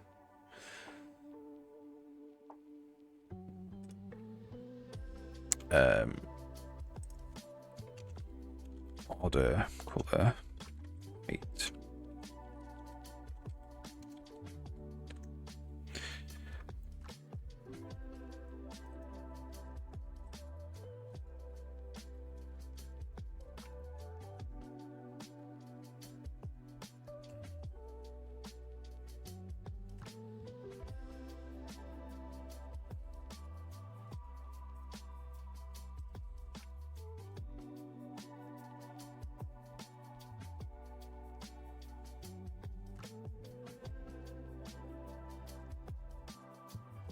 Is that the wrong border color? Yeah, it looks. How do you do a text? CSS text border color.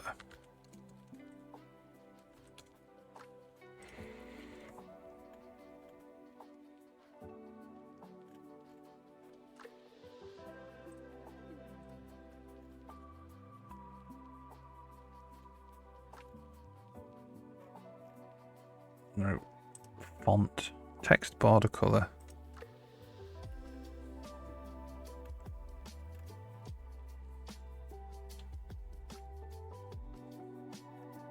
Text shadow.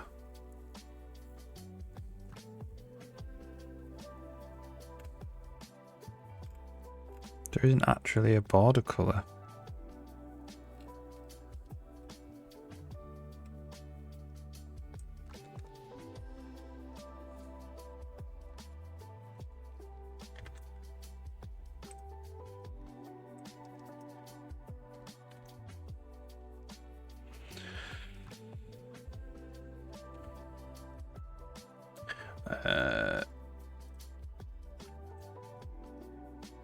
There we go.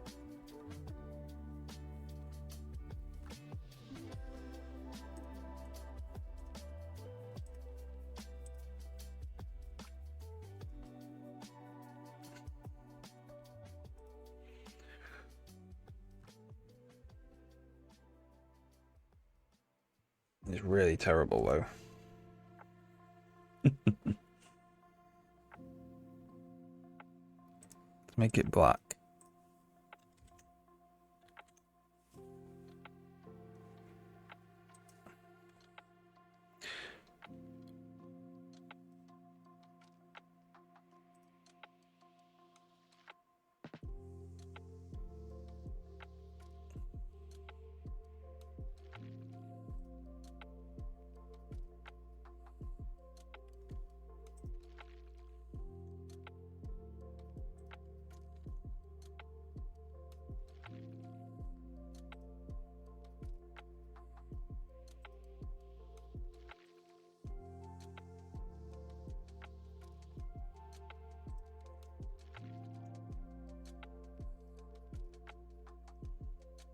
Didn't work. Or maybe it did.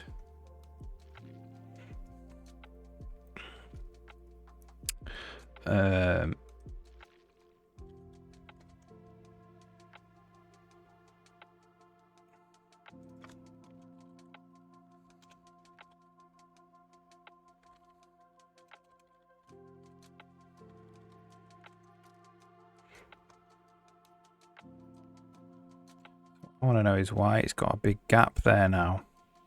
Just for making the font a little bit bigger.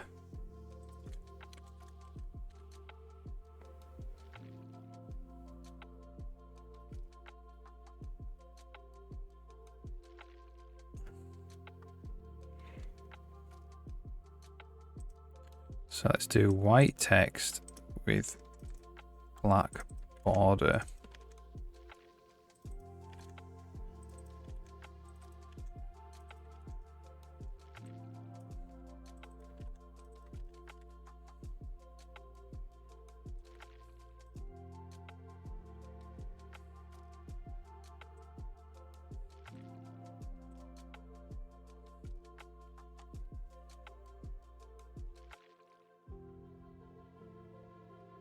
That's a bit clearer.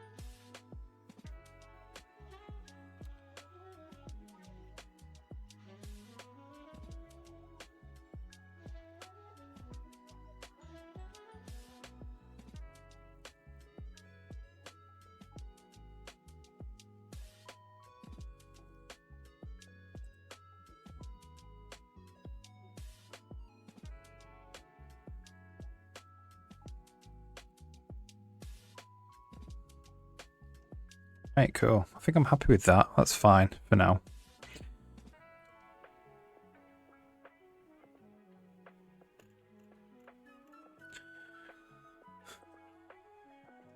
Right, so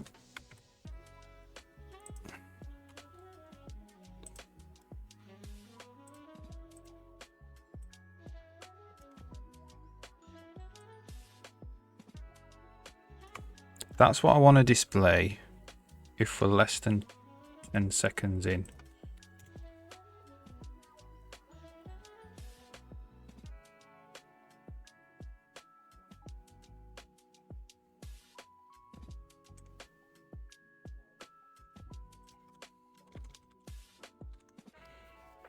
What about if we are actually running ads?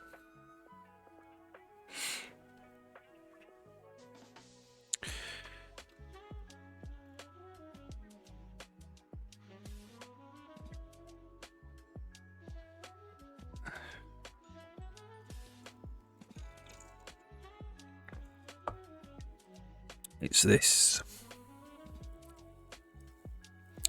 So running ads.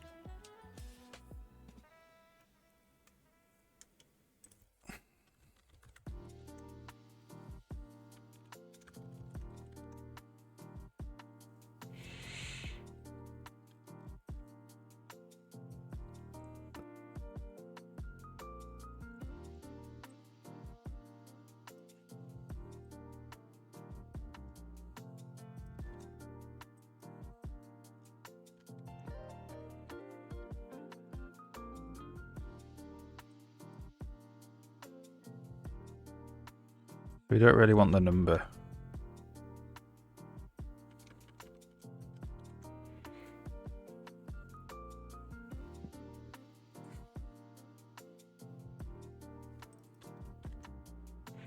So where we've got ads starting, we also want ads rolling.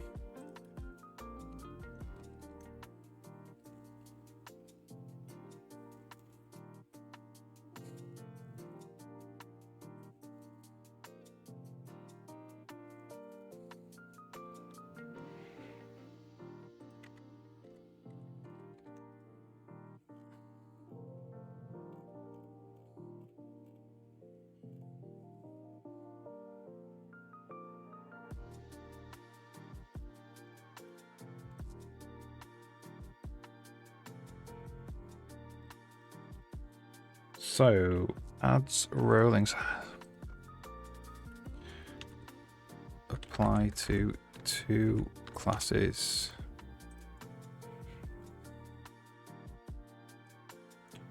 Dot dot.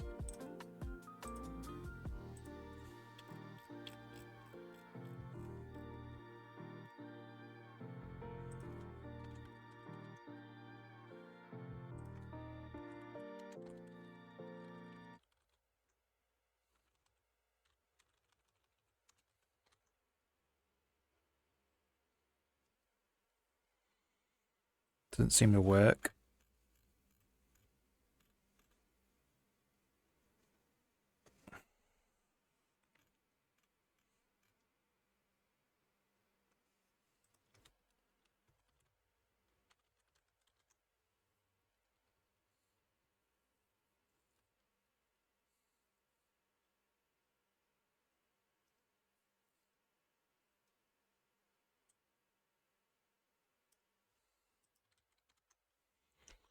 Okay, that hasn't worked.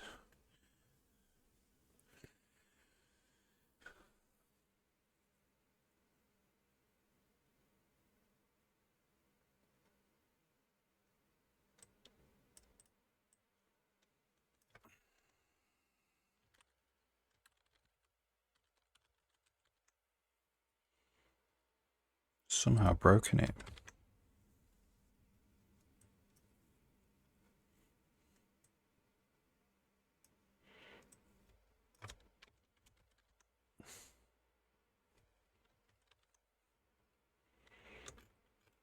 What have I done? I've broken it.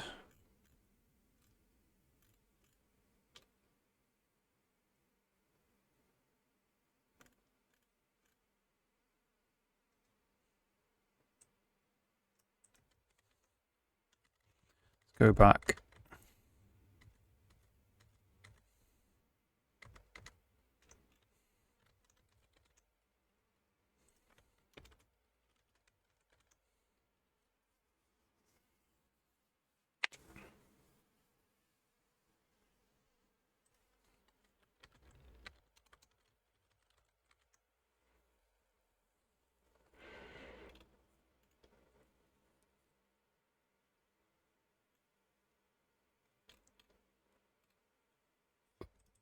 So we're going to rename this to just message.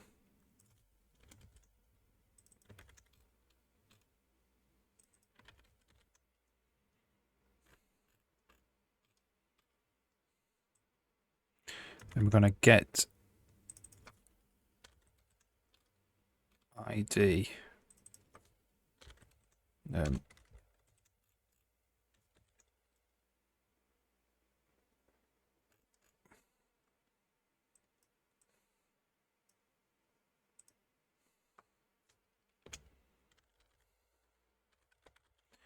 Get element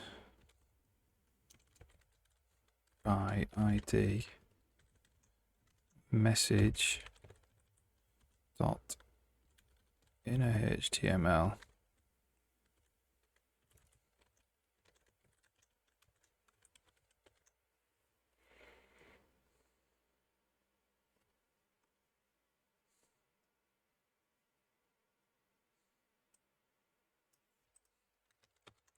Didn't work.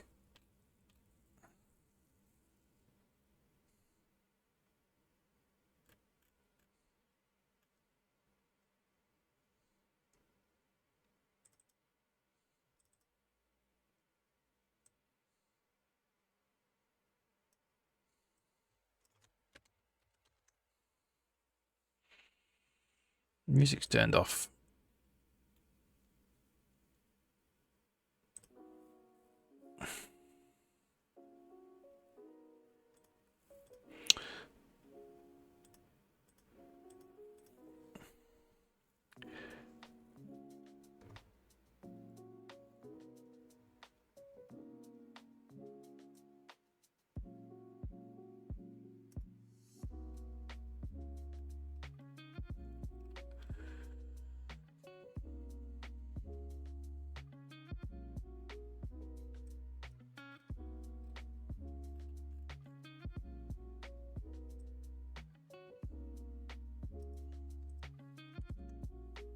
So that doesn't work.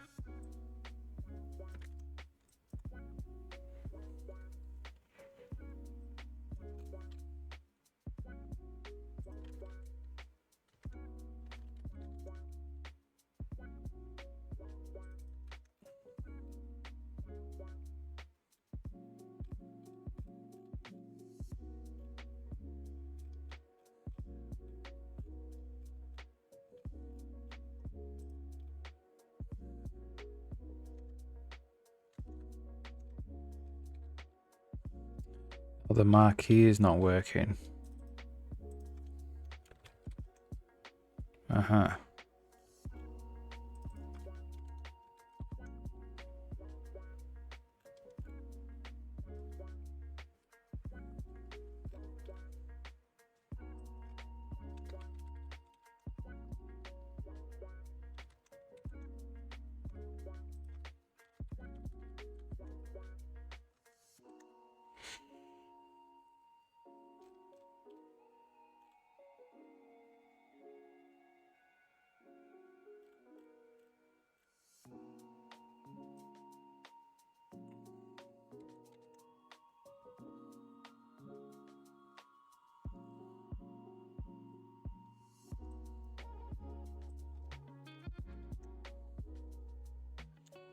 What's going on? Why can't I set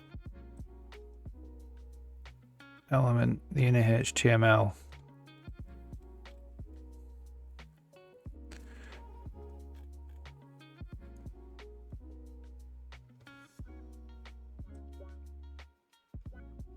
It's not getting the element by message.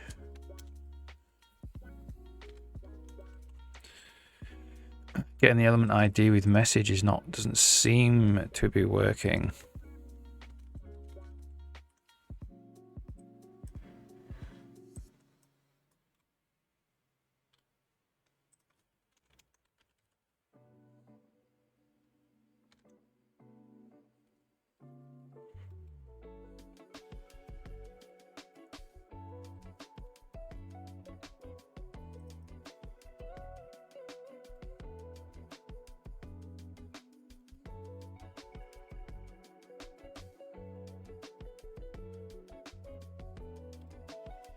I have to do add starting at dot message.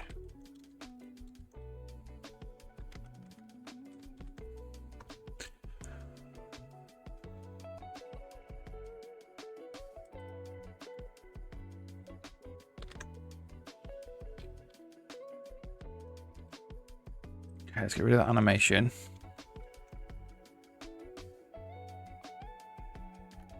No.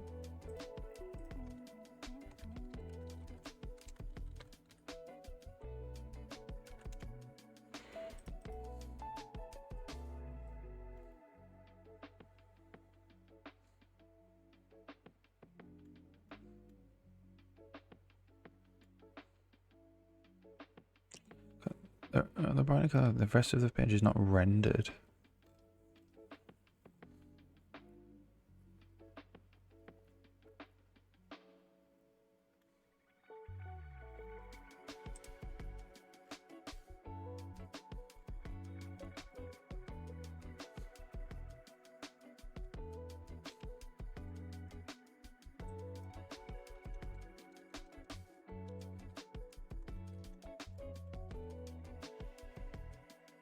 Hey, all right.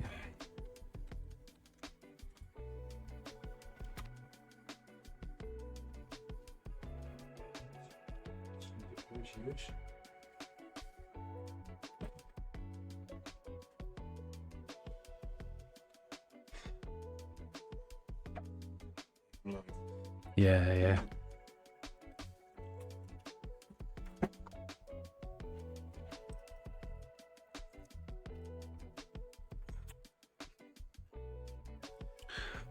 I'm not sure why.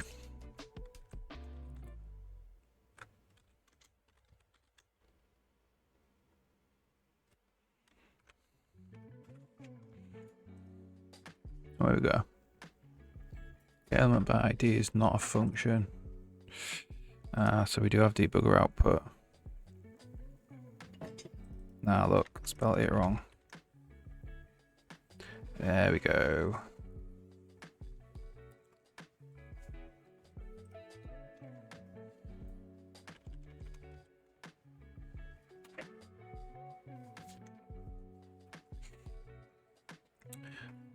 So if this is what we need to do, is we need to do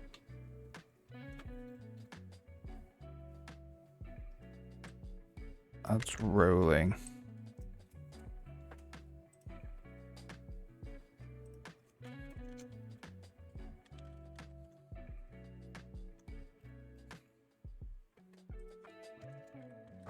Last name.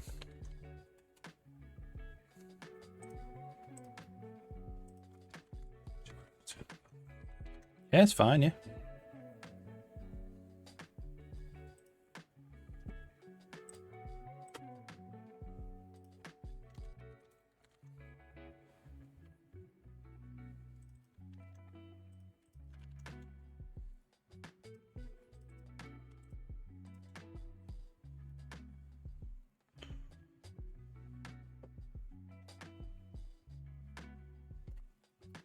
Look. So it has to be by ID.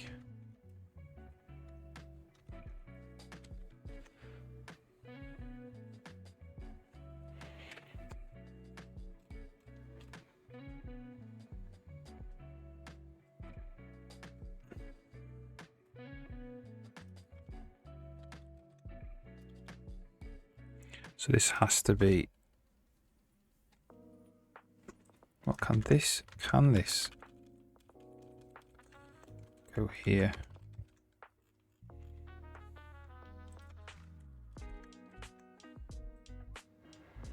Not really.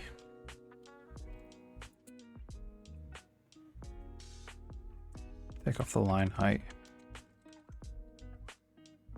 Yeah, there we go.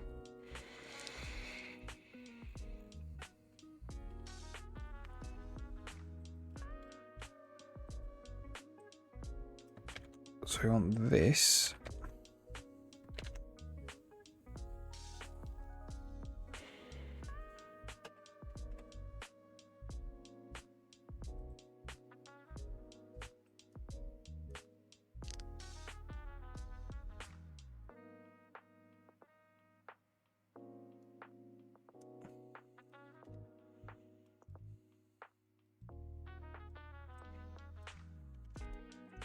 So I might call this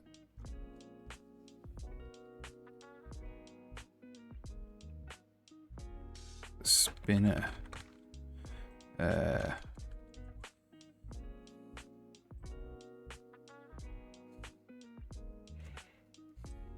Maybe even do this.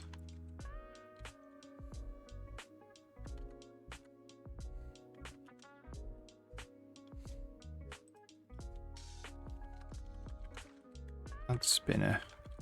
Call it add spinner for now.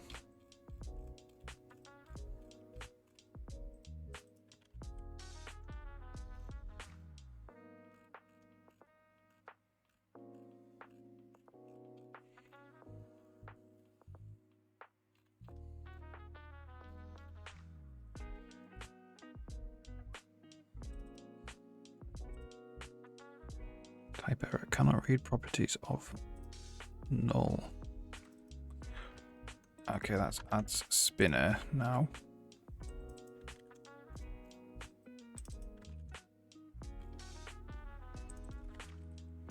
Oops.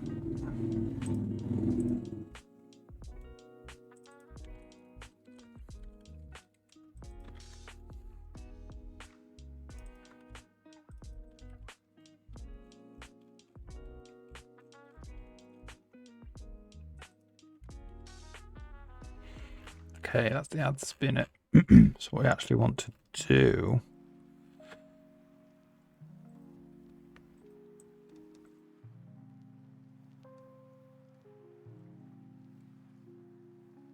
is this, but we actually want to hide the number.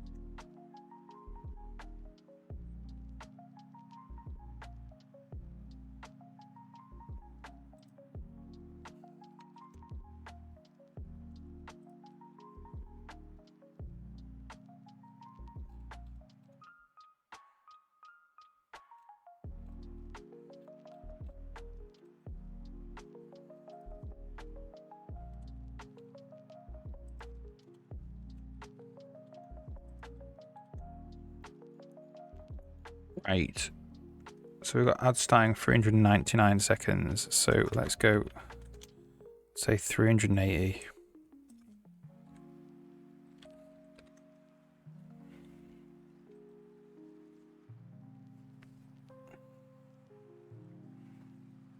So when you get to 380, you should have the counter.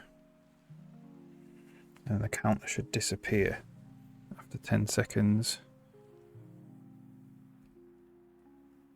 Oh no. No.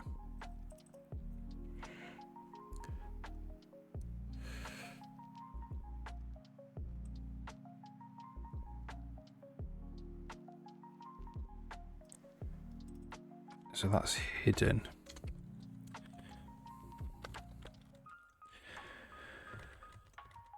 So that is actually here.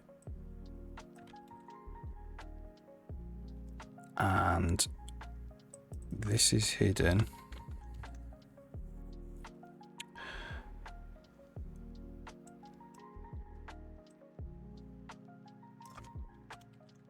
This is ads running.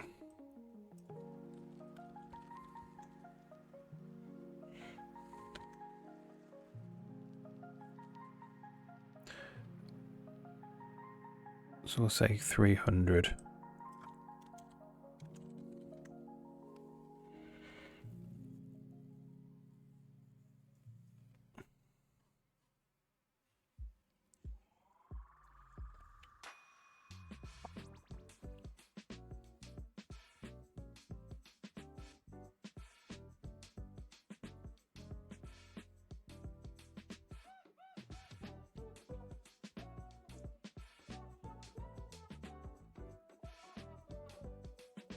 So we'll say, we'll have to say 260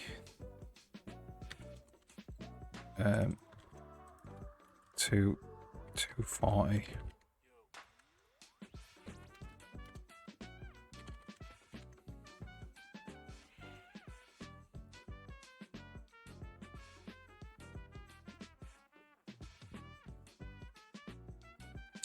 Okay, so another thing is we need to actually play the animation when it becomes visible.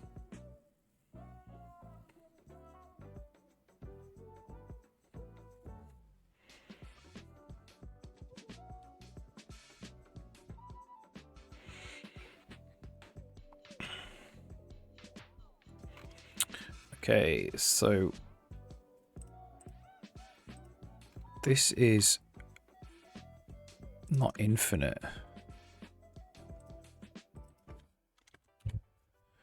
CSS animation once.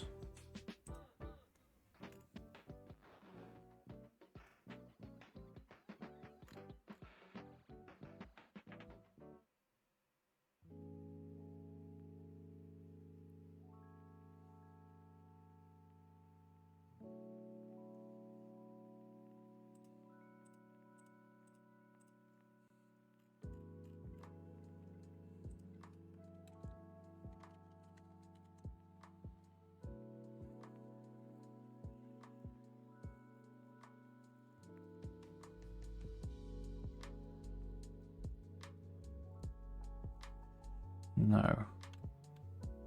Oh, we did it on the wrong one. Yeah.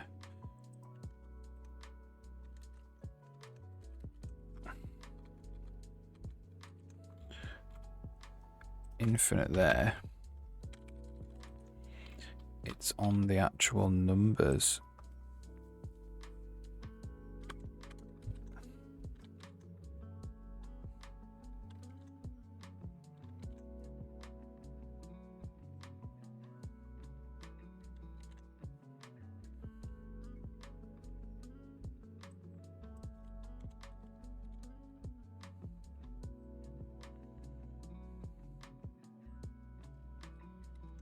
We want is 0. We want to be, yeah, that's probably fine. Oops.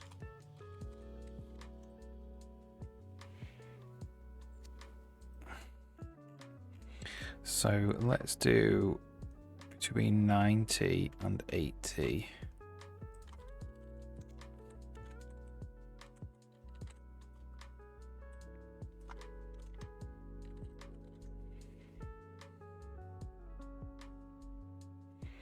Okay, so we want to start the animation when it becomes visible.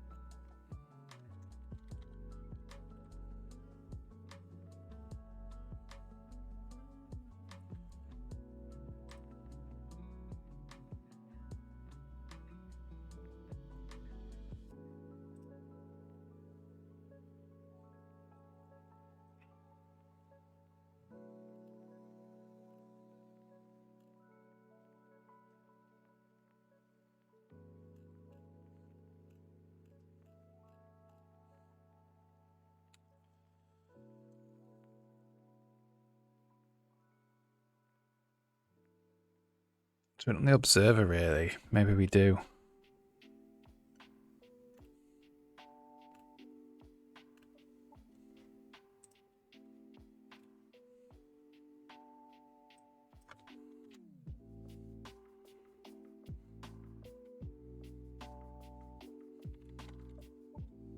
Start animation with JavaScript.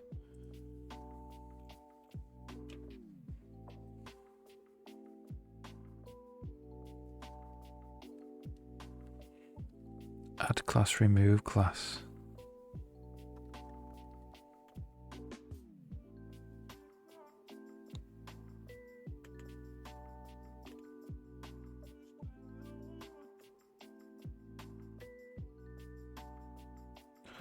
We just set the animations there, style animation. Okay, we'll do that. Do it for all of them though.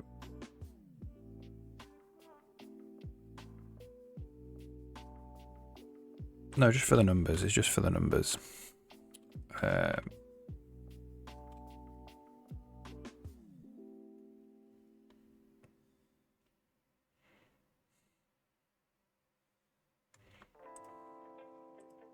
What is CSS hashtag after mean?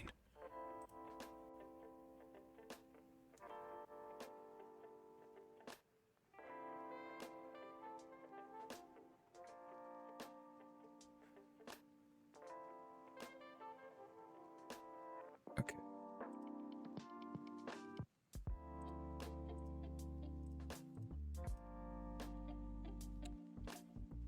So for the number animation, we want to do this.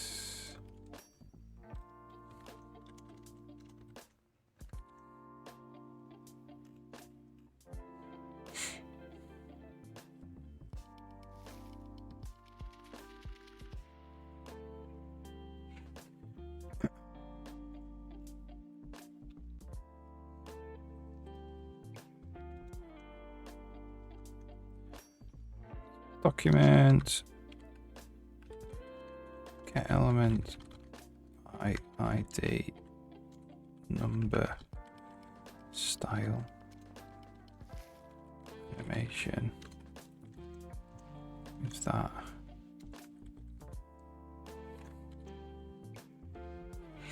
We're running ads at the moment.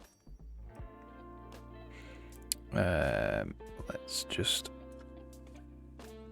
do this again. So when we get to 1630, so we'll do 5 equals, we'll say when we get to 1610,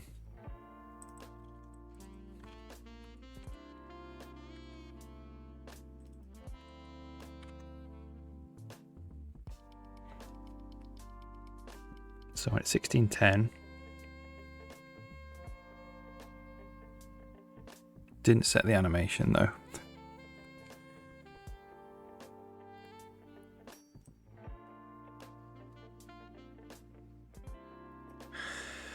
Right.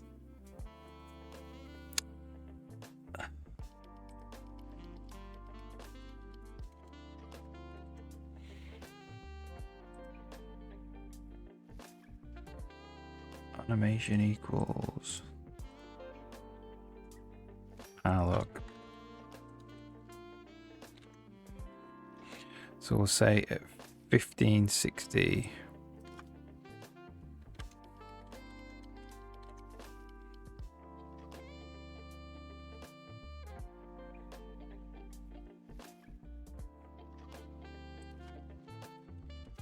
Missed it. 1550.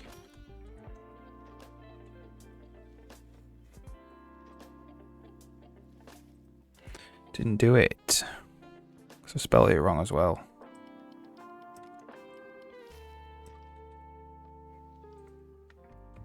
Okay, so we'll say 1525.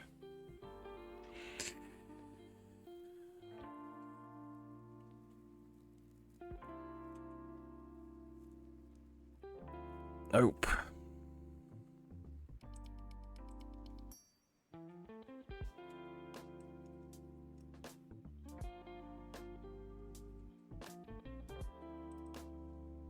Get element by ID number. Style animation. That didn't work.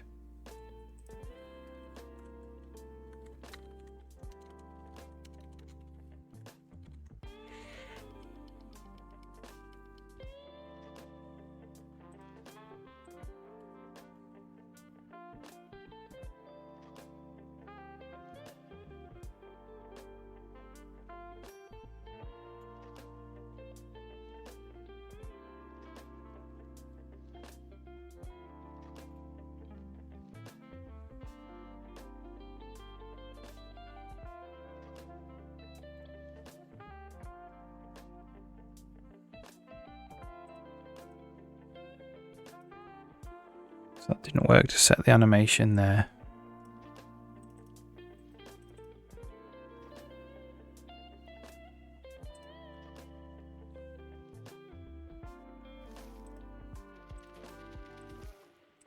This is setting it every frame there.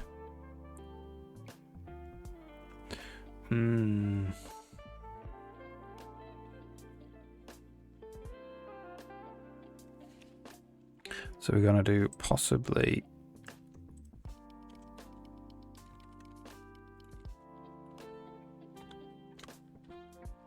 hidden.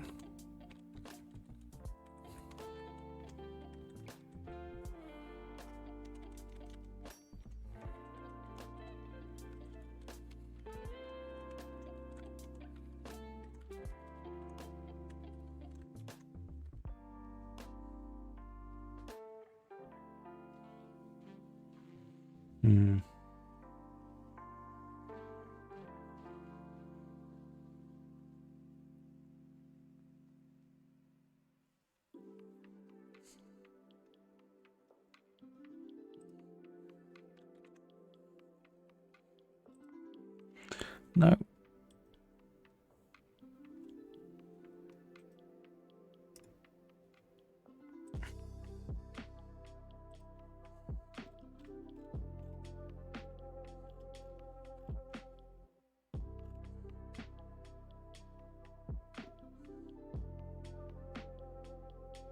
Adding or removing a class.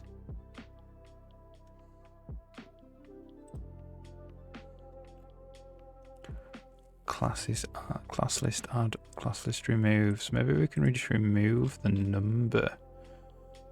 If you make it a class.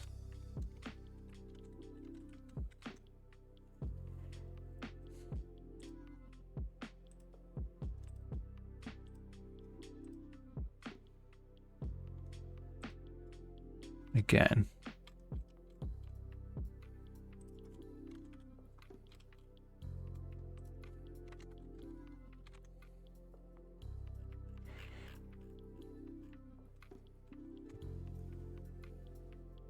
So what is it? Document, class list, add.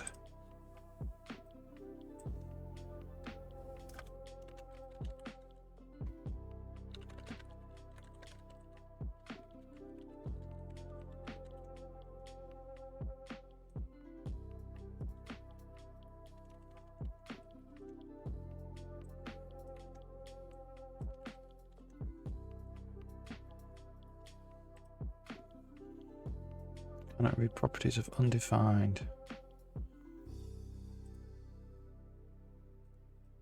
Add with a lowercase.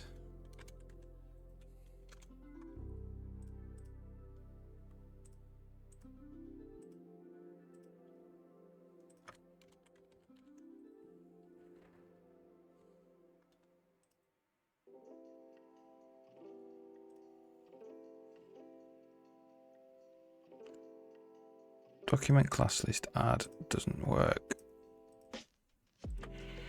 An element.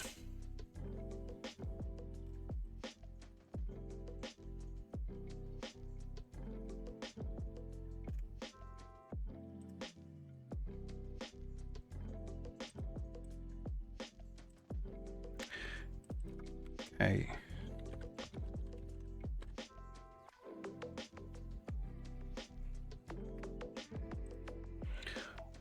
Element is not defined.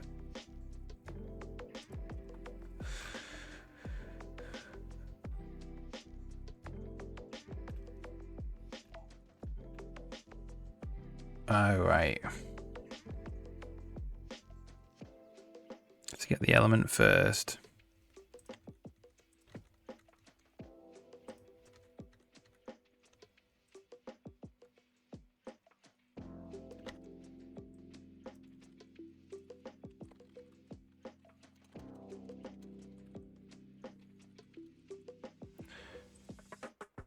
And then we do number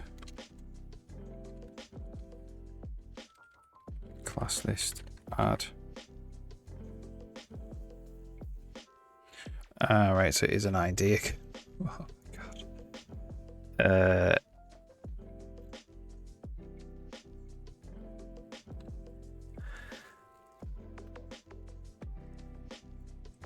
So we're gonna do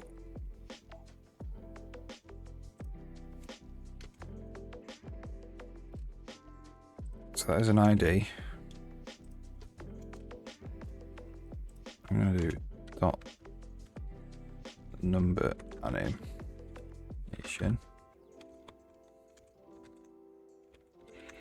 and that has in it the animation. Seems to have lost. Hang on.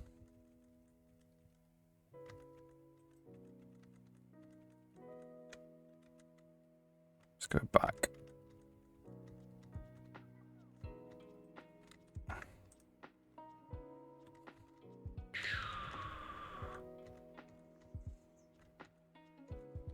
There we go.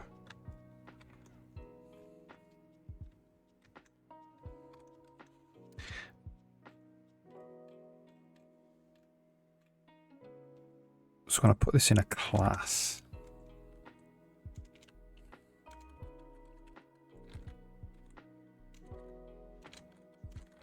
Number countdown.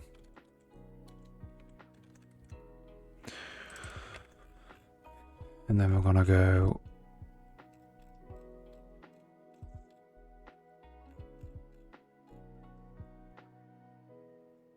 we'll say class. It's the number countdown.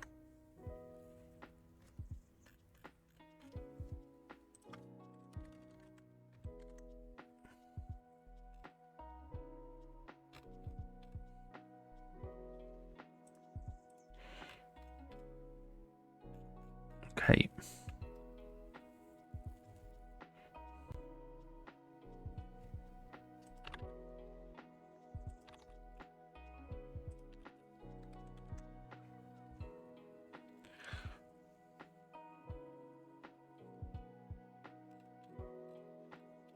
So it doesn't like you can do that.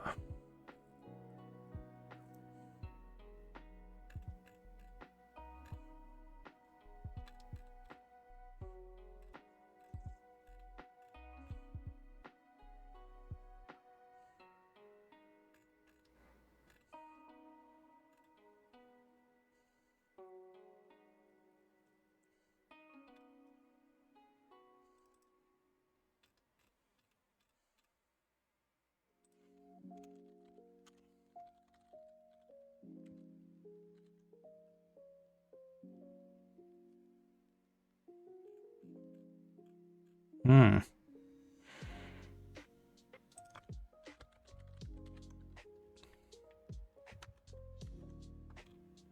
What's causing? So we don't actually even have the animation.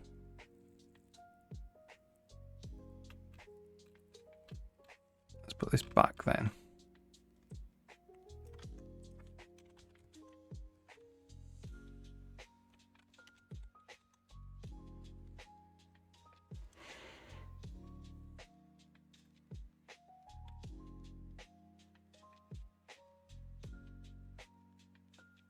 Oh god.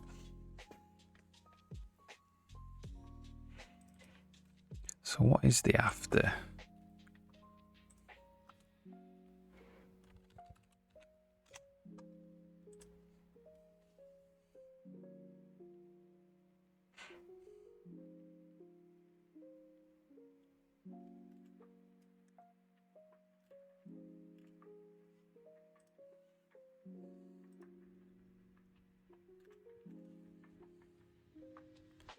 just before and after the content within the matching element.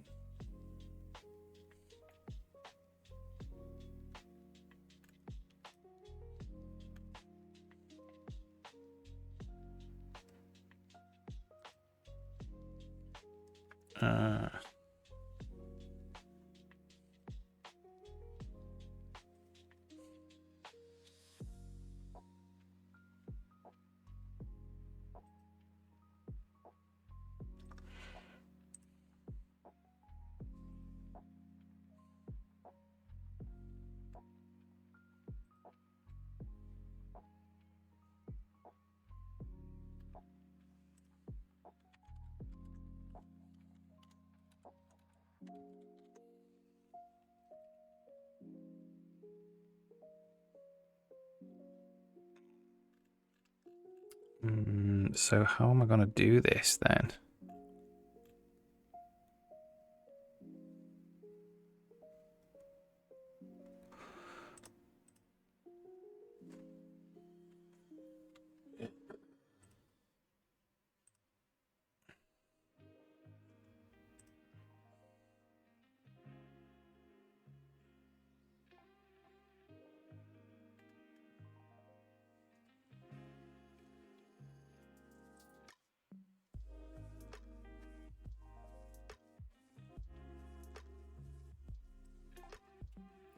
Element class list remove.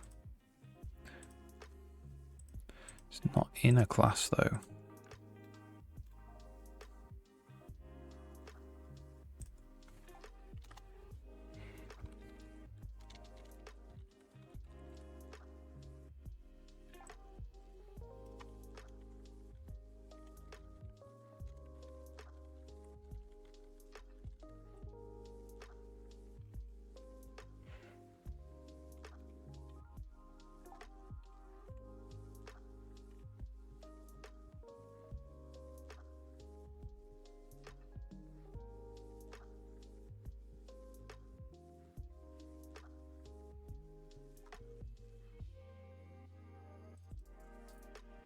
All this number countdown.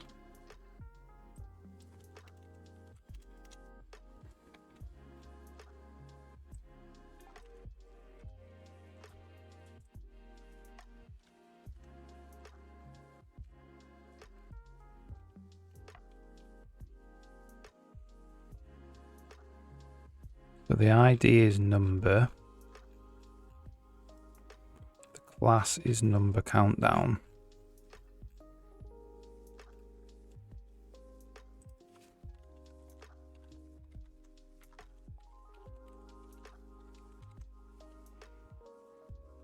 Okay.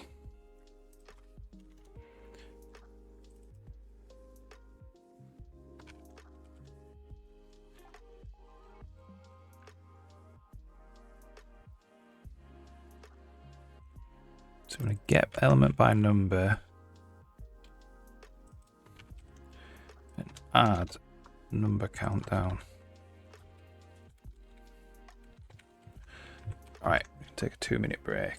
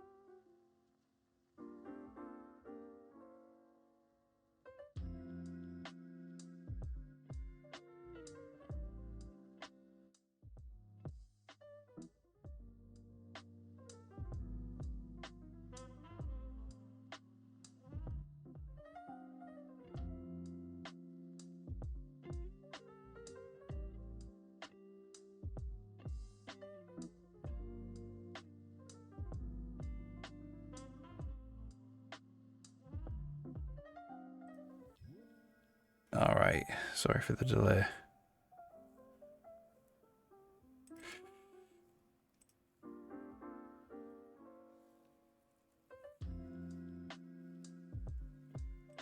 Refresh this cache.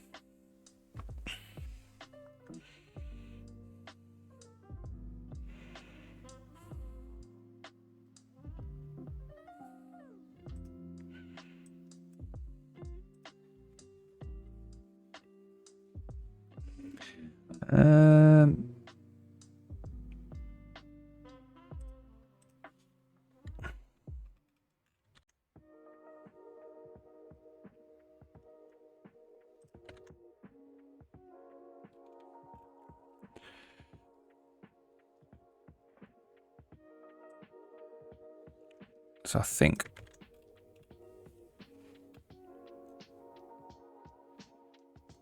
I need to do this.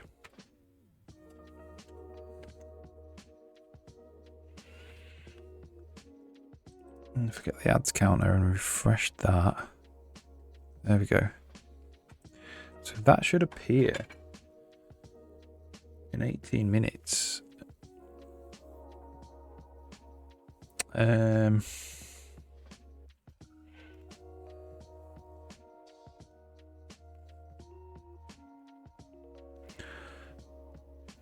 So we don't need days and hours.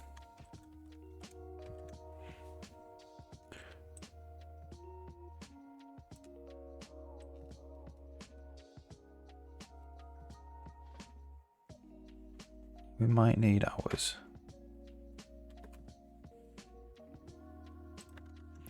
We definitely don't need days.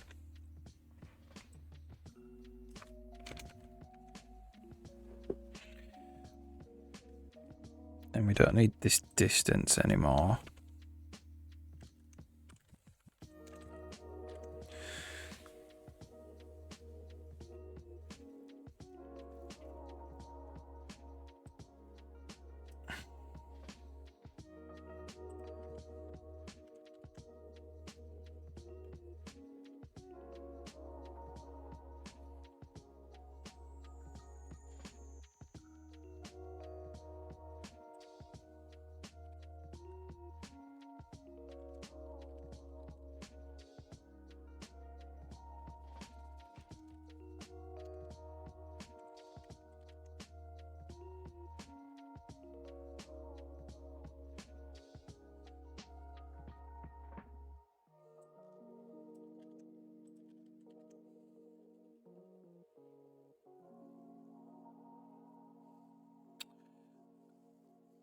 So when this gets to 0, we want to actually redirect the URL again.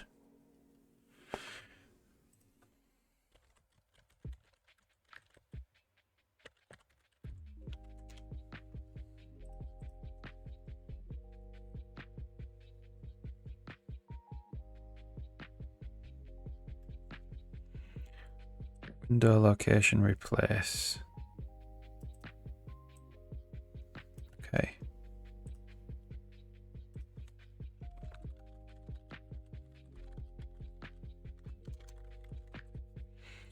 And we need to go to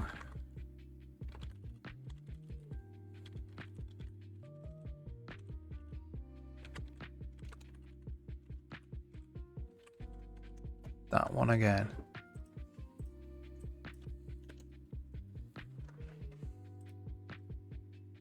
To restart it.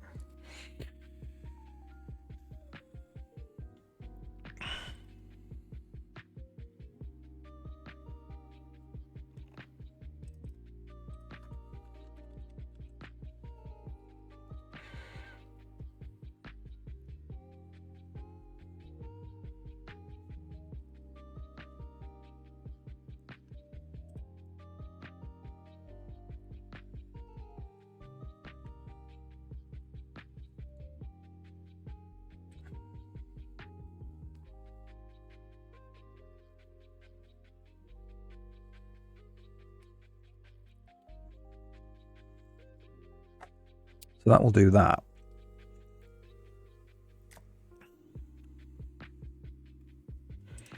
Don't really need to clear the interval, to be fair.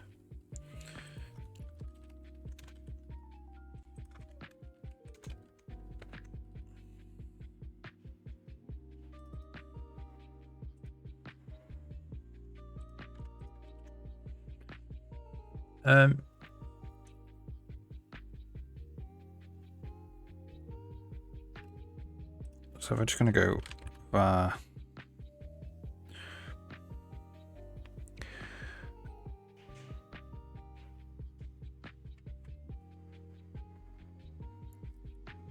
scale is 1000 times 60 times 60.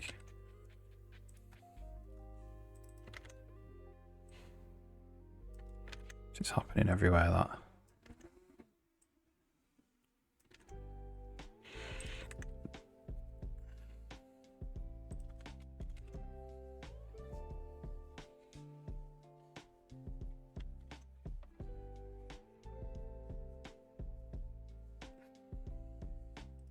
To be fair, it's fine. I don't think we use distance seconds anymore.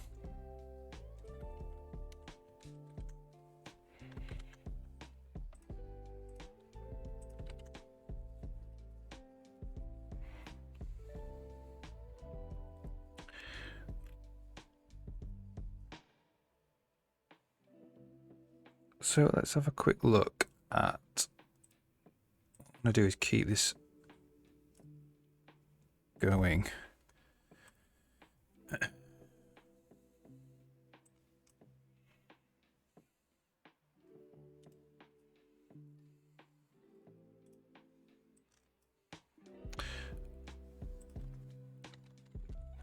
Twitch API ads. Twitch app ads. Twitch API ads.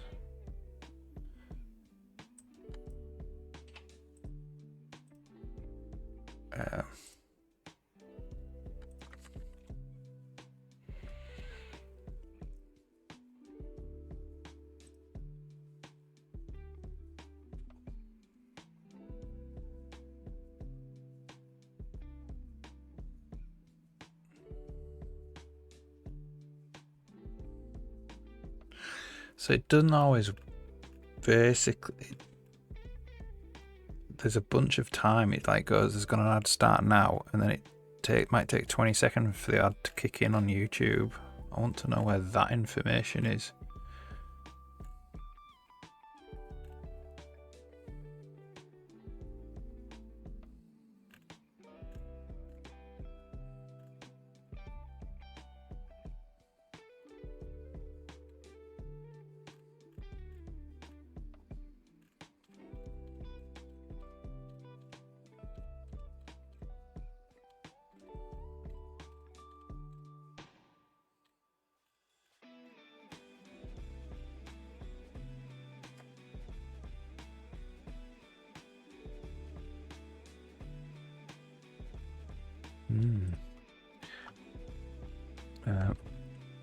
Let's try something else. Text to speech.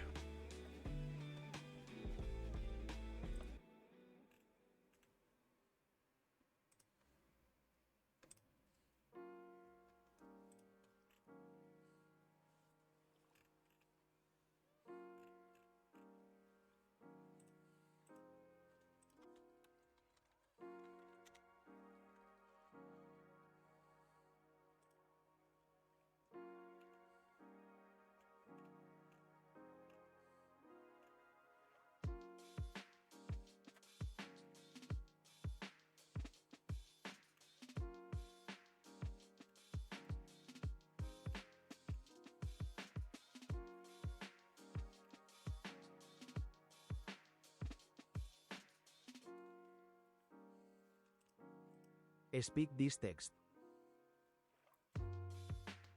I speak this text. Speak this text.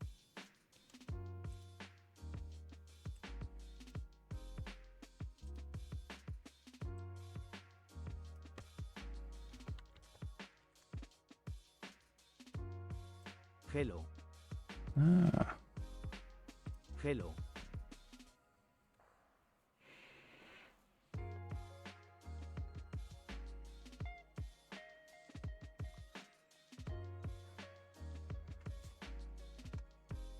Hello. Hello.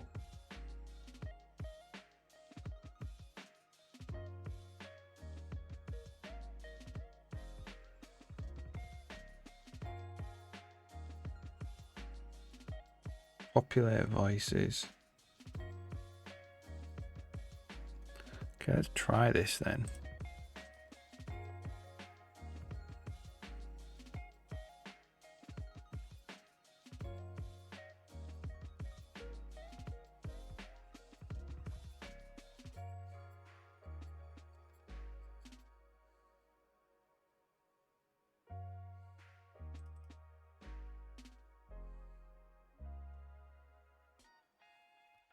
Interesting.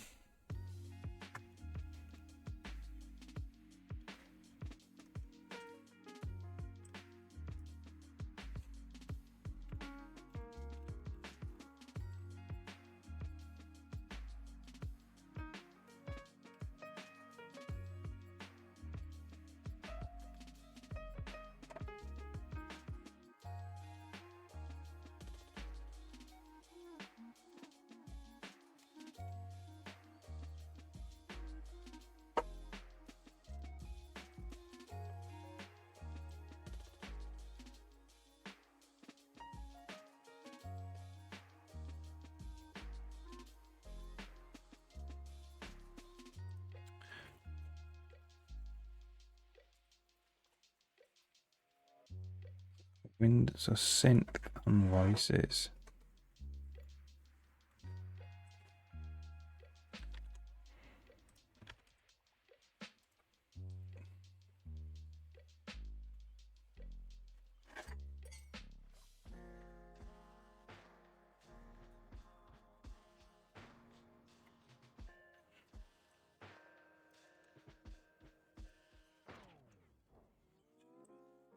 Yeah, cheers. Stick it in there. That'll be fine. You sure? Yeah, yeah, yeah.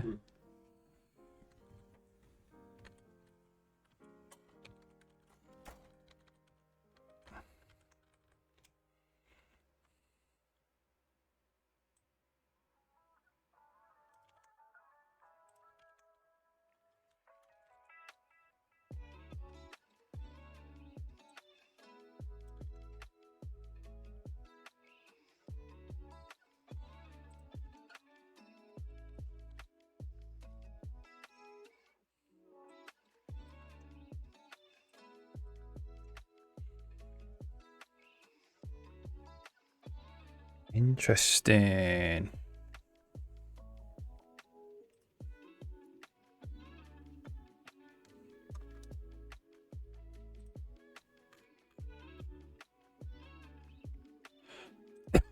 Excuse me.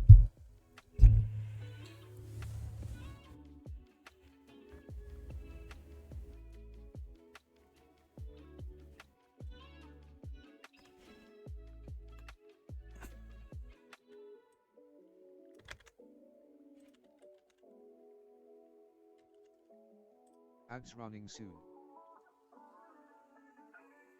That's what it will say.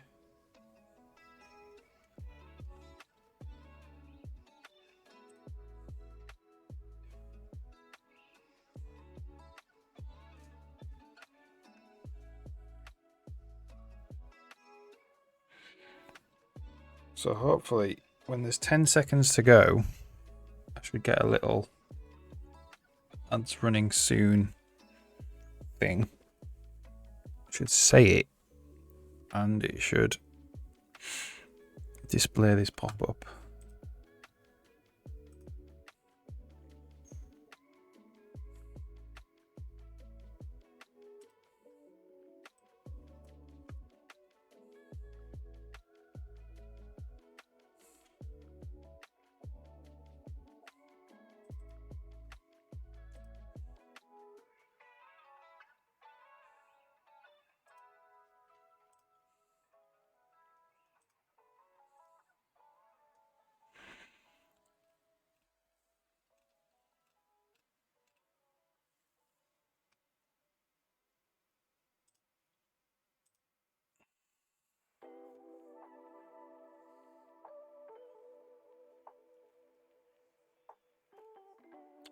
Um,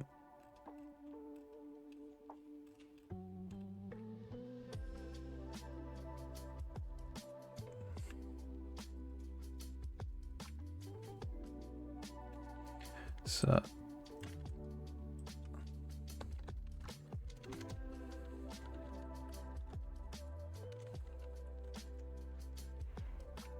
get ads schedule there.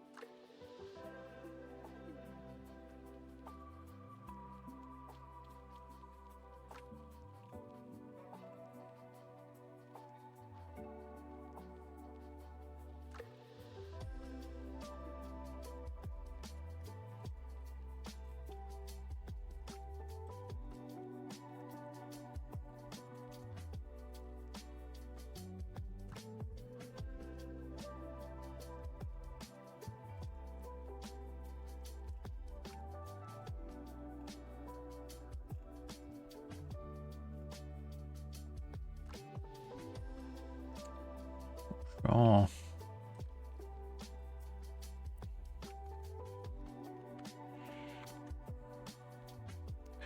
We've got 2 minutes to this ad, so we'll watch it.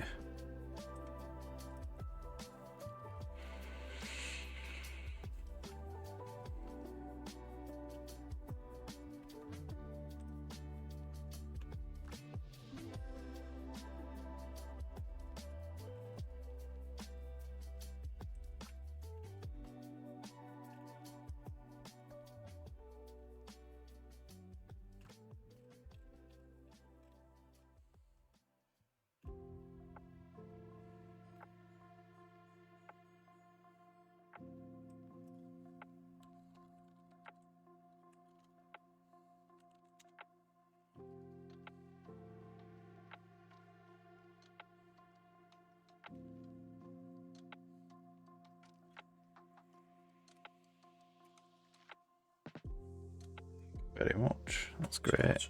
Yeah, it's okay. Don't worry about it.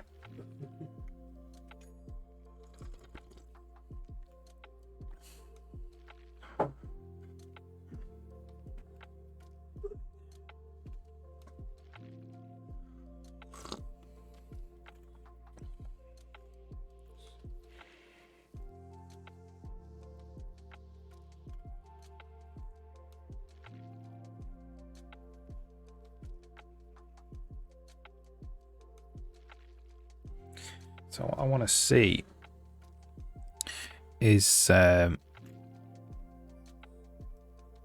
big the delay is.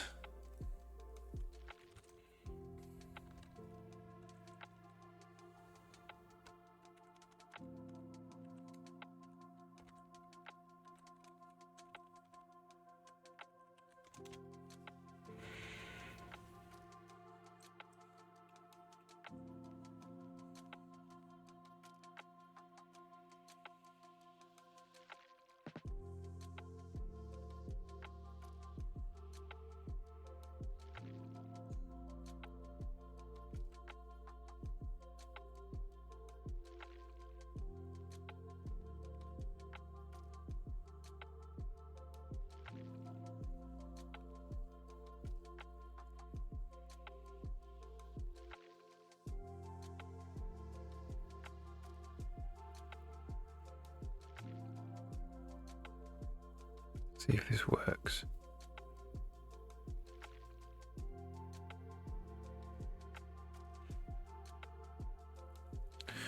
No, it didn't work.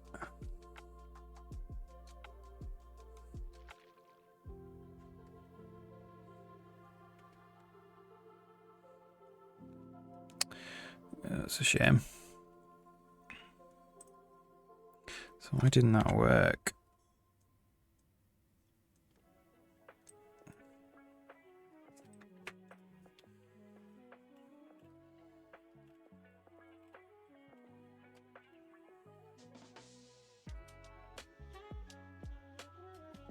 We did refresh it though.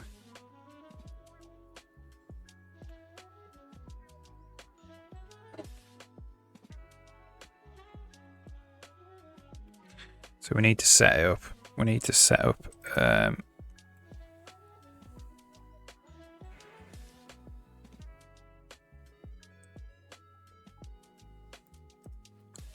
so like now. What's now?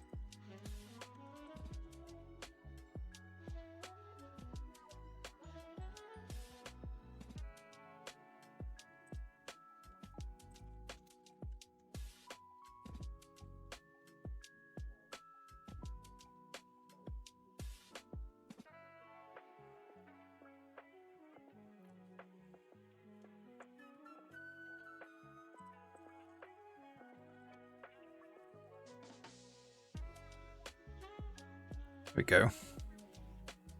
So let's do 15 seconds.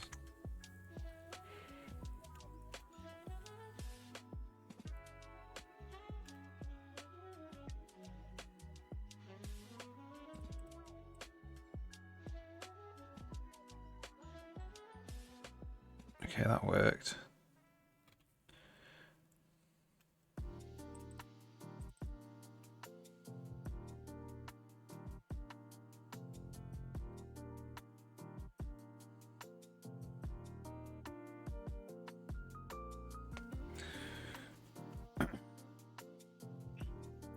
So we probably do want to see distance.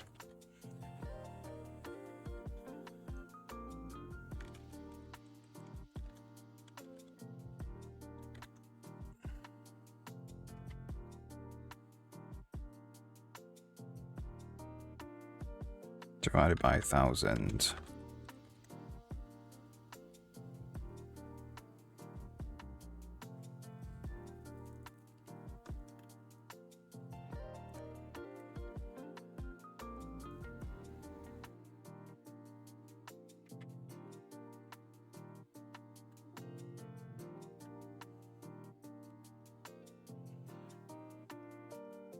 Let's do, so that's distance.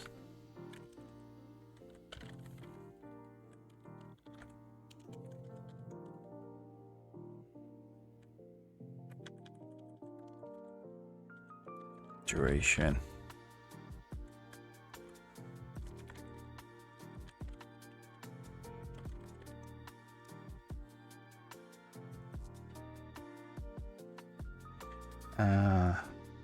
The duration here is to be 1,000 times that.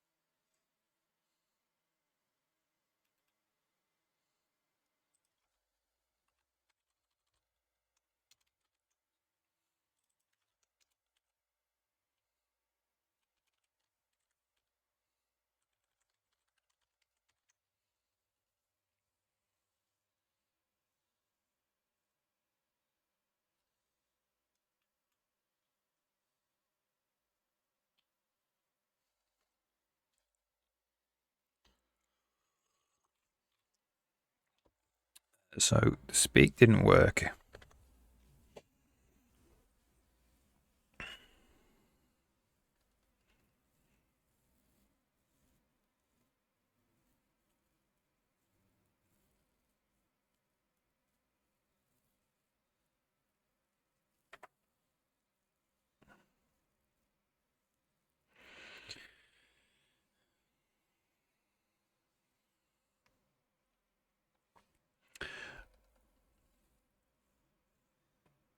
And that's obviously, it needs to come down a little bit as well.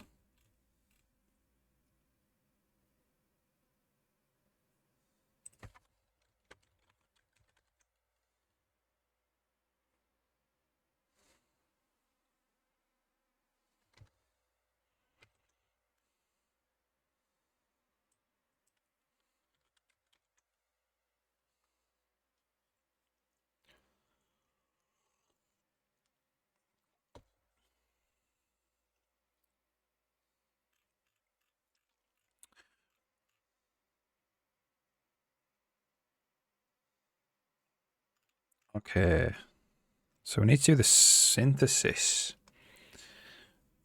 So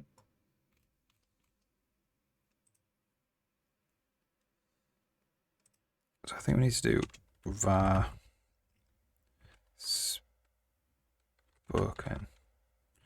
is false.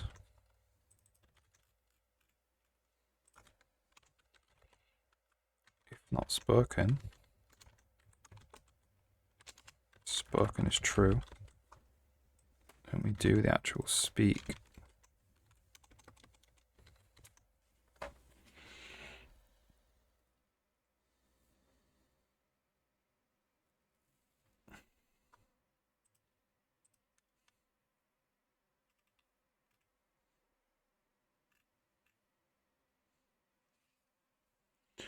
So we're not actually getting the synthesis.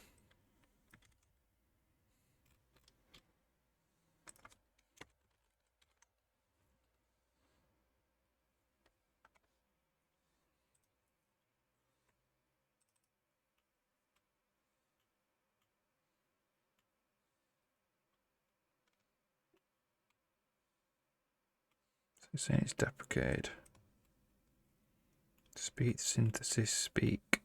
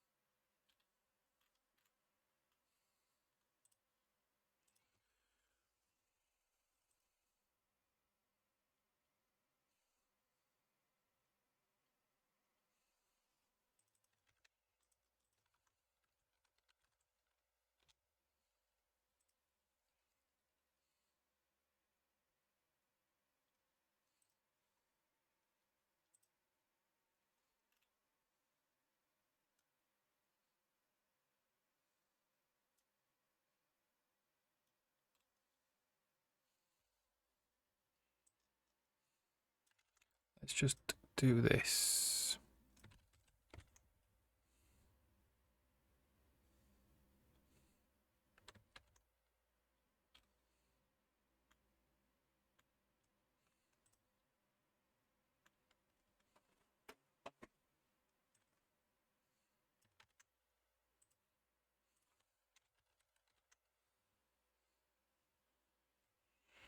Hmm.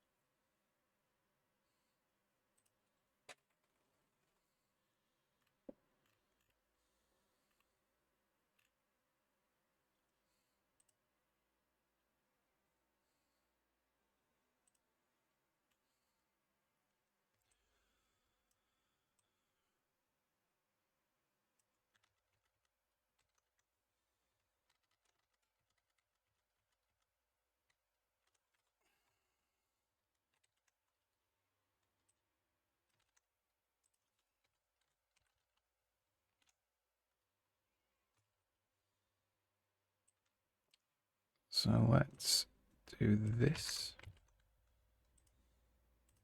Cat. Cat. Cat. That works.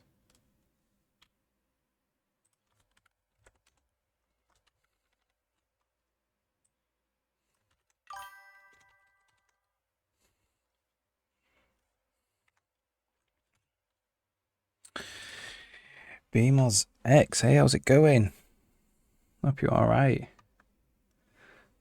I'm making a little Adstein soon thing for the stream. Learning about the Twitch API, really. But it's kind of turned into a little bit more of a web dev thing. I'm not usually a web dev. I usually do game engine stuff. But yeah, I hope you're alright.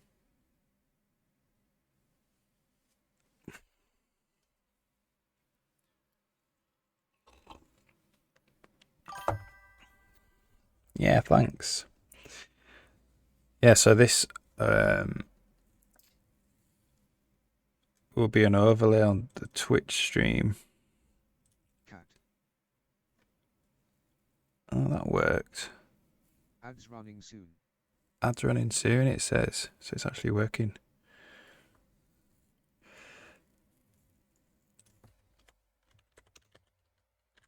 It doesn't work with Chrome.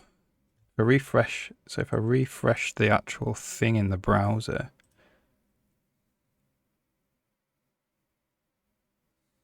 Ads running soon.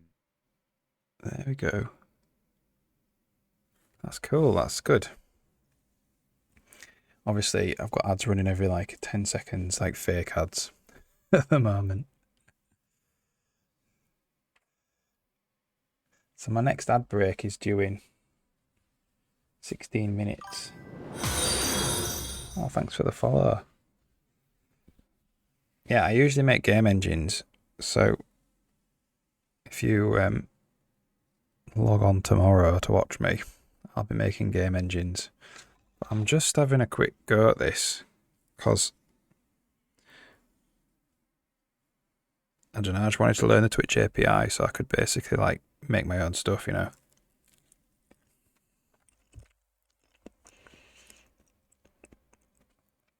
I'm going to leave that like that. What I'm going to do is put the real countdown date in.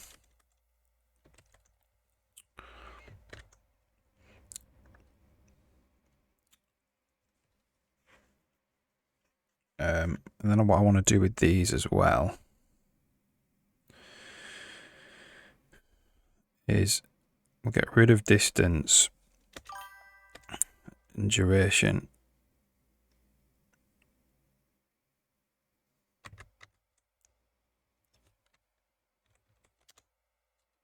It needs to be divided by 1,000.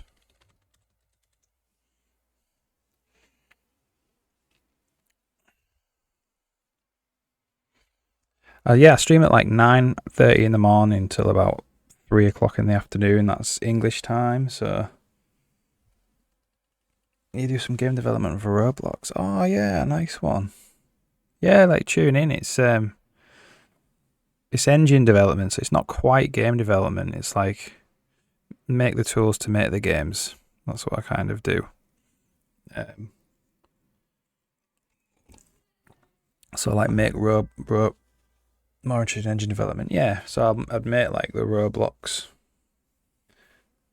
Studio as opposed to Roblox. Yeah, no problem. Yeah, it's good. Like, I'm just running through the editor code at the moment.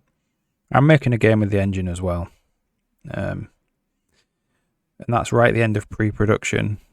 So I'm kind of redoing the actual level editor, or bits of it, before I start proper production on the game.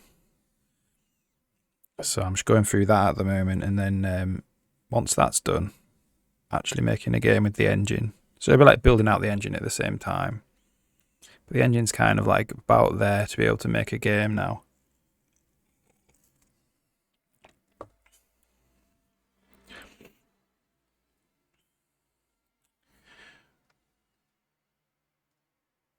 Okay, so what I want to do is... Oh yeah, cheers. Yeah, I've been making engines for a long, long time, but I've been working on this engine for a couple of years now. I just wanted to have a little break and do this Twitch thing. Oh, thanks, that's kind. But yeah, we do some pretty heavy low-level coding and stuff in C++.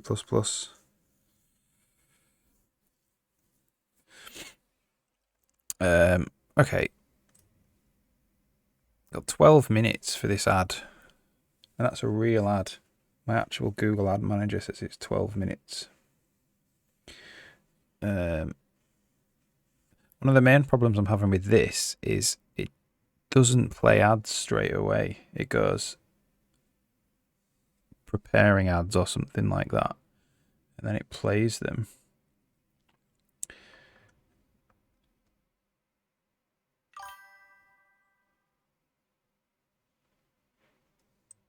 So I just need to figure that out.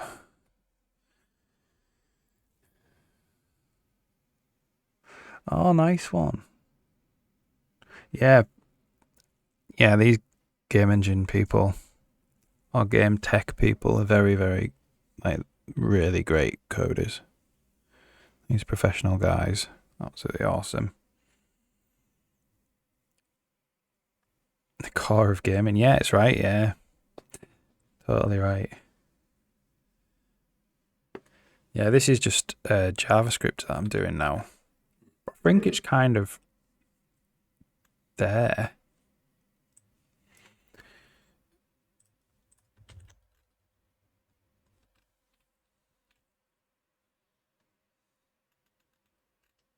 I'm just going to wait anyway and see if it actually works. This spoken bit where it says it speaks ads running soon is just going to be for me. It's just going to be in my my earphones. But for testing, I'll leave it on for the whole stream.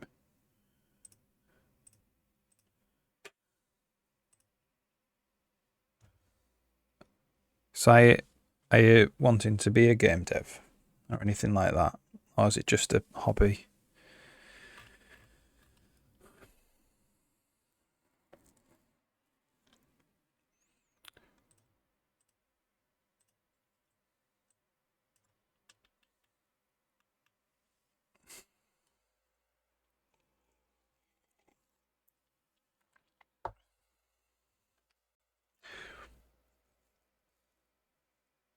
So if it's like this delay, if it's a fixed number of seconds, we can build that in.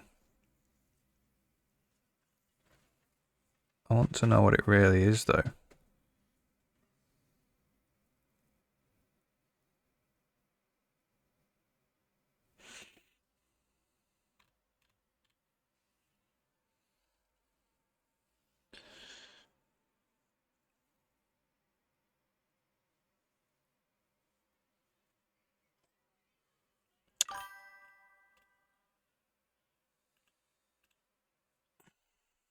Very interested in it, yeah, especially making people happy. Ah, yeah, cool, yeah. I think I'm considered a large dev. 60 million players, yeah.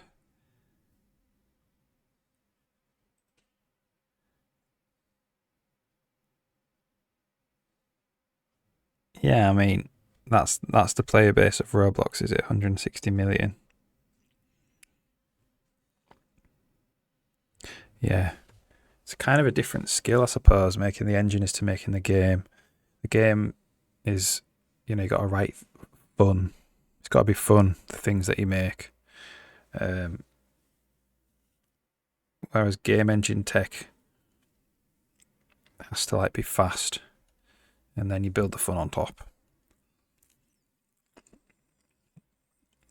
Obviously, sitting down with a blank screen and writing fun is hard. So it is difficult for sure. You have 160 million visits. All right. What's this on? Have you got a link? Check it out. Yeah, that's absolutely massive.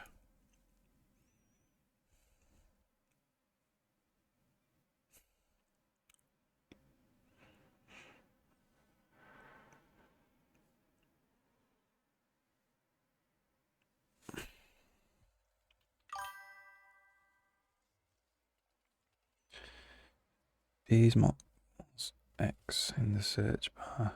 Don't actually own Roblox, but I'm sure I can find it.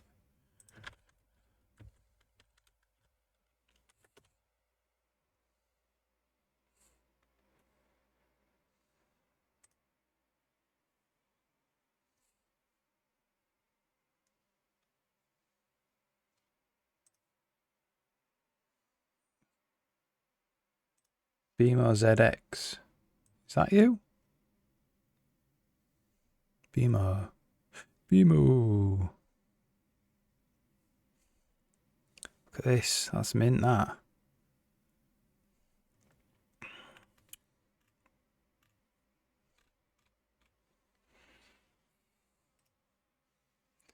Below the title.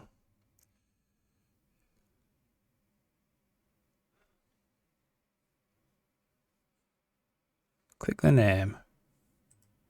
Ah, yeah.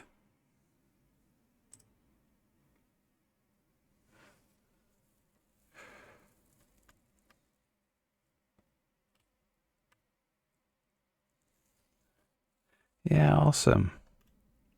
I have a young daughter, and I know she's a little bit young, but she's definitely going to be into this stuff.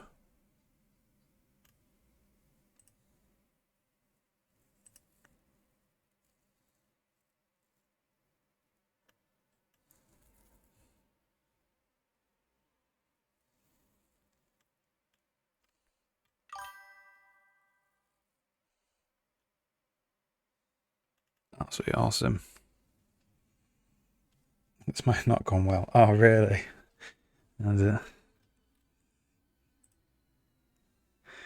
Squid Game 3, look at that.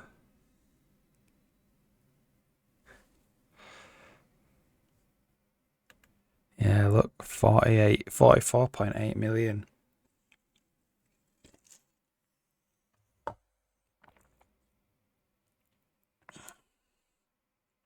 Retention, session time and everything. Okay. I'm not too familiar with how Roblox works, to be fair. So you make experiences on the platform and then other people play them. That type of thing. Make servers.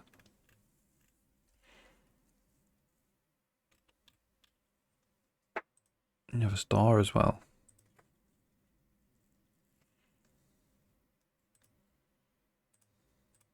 Awesome. Do you stream? Do you stream doing it? Stats-based algorithm. Ah. Put to a genre. Ah, right. Wow, that's mint. That's really cool.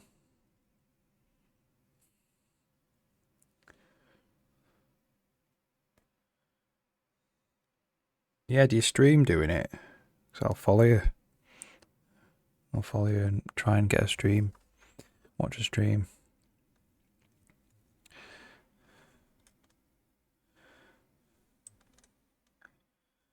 Right. I'm just going to keep an eye. So this is running on my localhost in about 4 minutes time. And then I've also got it running on the overlay as well. See what happens. Friends suggested it. Yeah, you should. Bit weird streaming. It's a bit like, takes a bit of getting used to, I find, because people are obviously like watching what you're doing, watching you do your stuff, but you get used to it. You get to meet a lot of people, which is nice.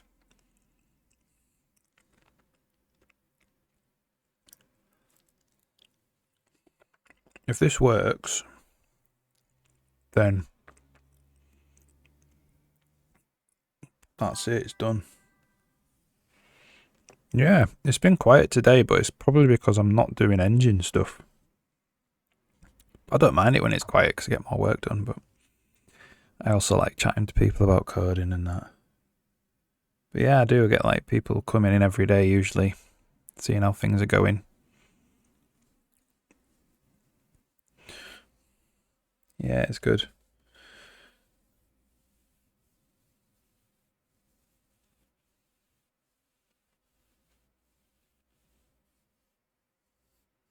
I'll be back to normal tomorrow. Getting off the web stuff. This was a good little exercise actually. I did some C# coding that I haven't done in years. So this actually, all this code interacts with the Twitch API. If I can find it. So here we go, like this scope set stuff. And it gives me, I've coded it in a way where I can get more things if I want later. But right now it just gives me the adverts. So I can tell when an advert's about to run. So 1 minute 47 seconds.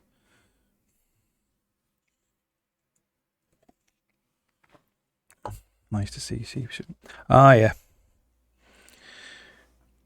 Lua and Python. Yeah, I did a bit of Python. I've done a little tiny bit of Lua. A bit of like, I spent a few days just trying to get it to work with C++. Like put Lua calling into C++. But nothing big. But yeah, I did plenty of Python when I was at university. But yeah, like I suggest if you learn some systems level languages like C, C++,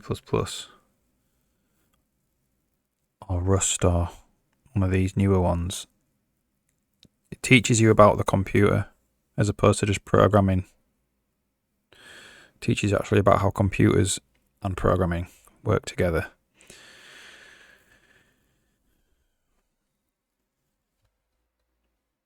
All right. So we've got, so in 25 seconds, if this works, and also what I want to do is load up Lazy Ben Games on Twitch as well.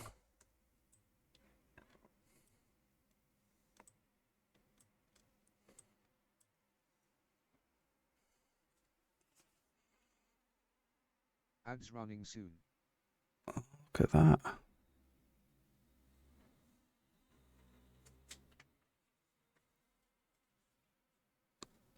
So I just need to look at that.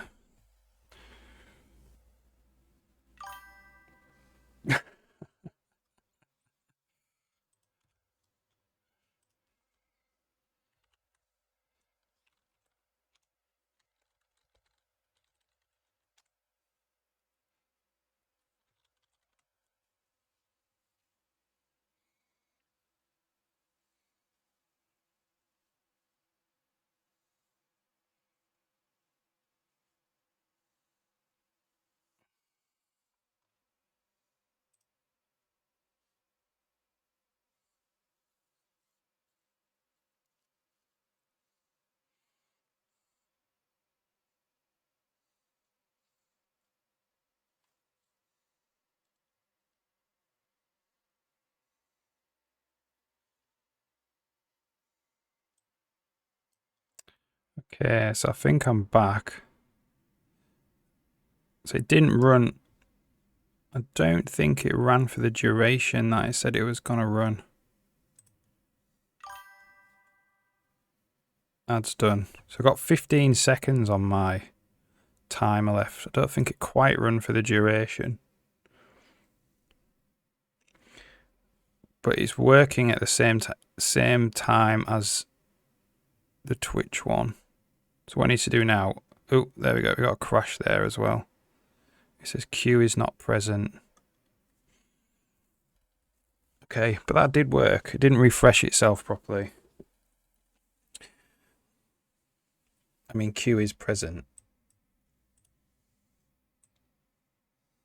So I have to figure out what that happened. So it says queue is not... Query pair queue equals something is not present. So what is that all about?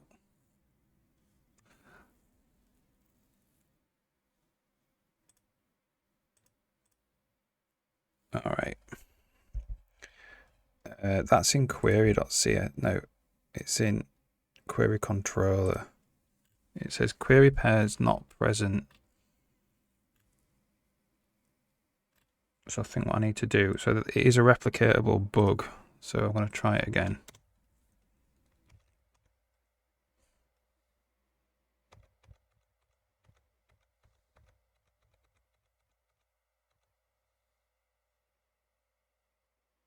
Okay, it looks like ads there didn't return.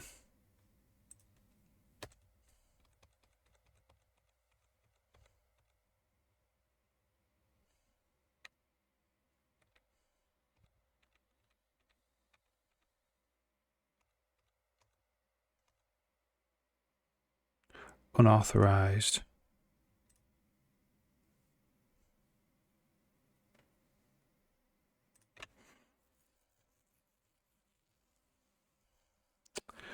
So it didn't let me back in to get the new ad.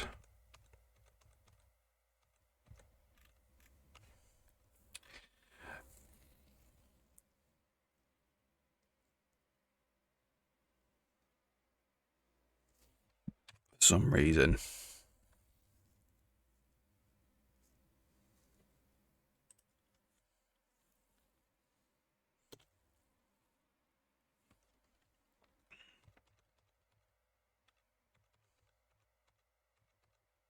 So that must mean the token is out of date.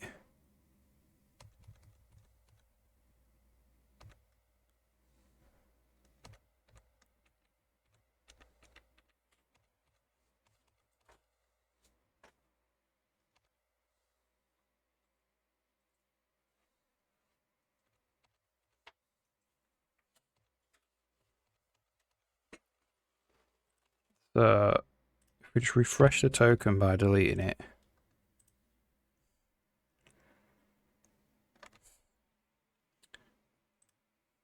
So we need to build that in.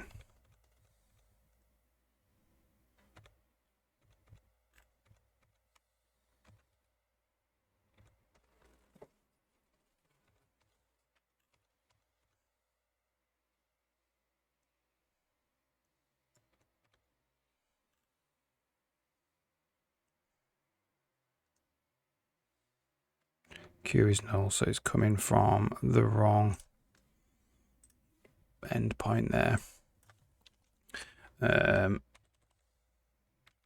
What is it? It's that one.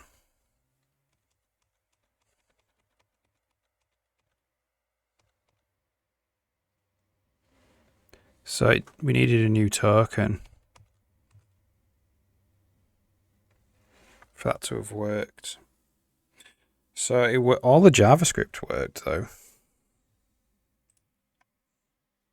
which is cool.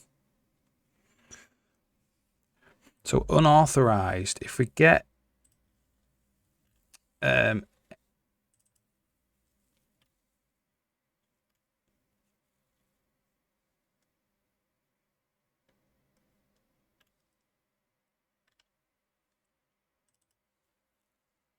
if any of these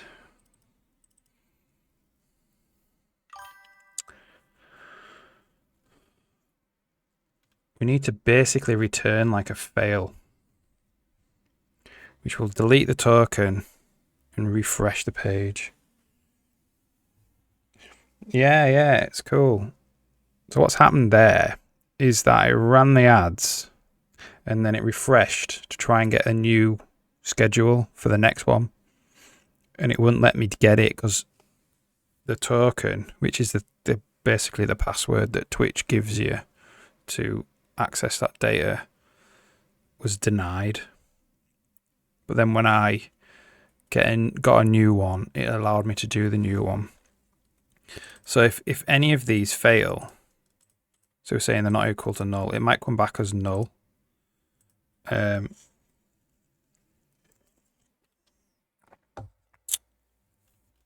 We need to do a failed path. So this would be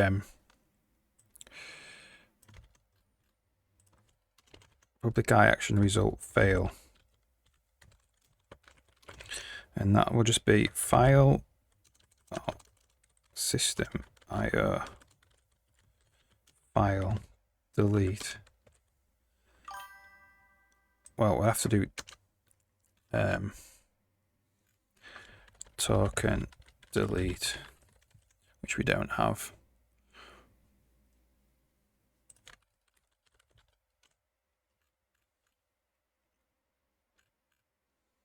So that'd be public static void delete. That'd just be file delete token path, like that. So we do token delete, and then we need to return a redirect.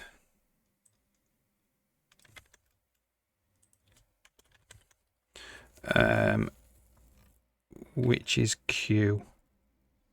So we have this thing called session queue, or whatever it's called.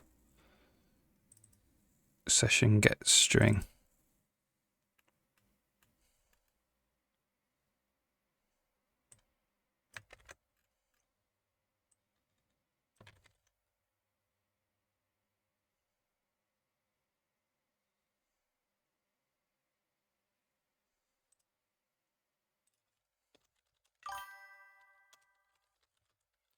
Base.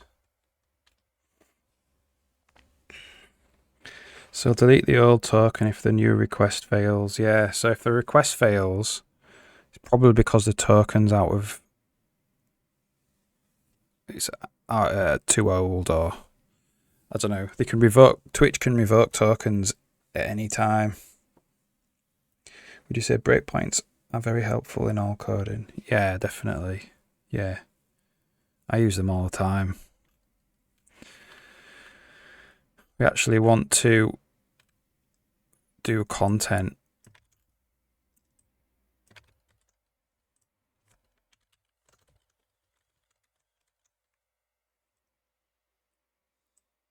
Just like failed.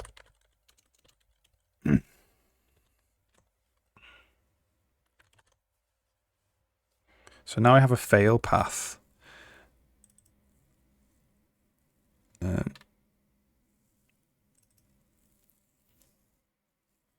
What's the problem here now? Do I have my own query?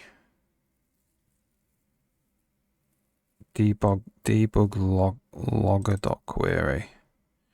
Okay, well that's my query, so what's that? Lazy Ben Twitch models.query.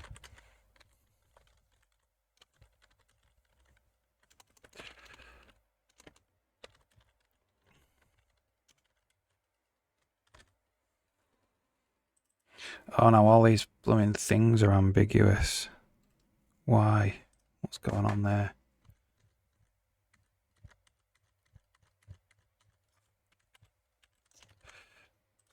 Tries to import that. And you get comment.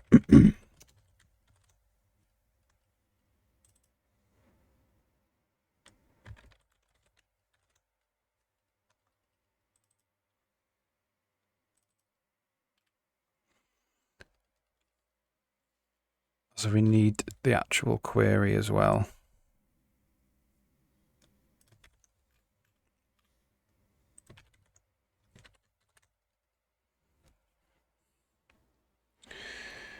What tools are you planning on including in your game engine? So it's got a level editor, and then it's got a behavior tree editor, so AI behavior systems. It's got cutscene editor, dialogue trees, sprite sheet editors and stuff like that. And then there's a lot of codey tools as well that haven't got UI, so a lot of image compression things and stuff like that. But yeah, I'll show you tomorrow if you're around.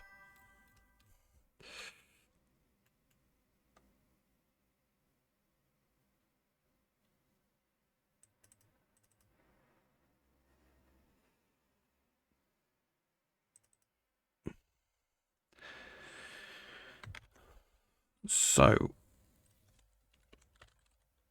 if broadcasters, so what I might do is I might say, if broadcasters is null, return fail query.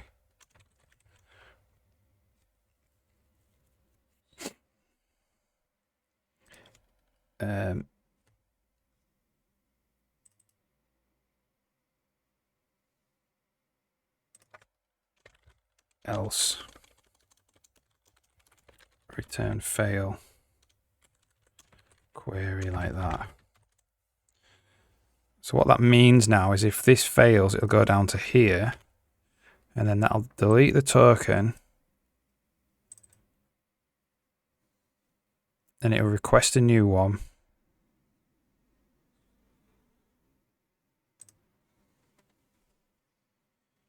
Do we need to even do that? We don't need to do that. Delete the token and then refresh the page. All right.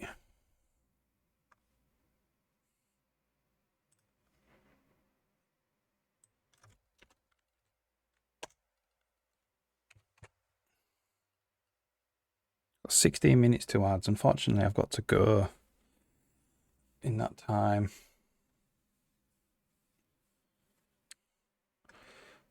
But it's working for sure. Just test it a bit tomorrow. How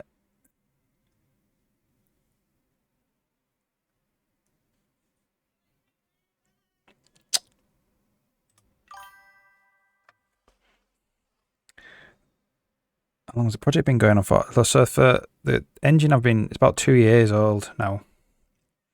The game I started at the end of January, but then I coded it. I worked on it until July, end of July, and then in August and then now September, I'm back on the engine, the editor code. So it's yeah, it's coming along. I'll be able to show you. I'll just wait. Unfortunately, I'm probably not going to be. I might just be here. I probably won't be able to. I need to go and pick up my kid from school.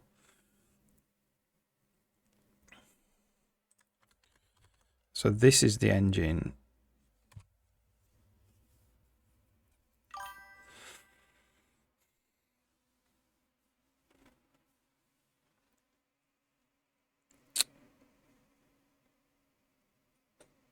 There we go. So this is the level editor. This is currently what I'm working on. Right now I'm working on triggers. So triggers are something you place in the game that like react to the world, or they send events to other parts of the game. If on conditions like someone walks into them, or someone walks out of them, or someone's been stood on one for 5 seconds. So you can put them in just by dragging them like that, and then you move them about. But what I want to work on next is if you double click, you can select each individual cells and delete them. So you can have triggers of bizarre shapes if you want to. And And what I've been working on last week is this is a prefab file. So prefab files turn into brushes. So if I open this one and then I select the prefab file, you can see you can just paint them in. And then because these are prefab files, that also gets turned into a brush. You know what I mean? So you can like have prefabs inside of prefabs inside of prefabs. And then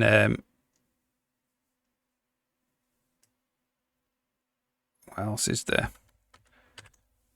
So this is like a dialogue tree. So this is Jenny, an NPC. And you can give her like multiple dialogue trees. So they evaluate from left to right, and then if the conditions are satisfied, it speaks it. Do you know what I mean? So these are like different things you can make her do. Like if there's a quest being started, she'll talk to you and with this dialogue tree, and you specify what quest or what group of quests. And then this should give you a blueprint. So that's to do with the crafting system. Radar coordinates. She'll give you an item. She'll give you a quest. This is how she speaks to you if you're a different playable character. Say you're a droid. This is like a traveling salesman scenario where she has a shop on her. Yeah, I made it. Yeah, I made it. Yeah. Oh, thanks. Yeah, so this is what I am making normally on the stream. And then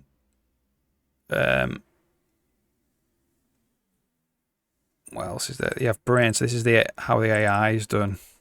So you make these trees, then you attach them to NPCs. I mean, you can attach them to anything. You could attach it to a tree if you wanted to. And then they run these trees. And this is a tree that does combat. So if you attach this to an NPC, you'll be able to fight it.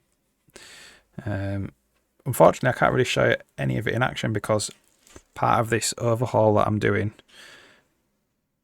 has made the prototypes invalid because I've changed the way that the data is laid out in the game. But I'll rebuild up the prototypes again and you'll be able to see it all. And these like green bits are code. This is code in the engine. So it's like the purple nodes are like first do this, then do this. Selectors are like do this or this or this. So it'll be like come down here and it'll select one of these things to do. So it'll do this one, which is this and this. If that fails, then it'll go and do this one.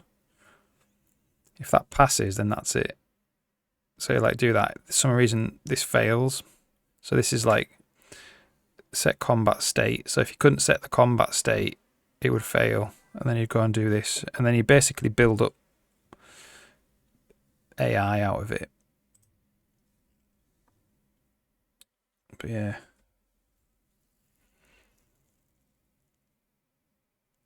So the trees can be anything. So the behavior, it's just how you define a behavior. So it's going to be for like NPCs in their jobs. So the engine supports like a full day in the life of every NPC. So it'll get up, eat breakfast, go to work. At the end of the day, it'll go to the inn. And they're done on what's called patrols. So I'll just relaunch it. So a patrol is slightly different. A patrol is meant to be a high-level view of an NPC's day.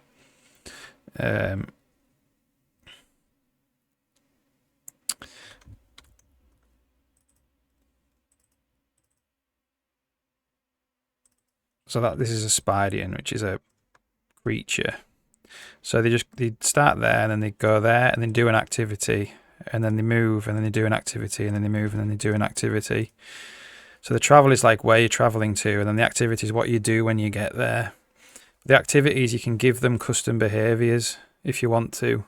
So when they get there, they'll do a behavior. Or what you can do for the whole patrol is set a behavior.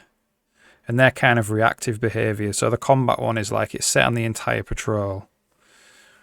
So when the playable character walks up, and then it triggers the combat tree, it will drop this patrol and start doing the combat tree until that's over. And then it'll go back on its patrol again. But you can assign, you know, you can build different graphs for anything. Yeah.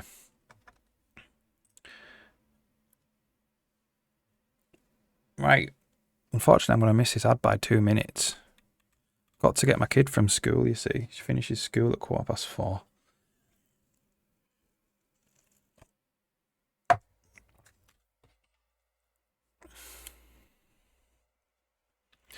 It will, as long as it refreshes the token.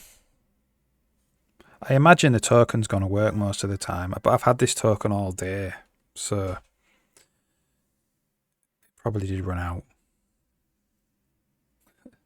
Thanks. Yeah, so tomorrow the plan's to work on those triggers. Double click on them and then delete parts out of the trigger. So you can have like trigger in an O shape or something, or trigger in a U shape that wraps around an object.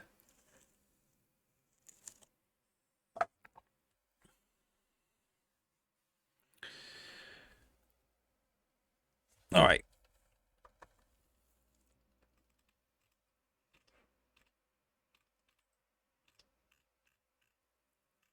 What I might want to do as well is have like a fade in animation. I might work on that off stream. Oh, thanks for the subscription. That's most appreciated. My second one. Thank you.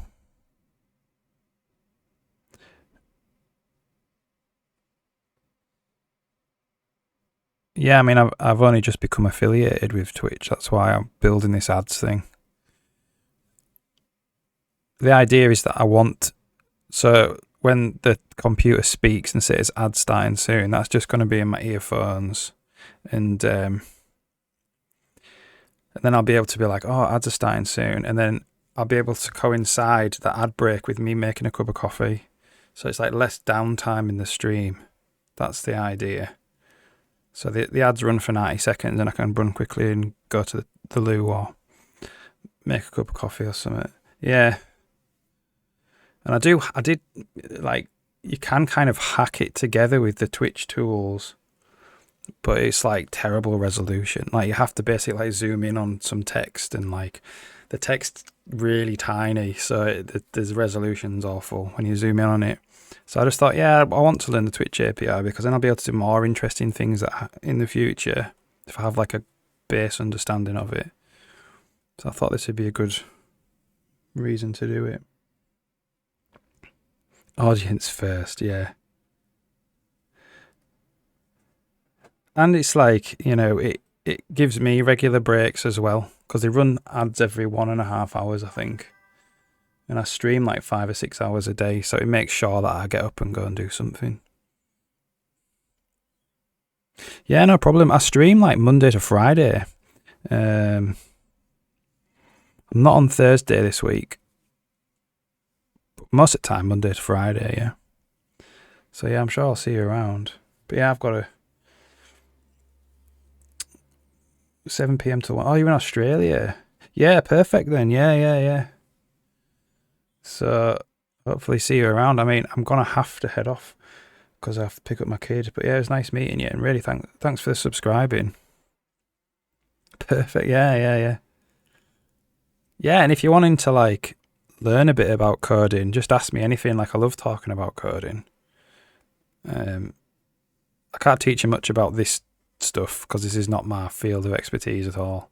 But the engine stuff I can. Yeah, nice to meet you as well. But yeah, thanks. Anyway, gonna have to head off. But yeah, hopefully see you tomorrow. Yeah, cheers. Thank you. Yeah, it's a good engine. It's going to be good. It's going to look really good. There's loads of stuff as well I'll show you. Like, it's got like dynamic light and shadow and stuff, but that's currently all broken. Even though it's 2D, it all casts shadows and God rays and stuff. Yeah, see you later. Nice to meet you. Bye-bye.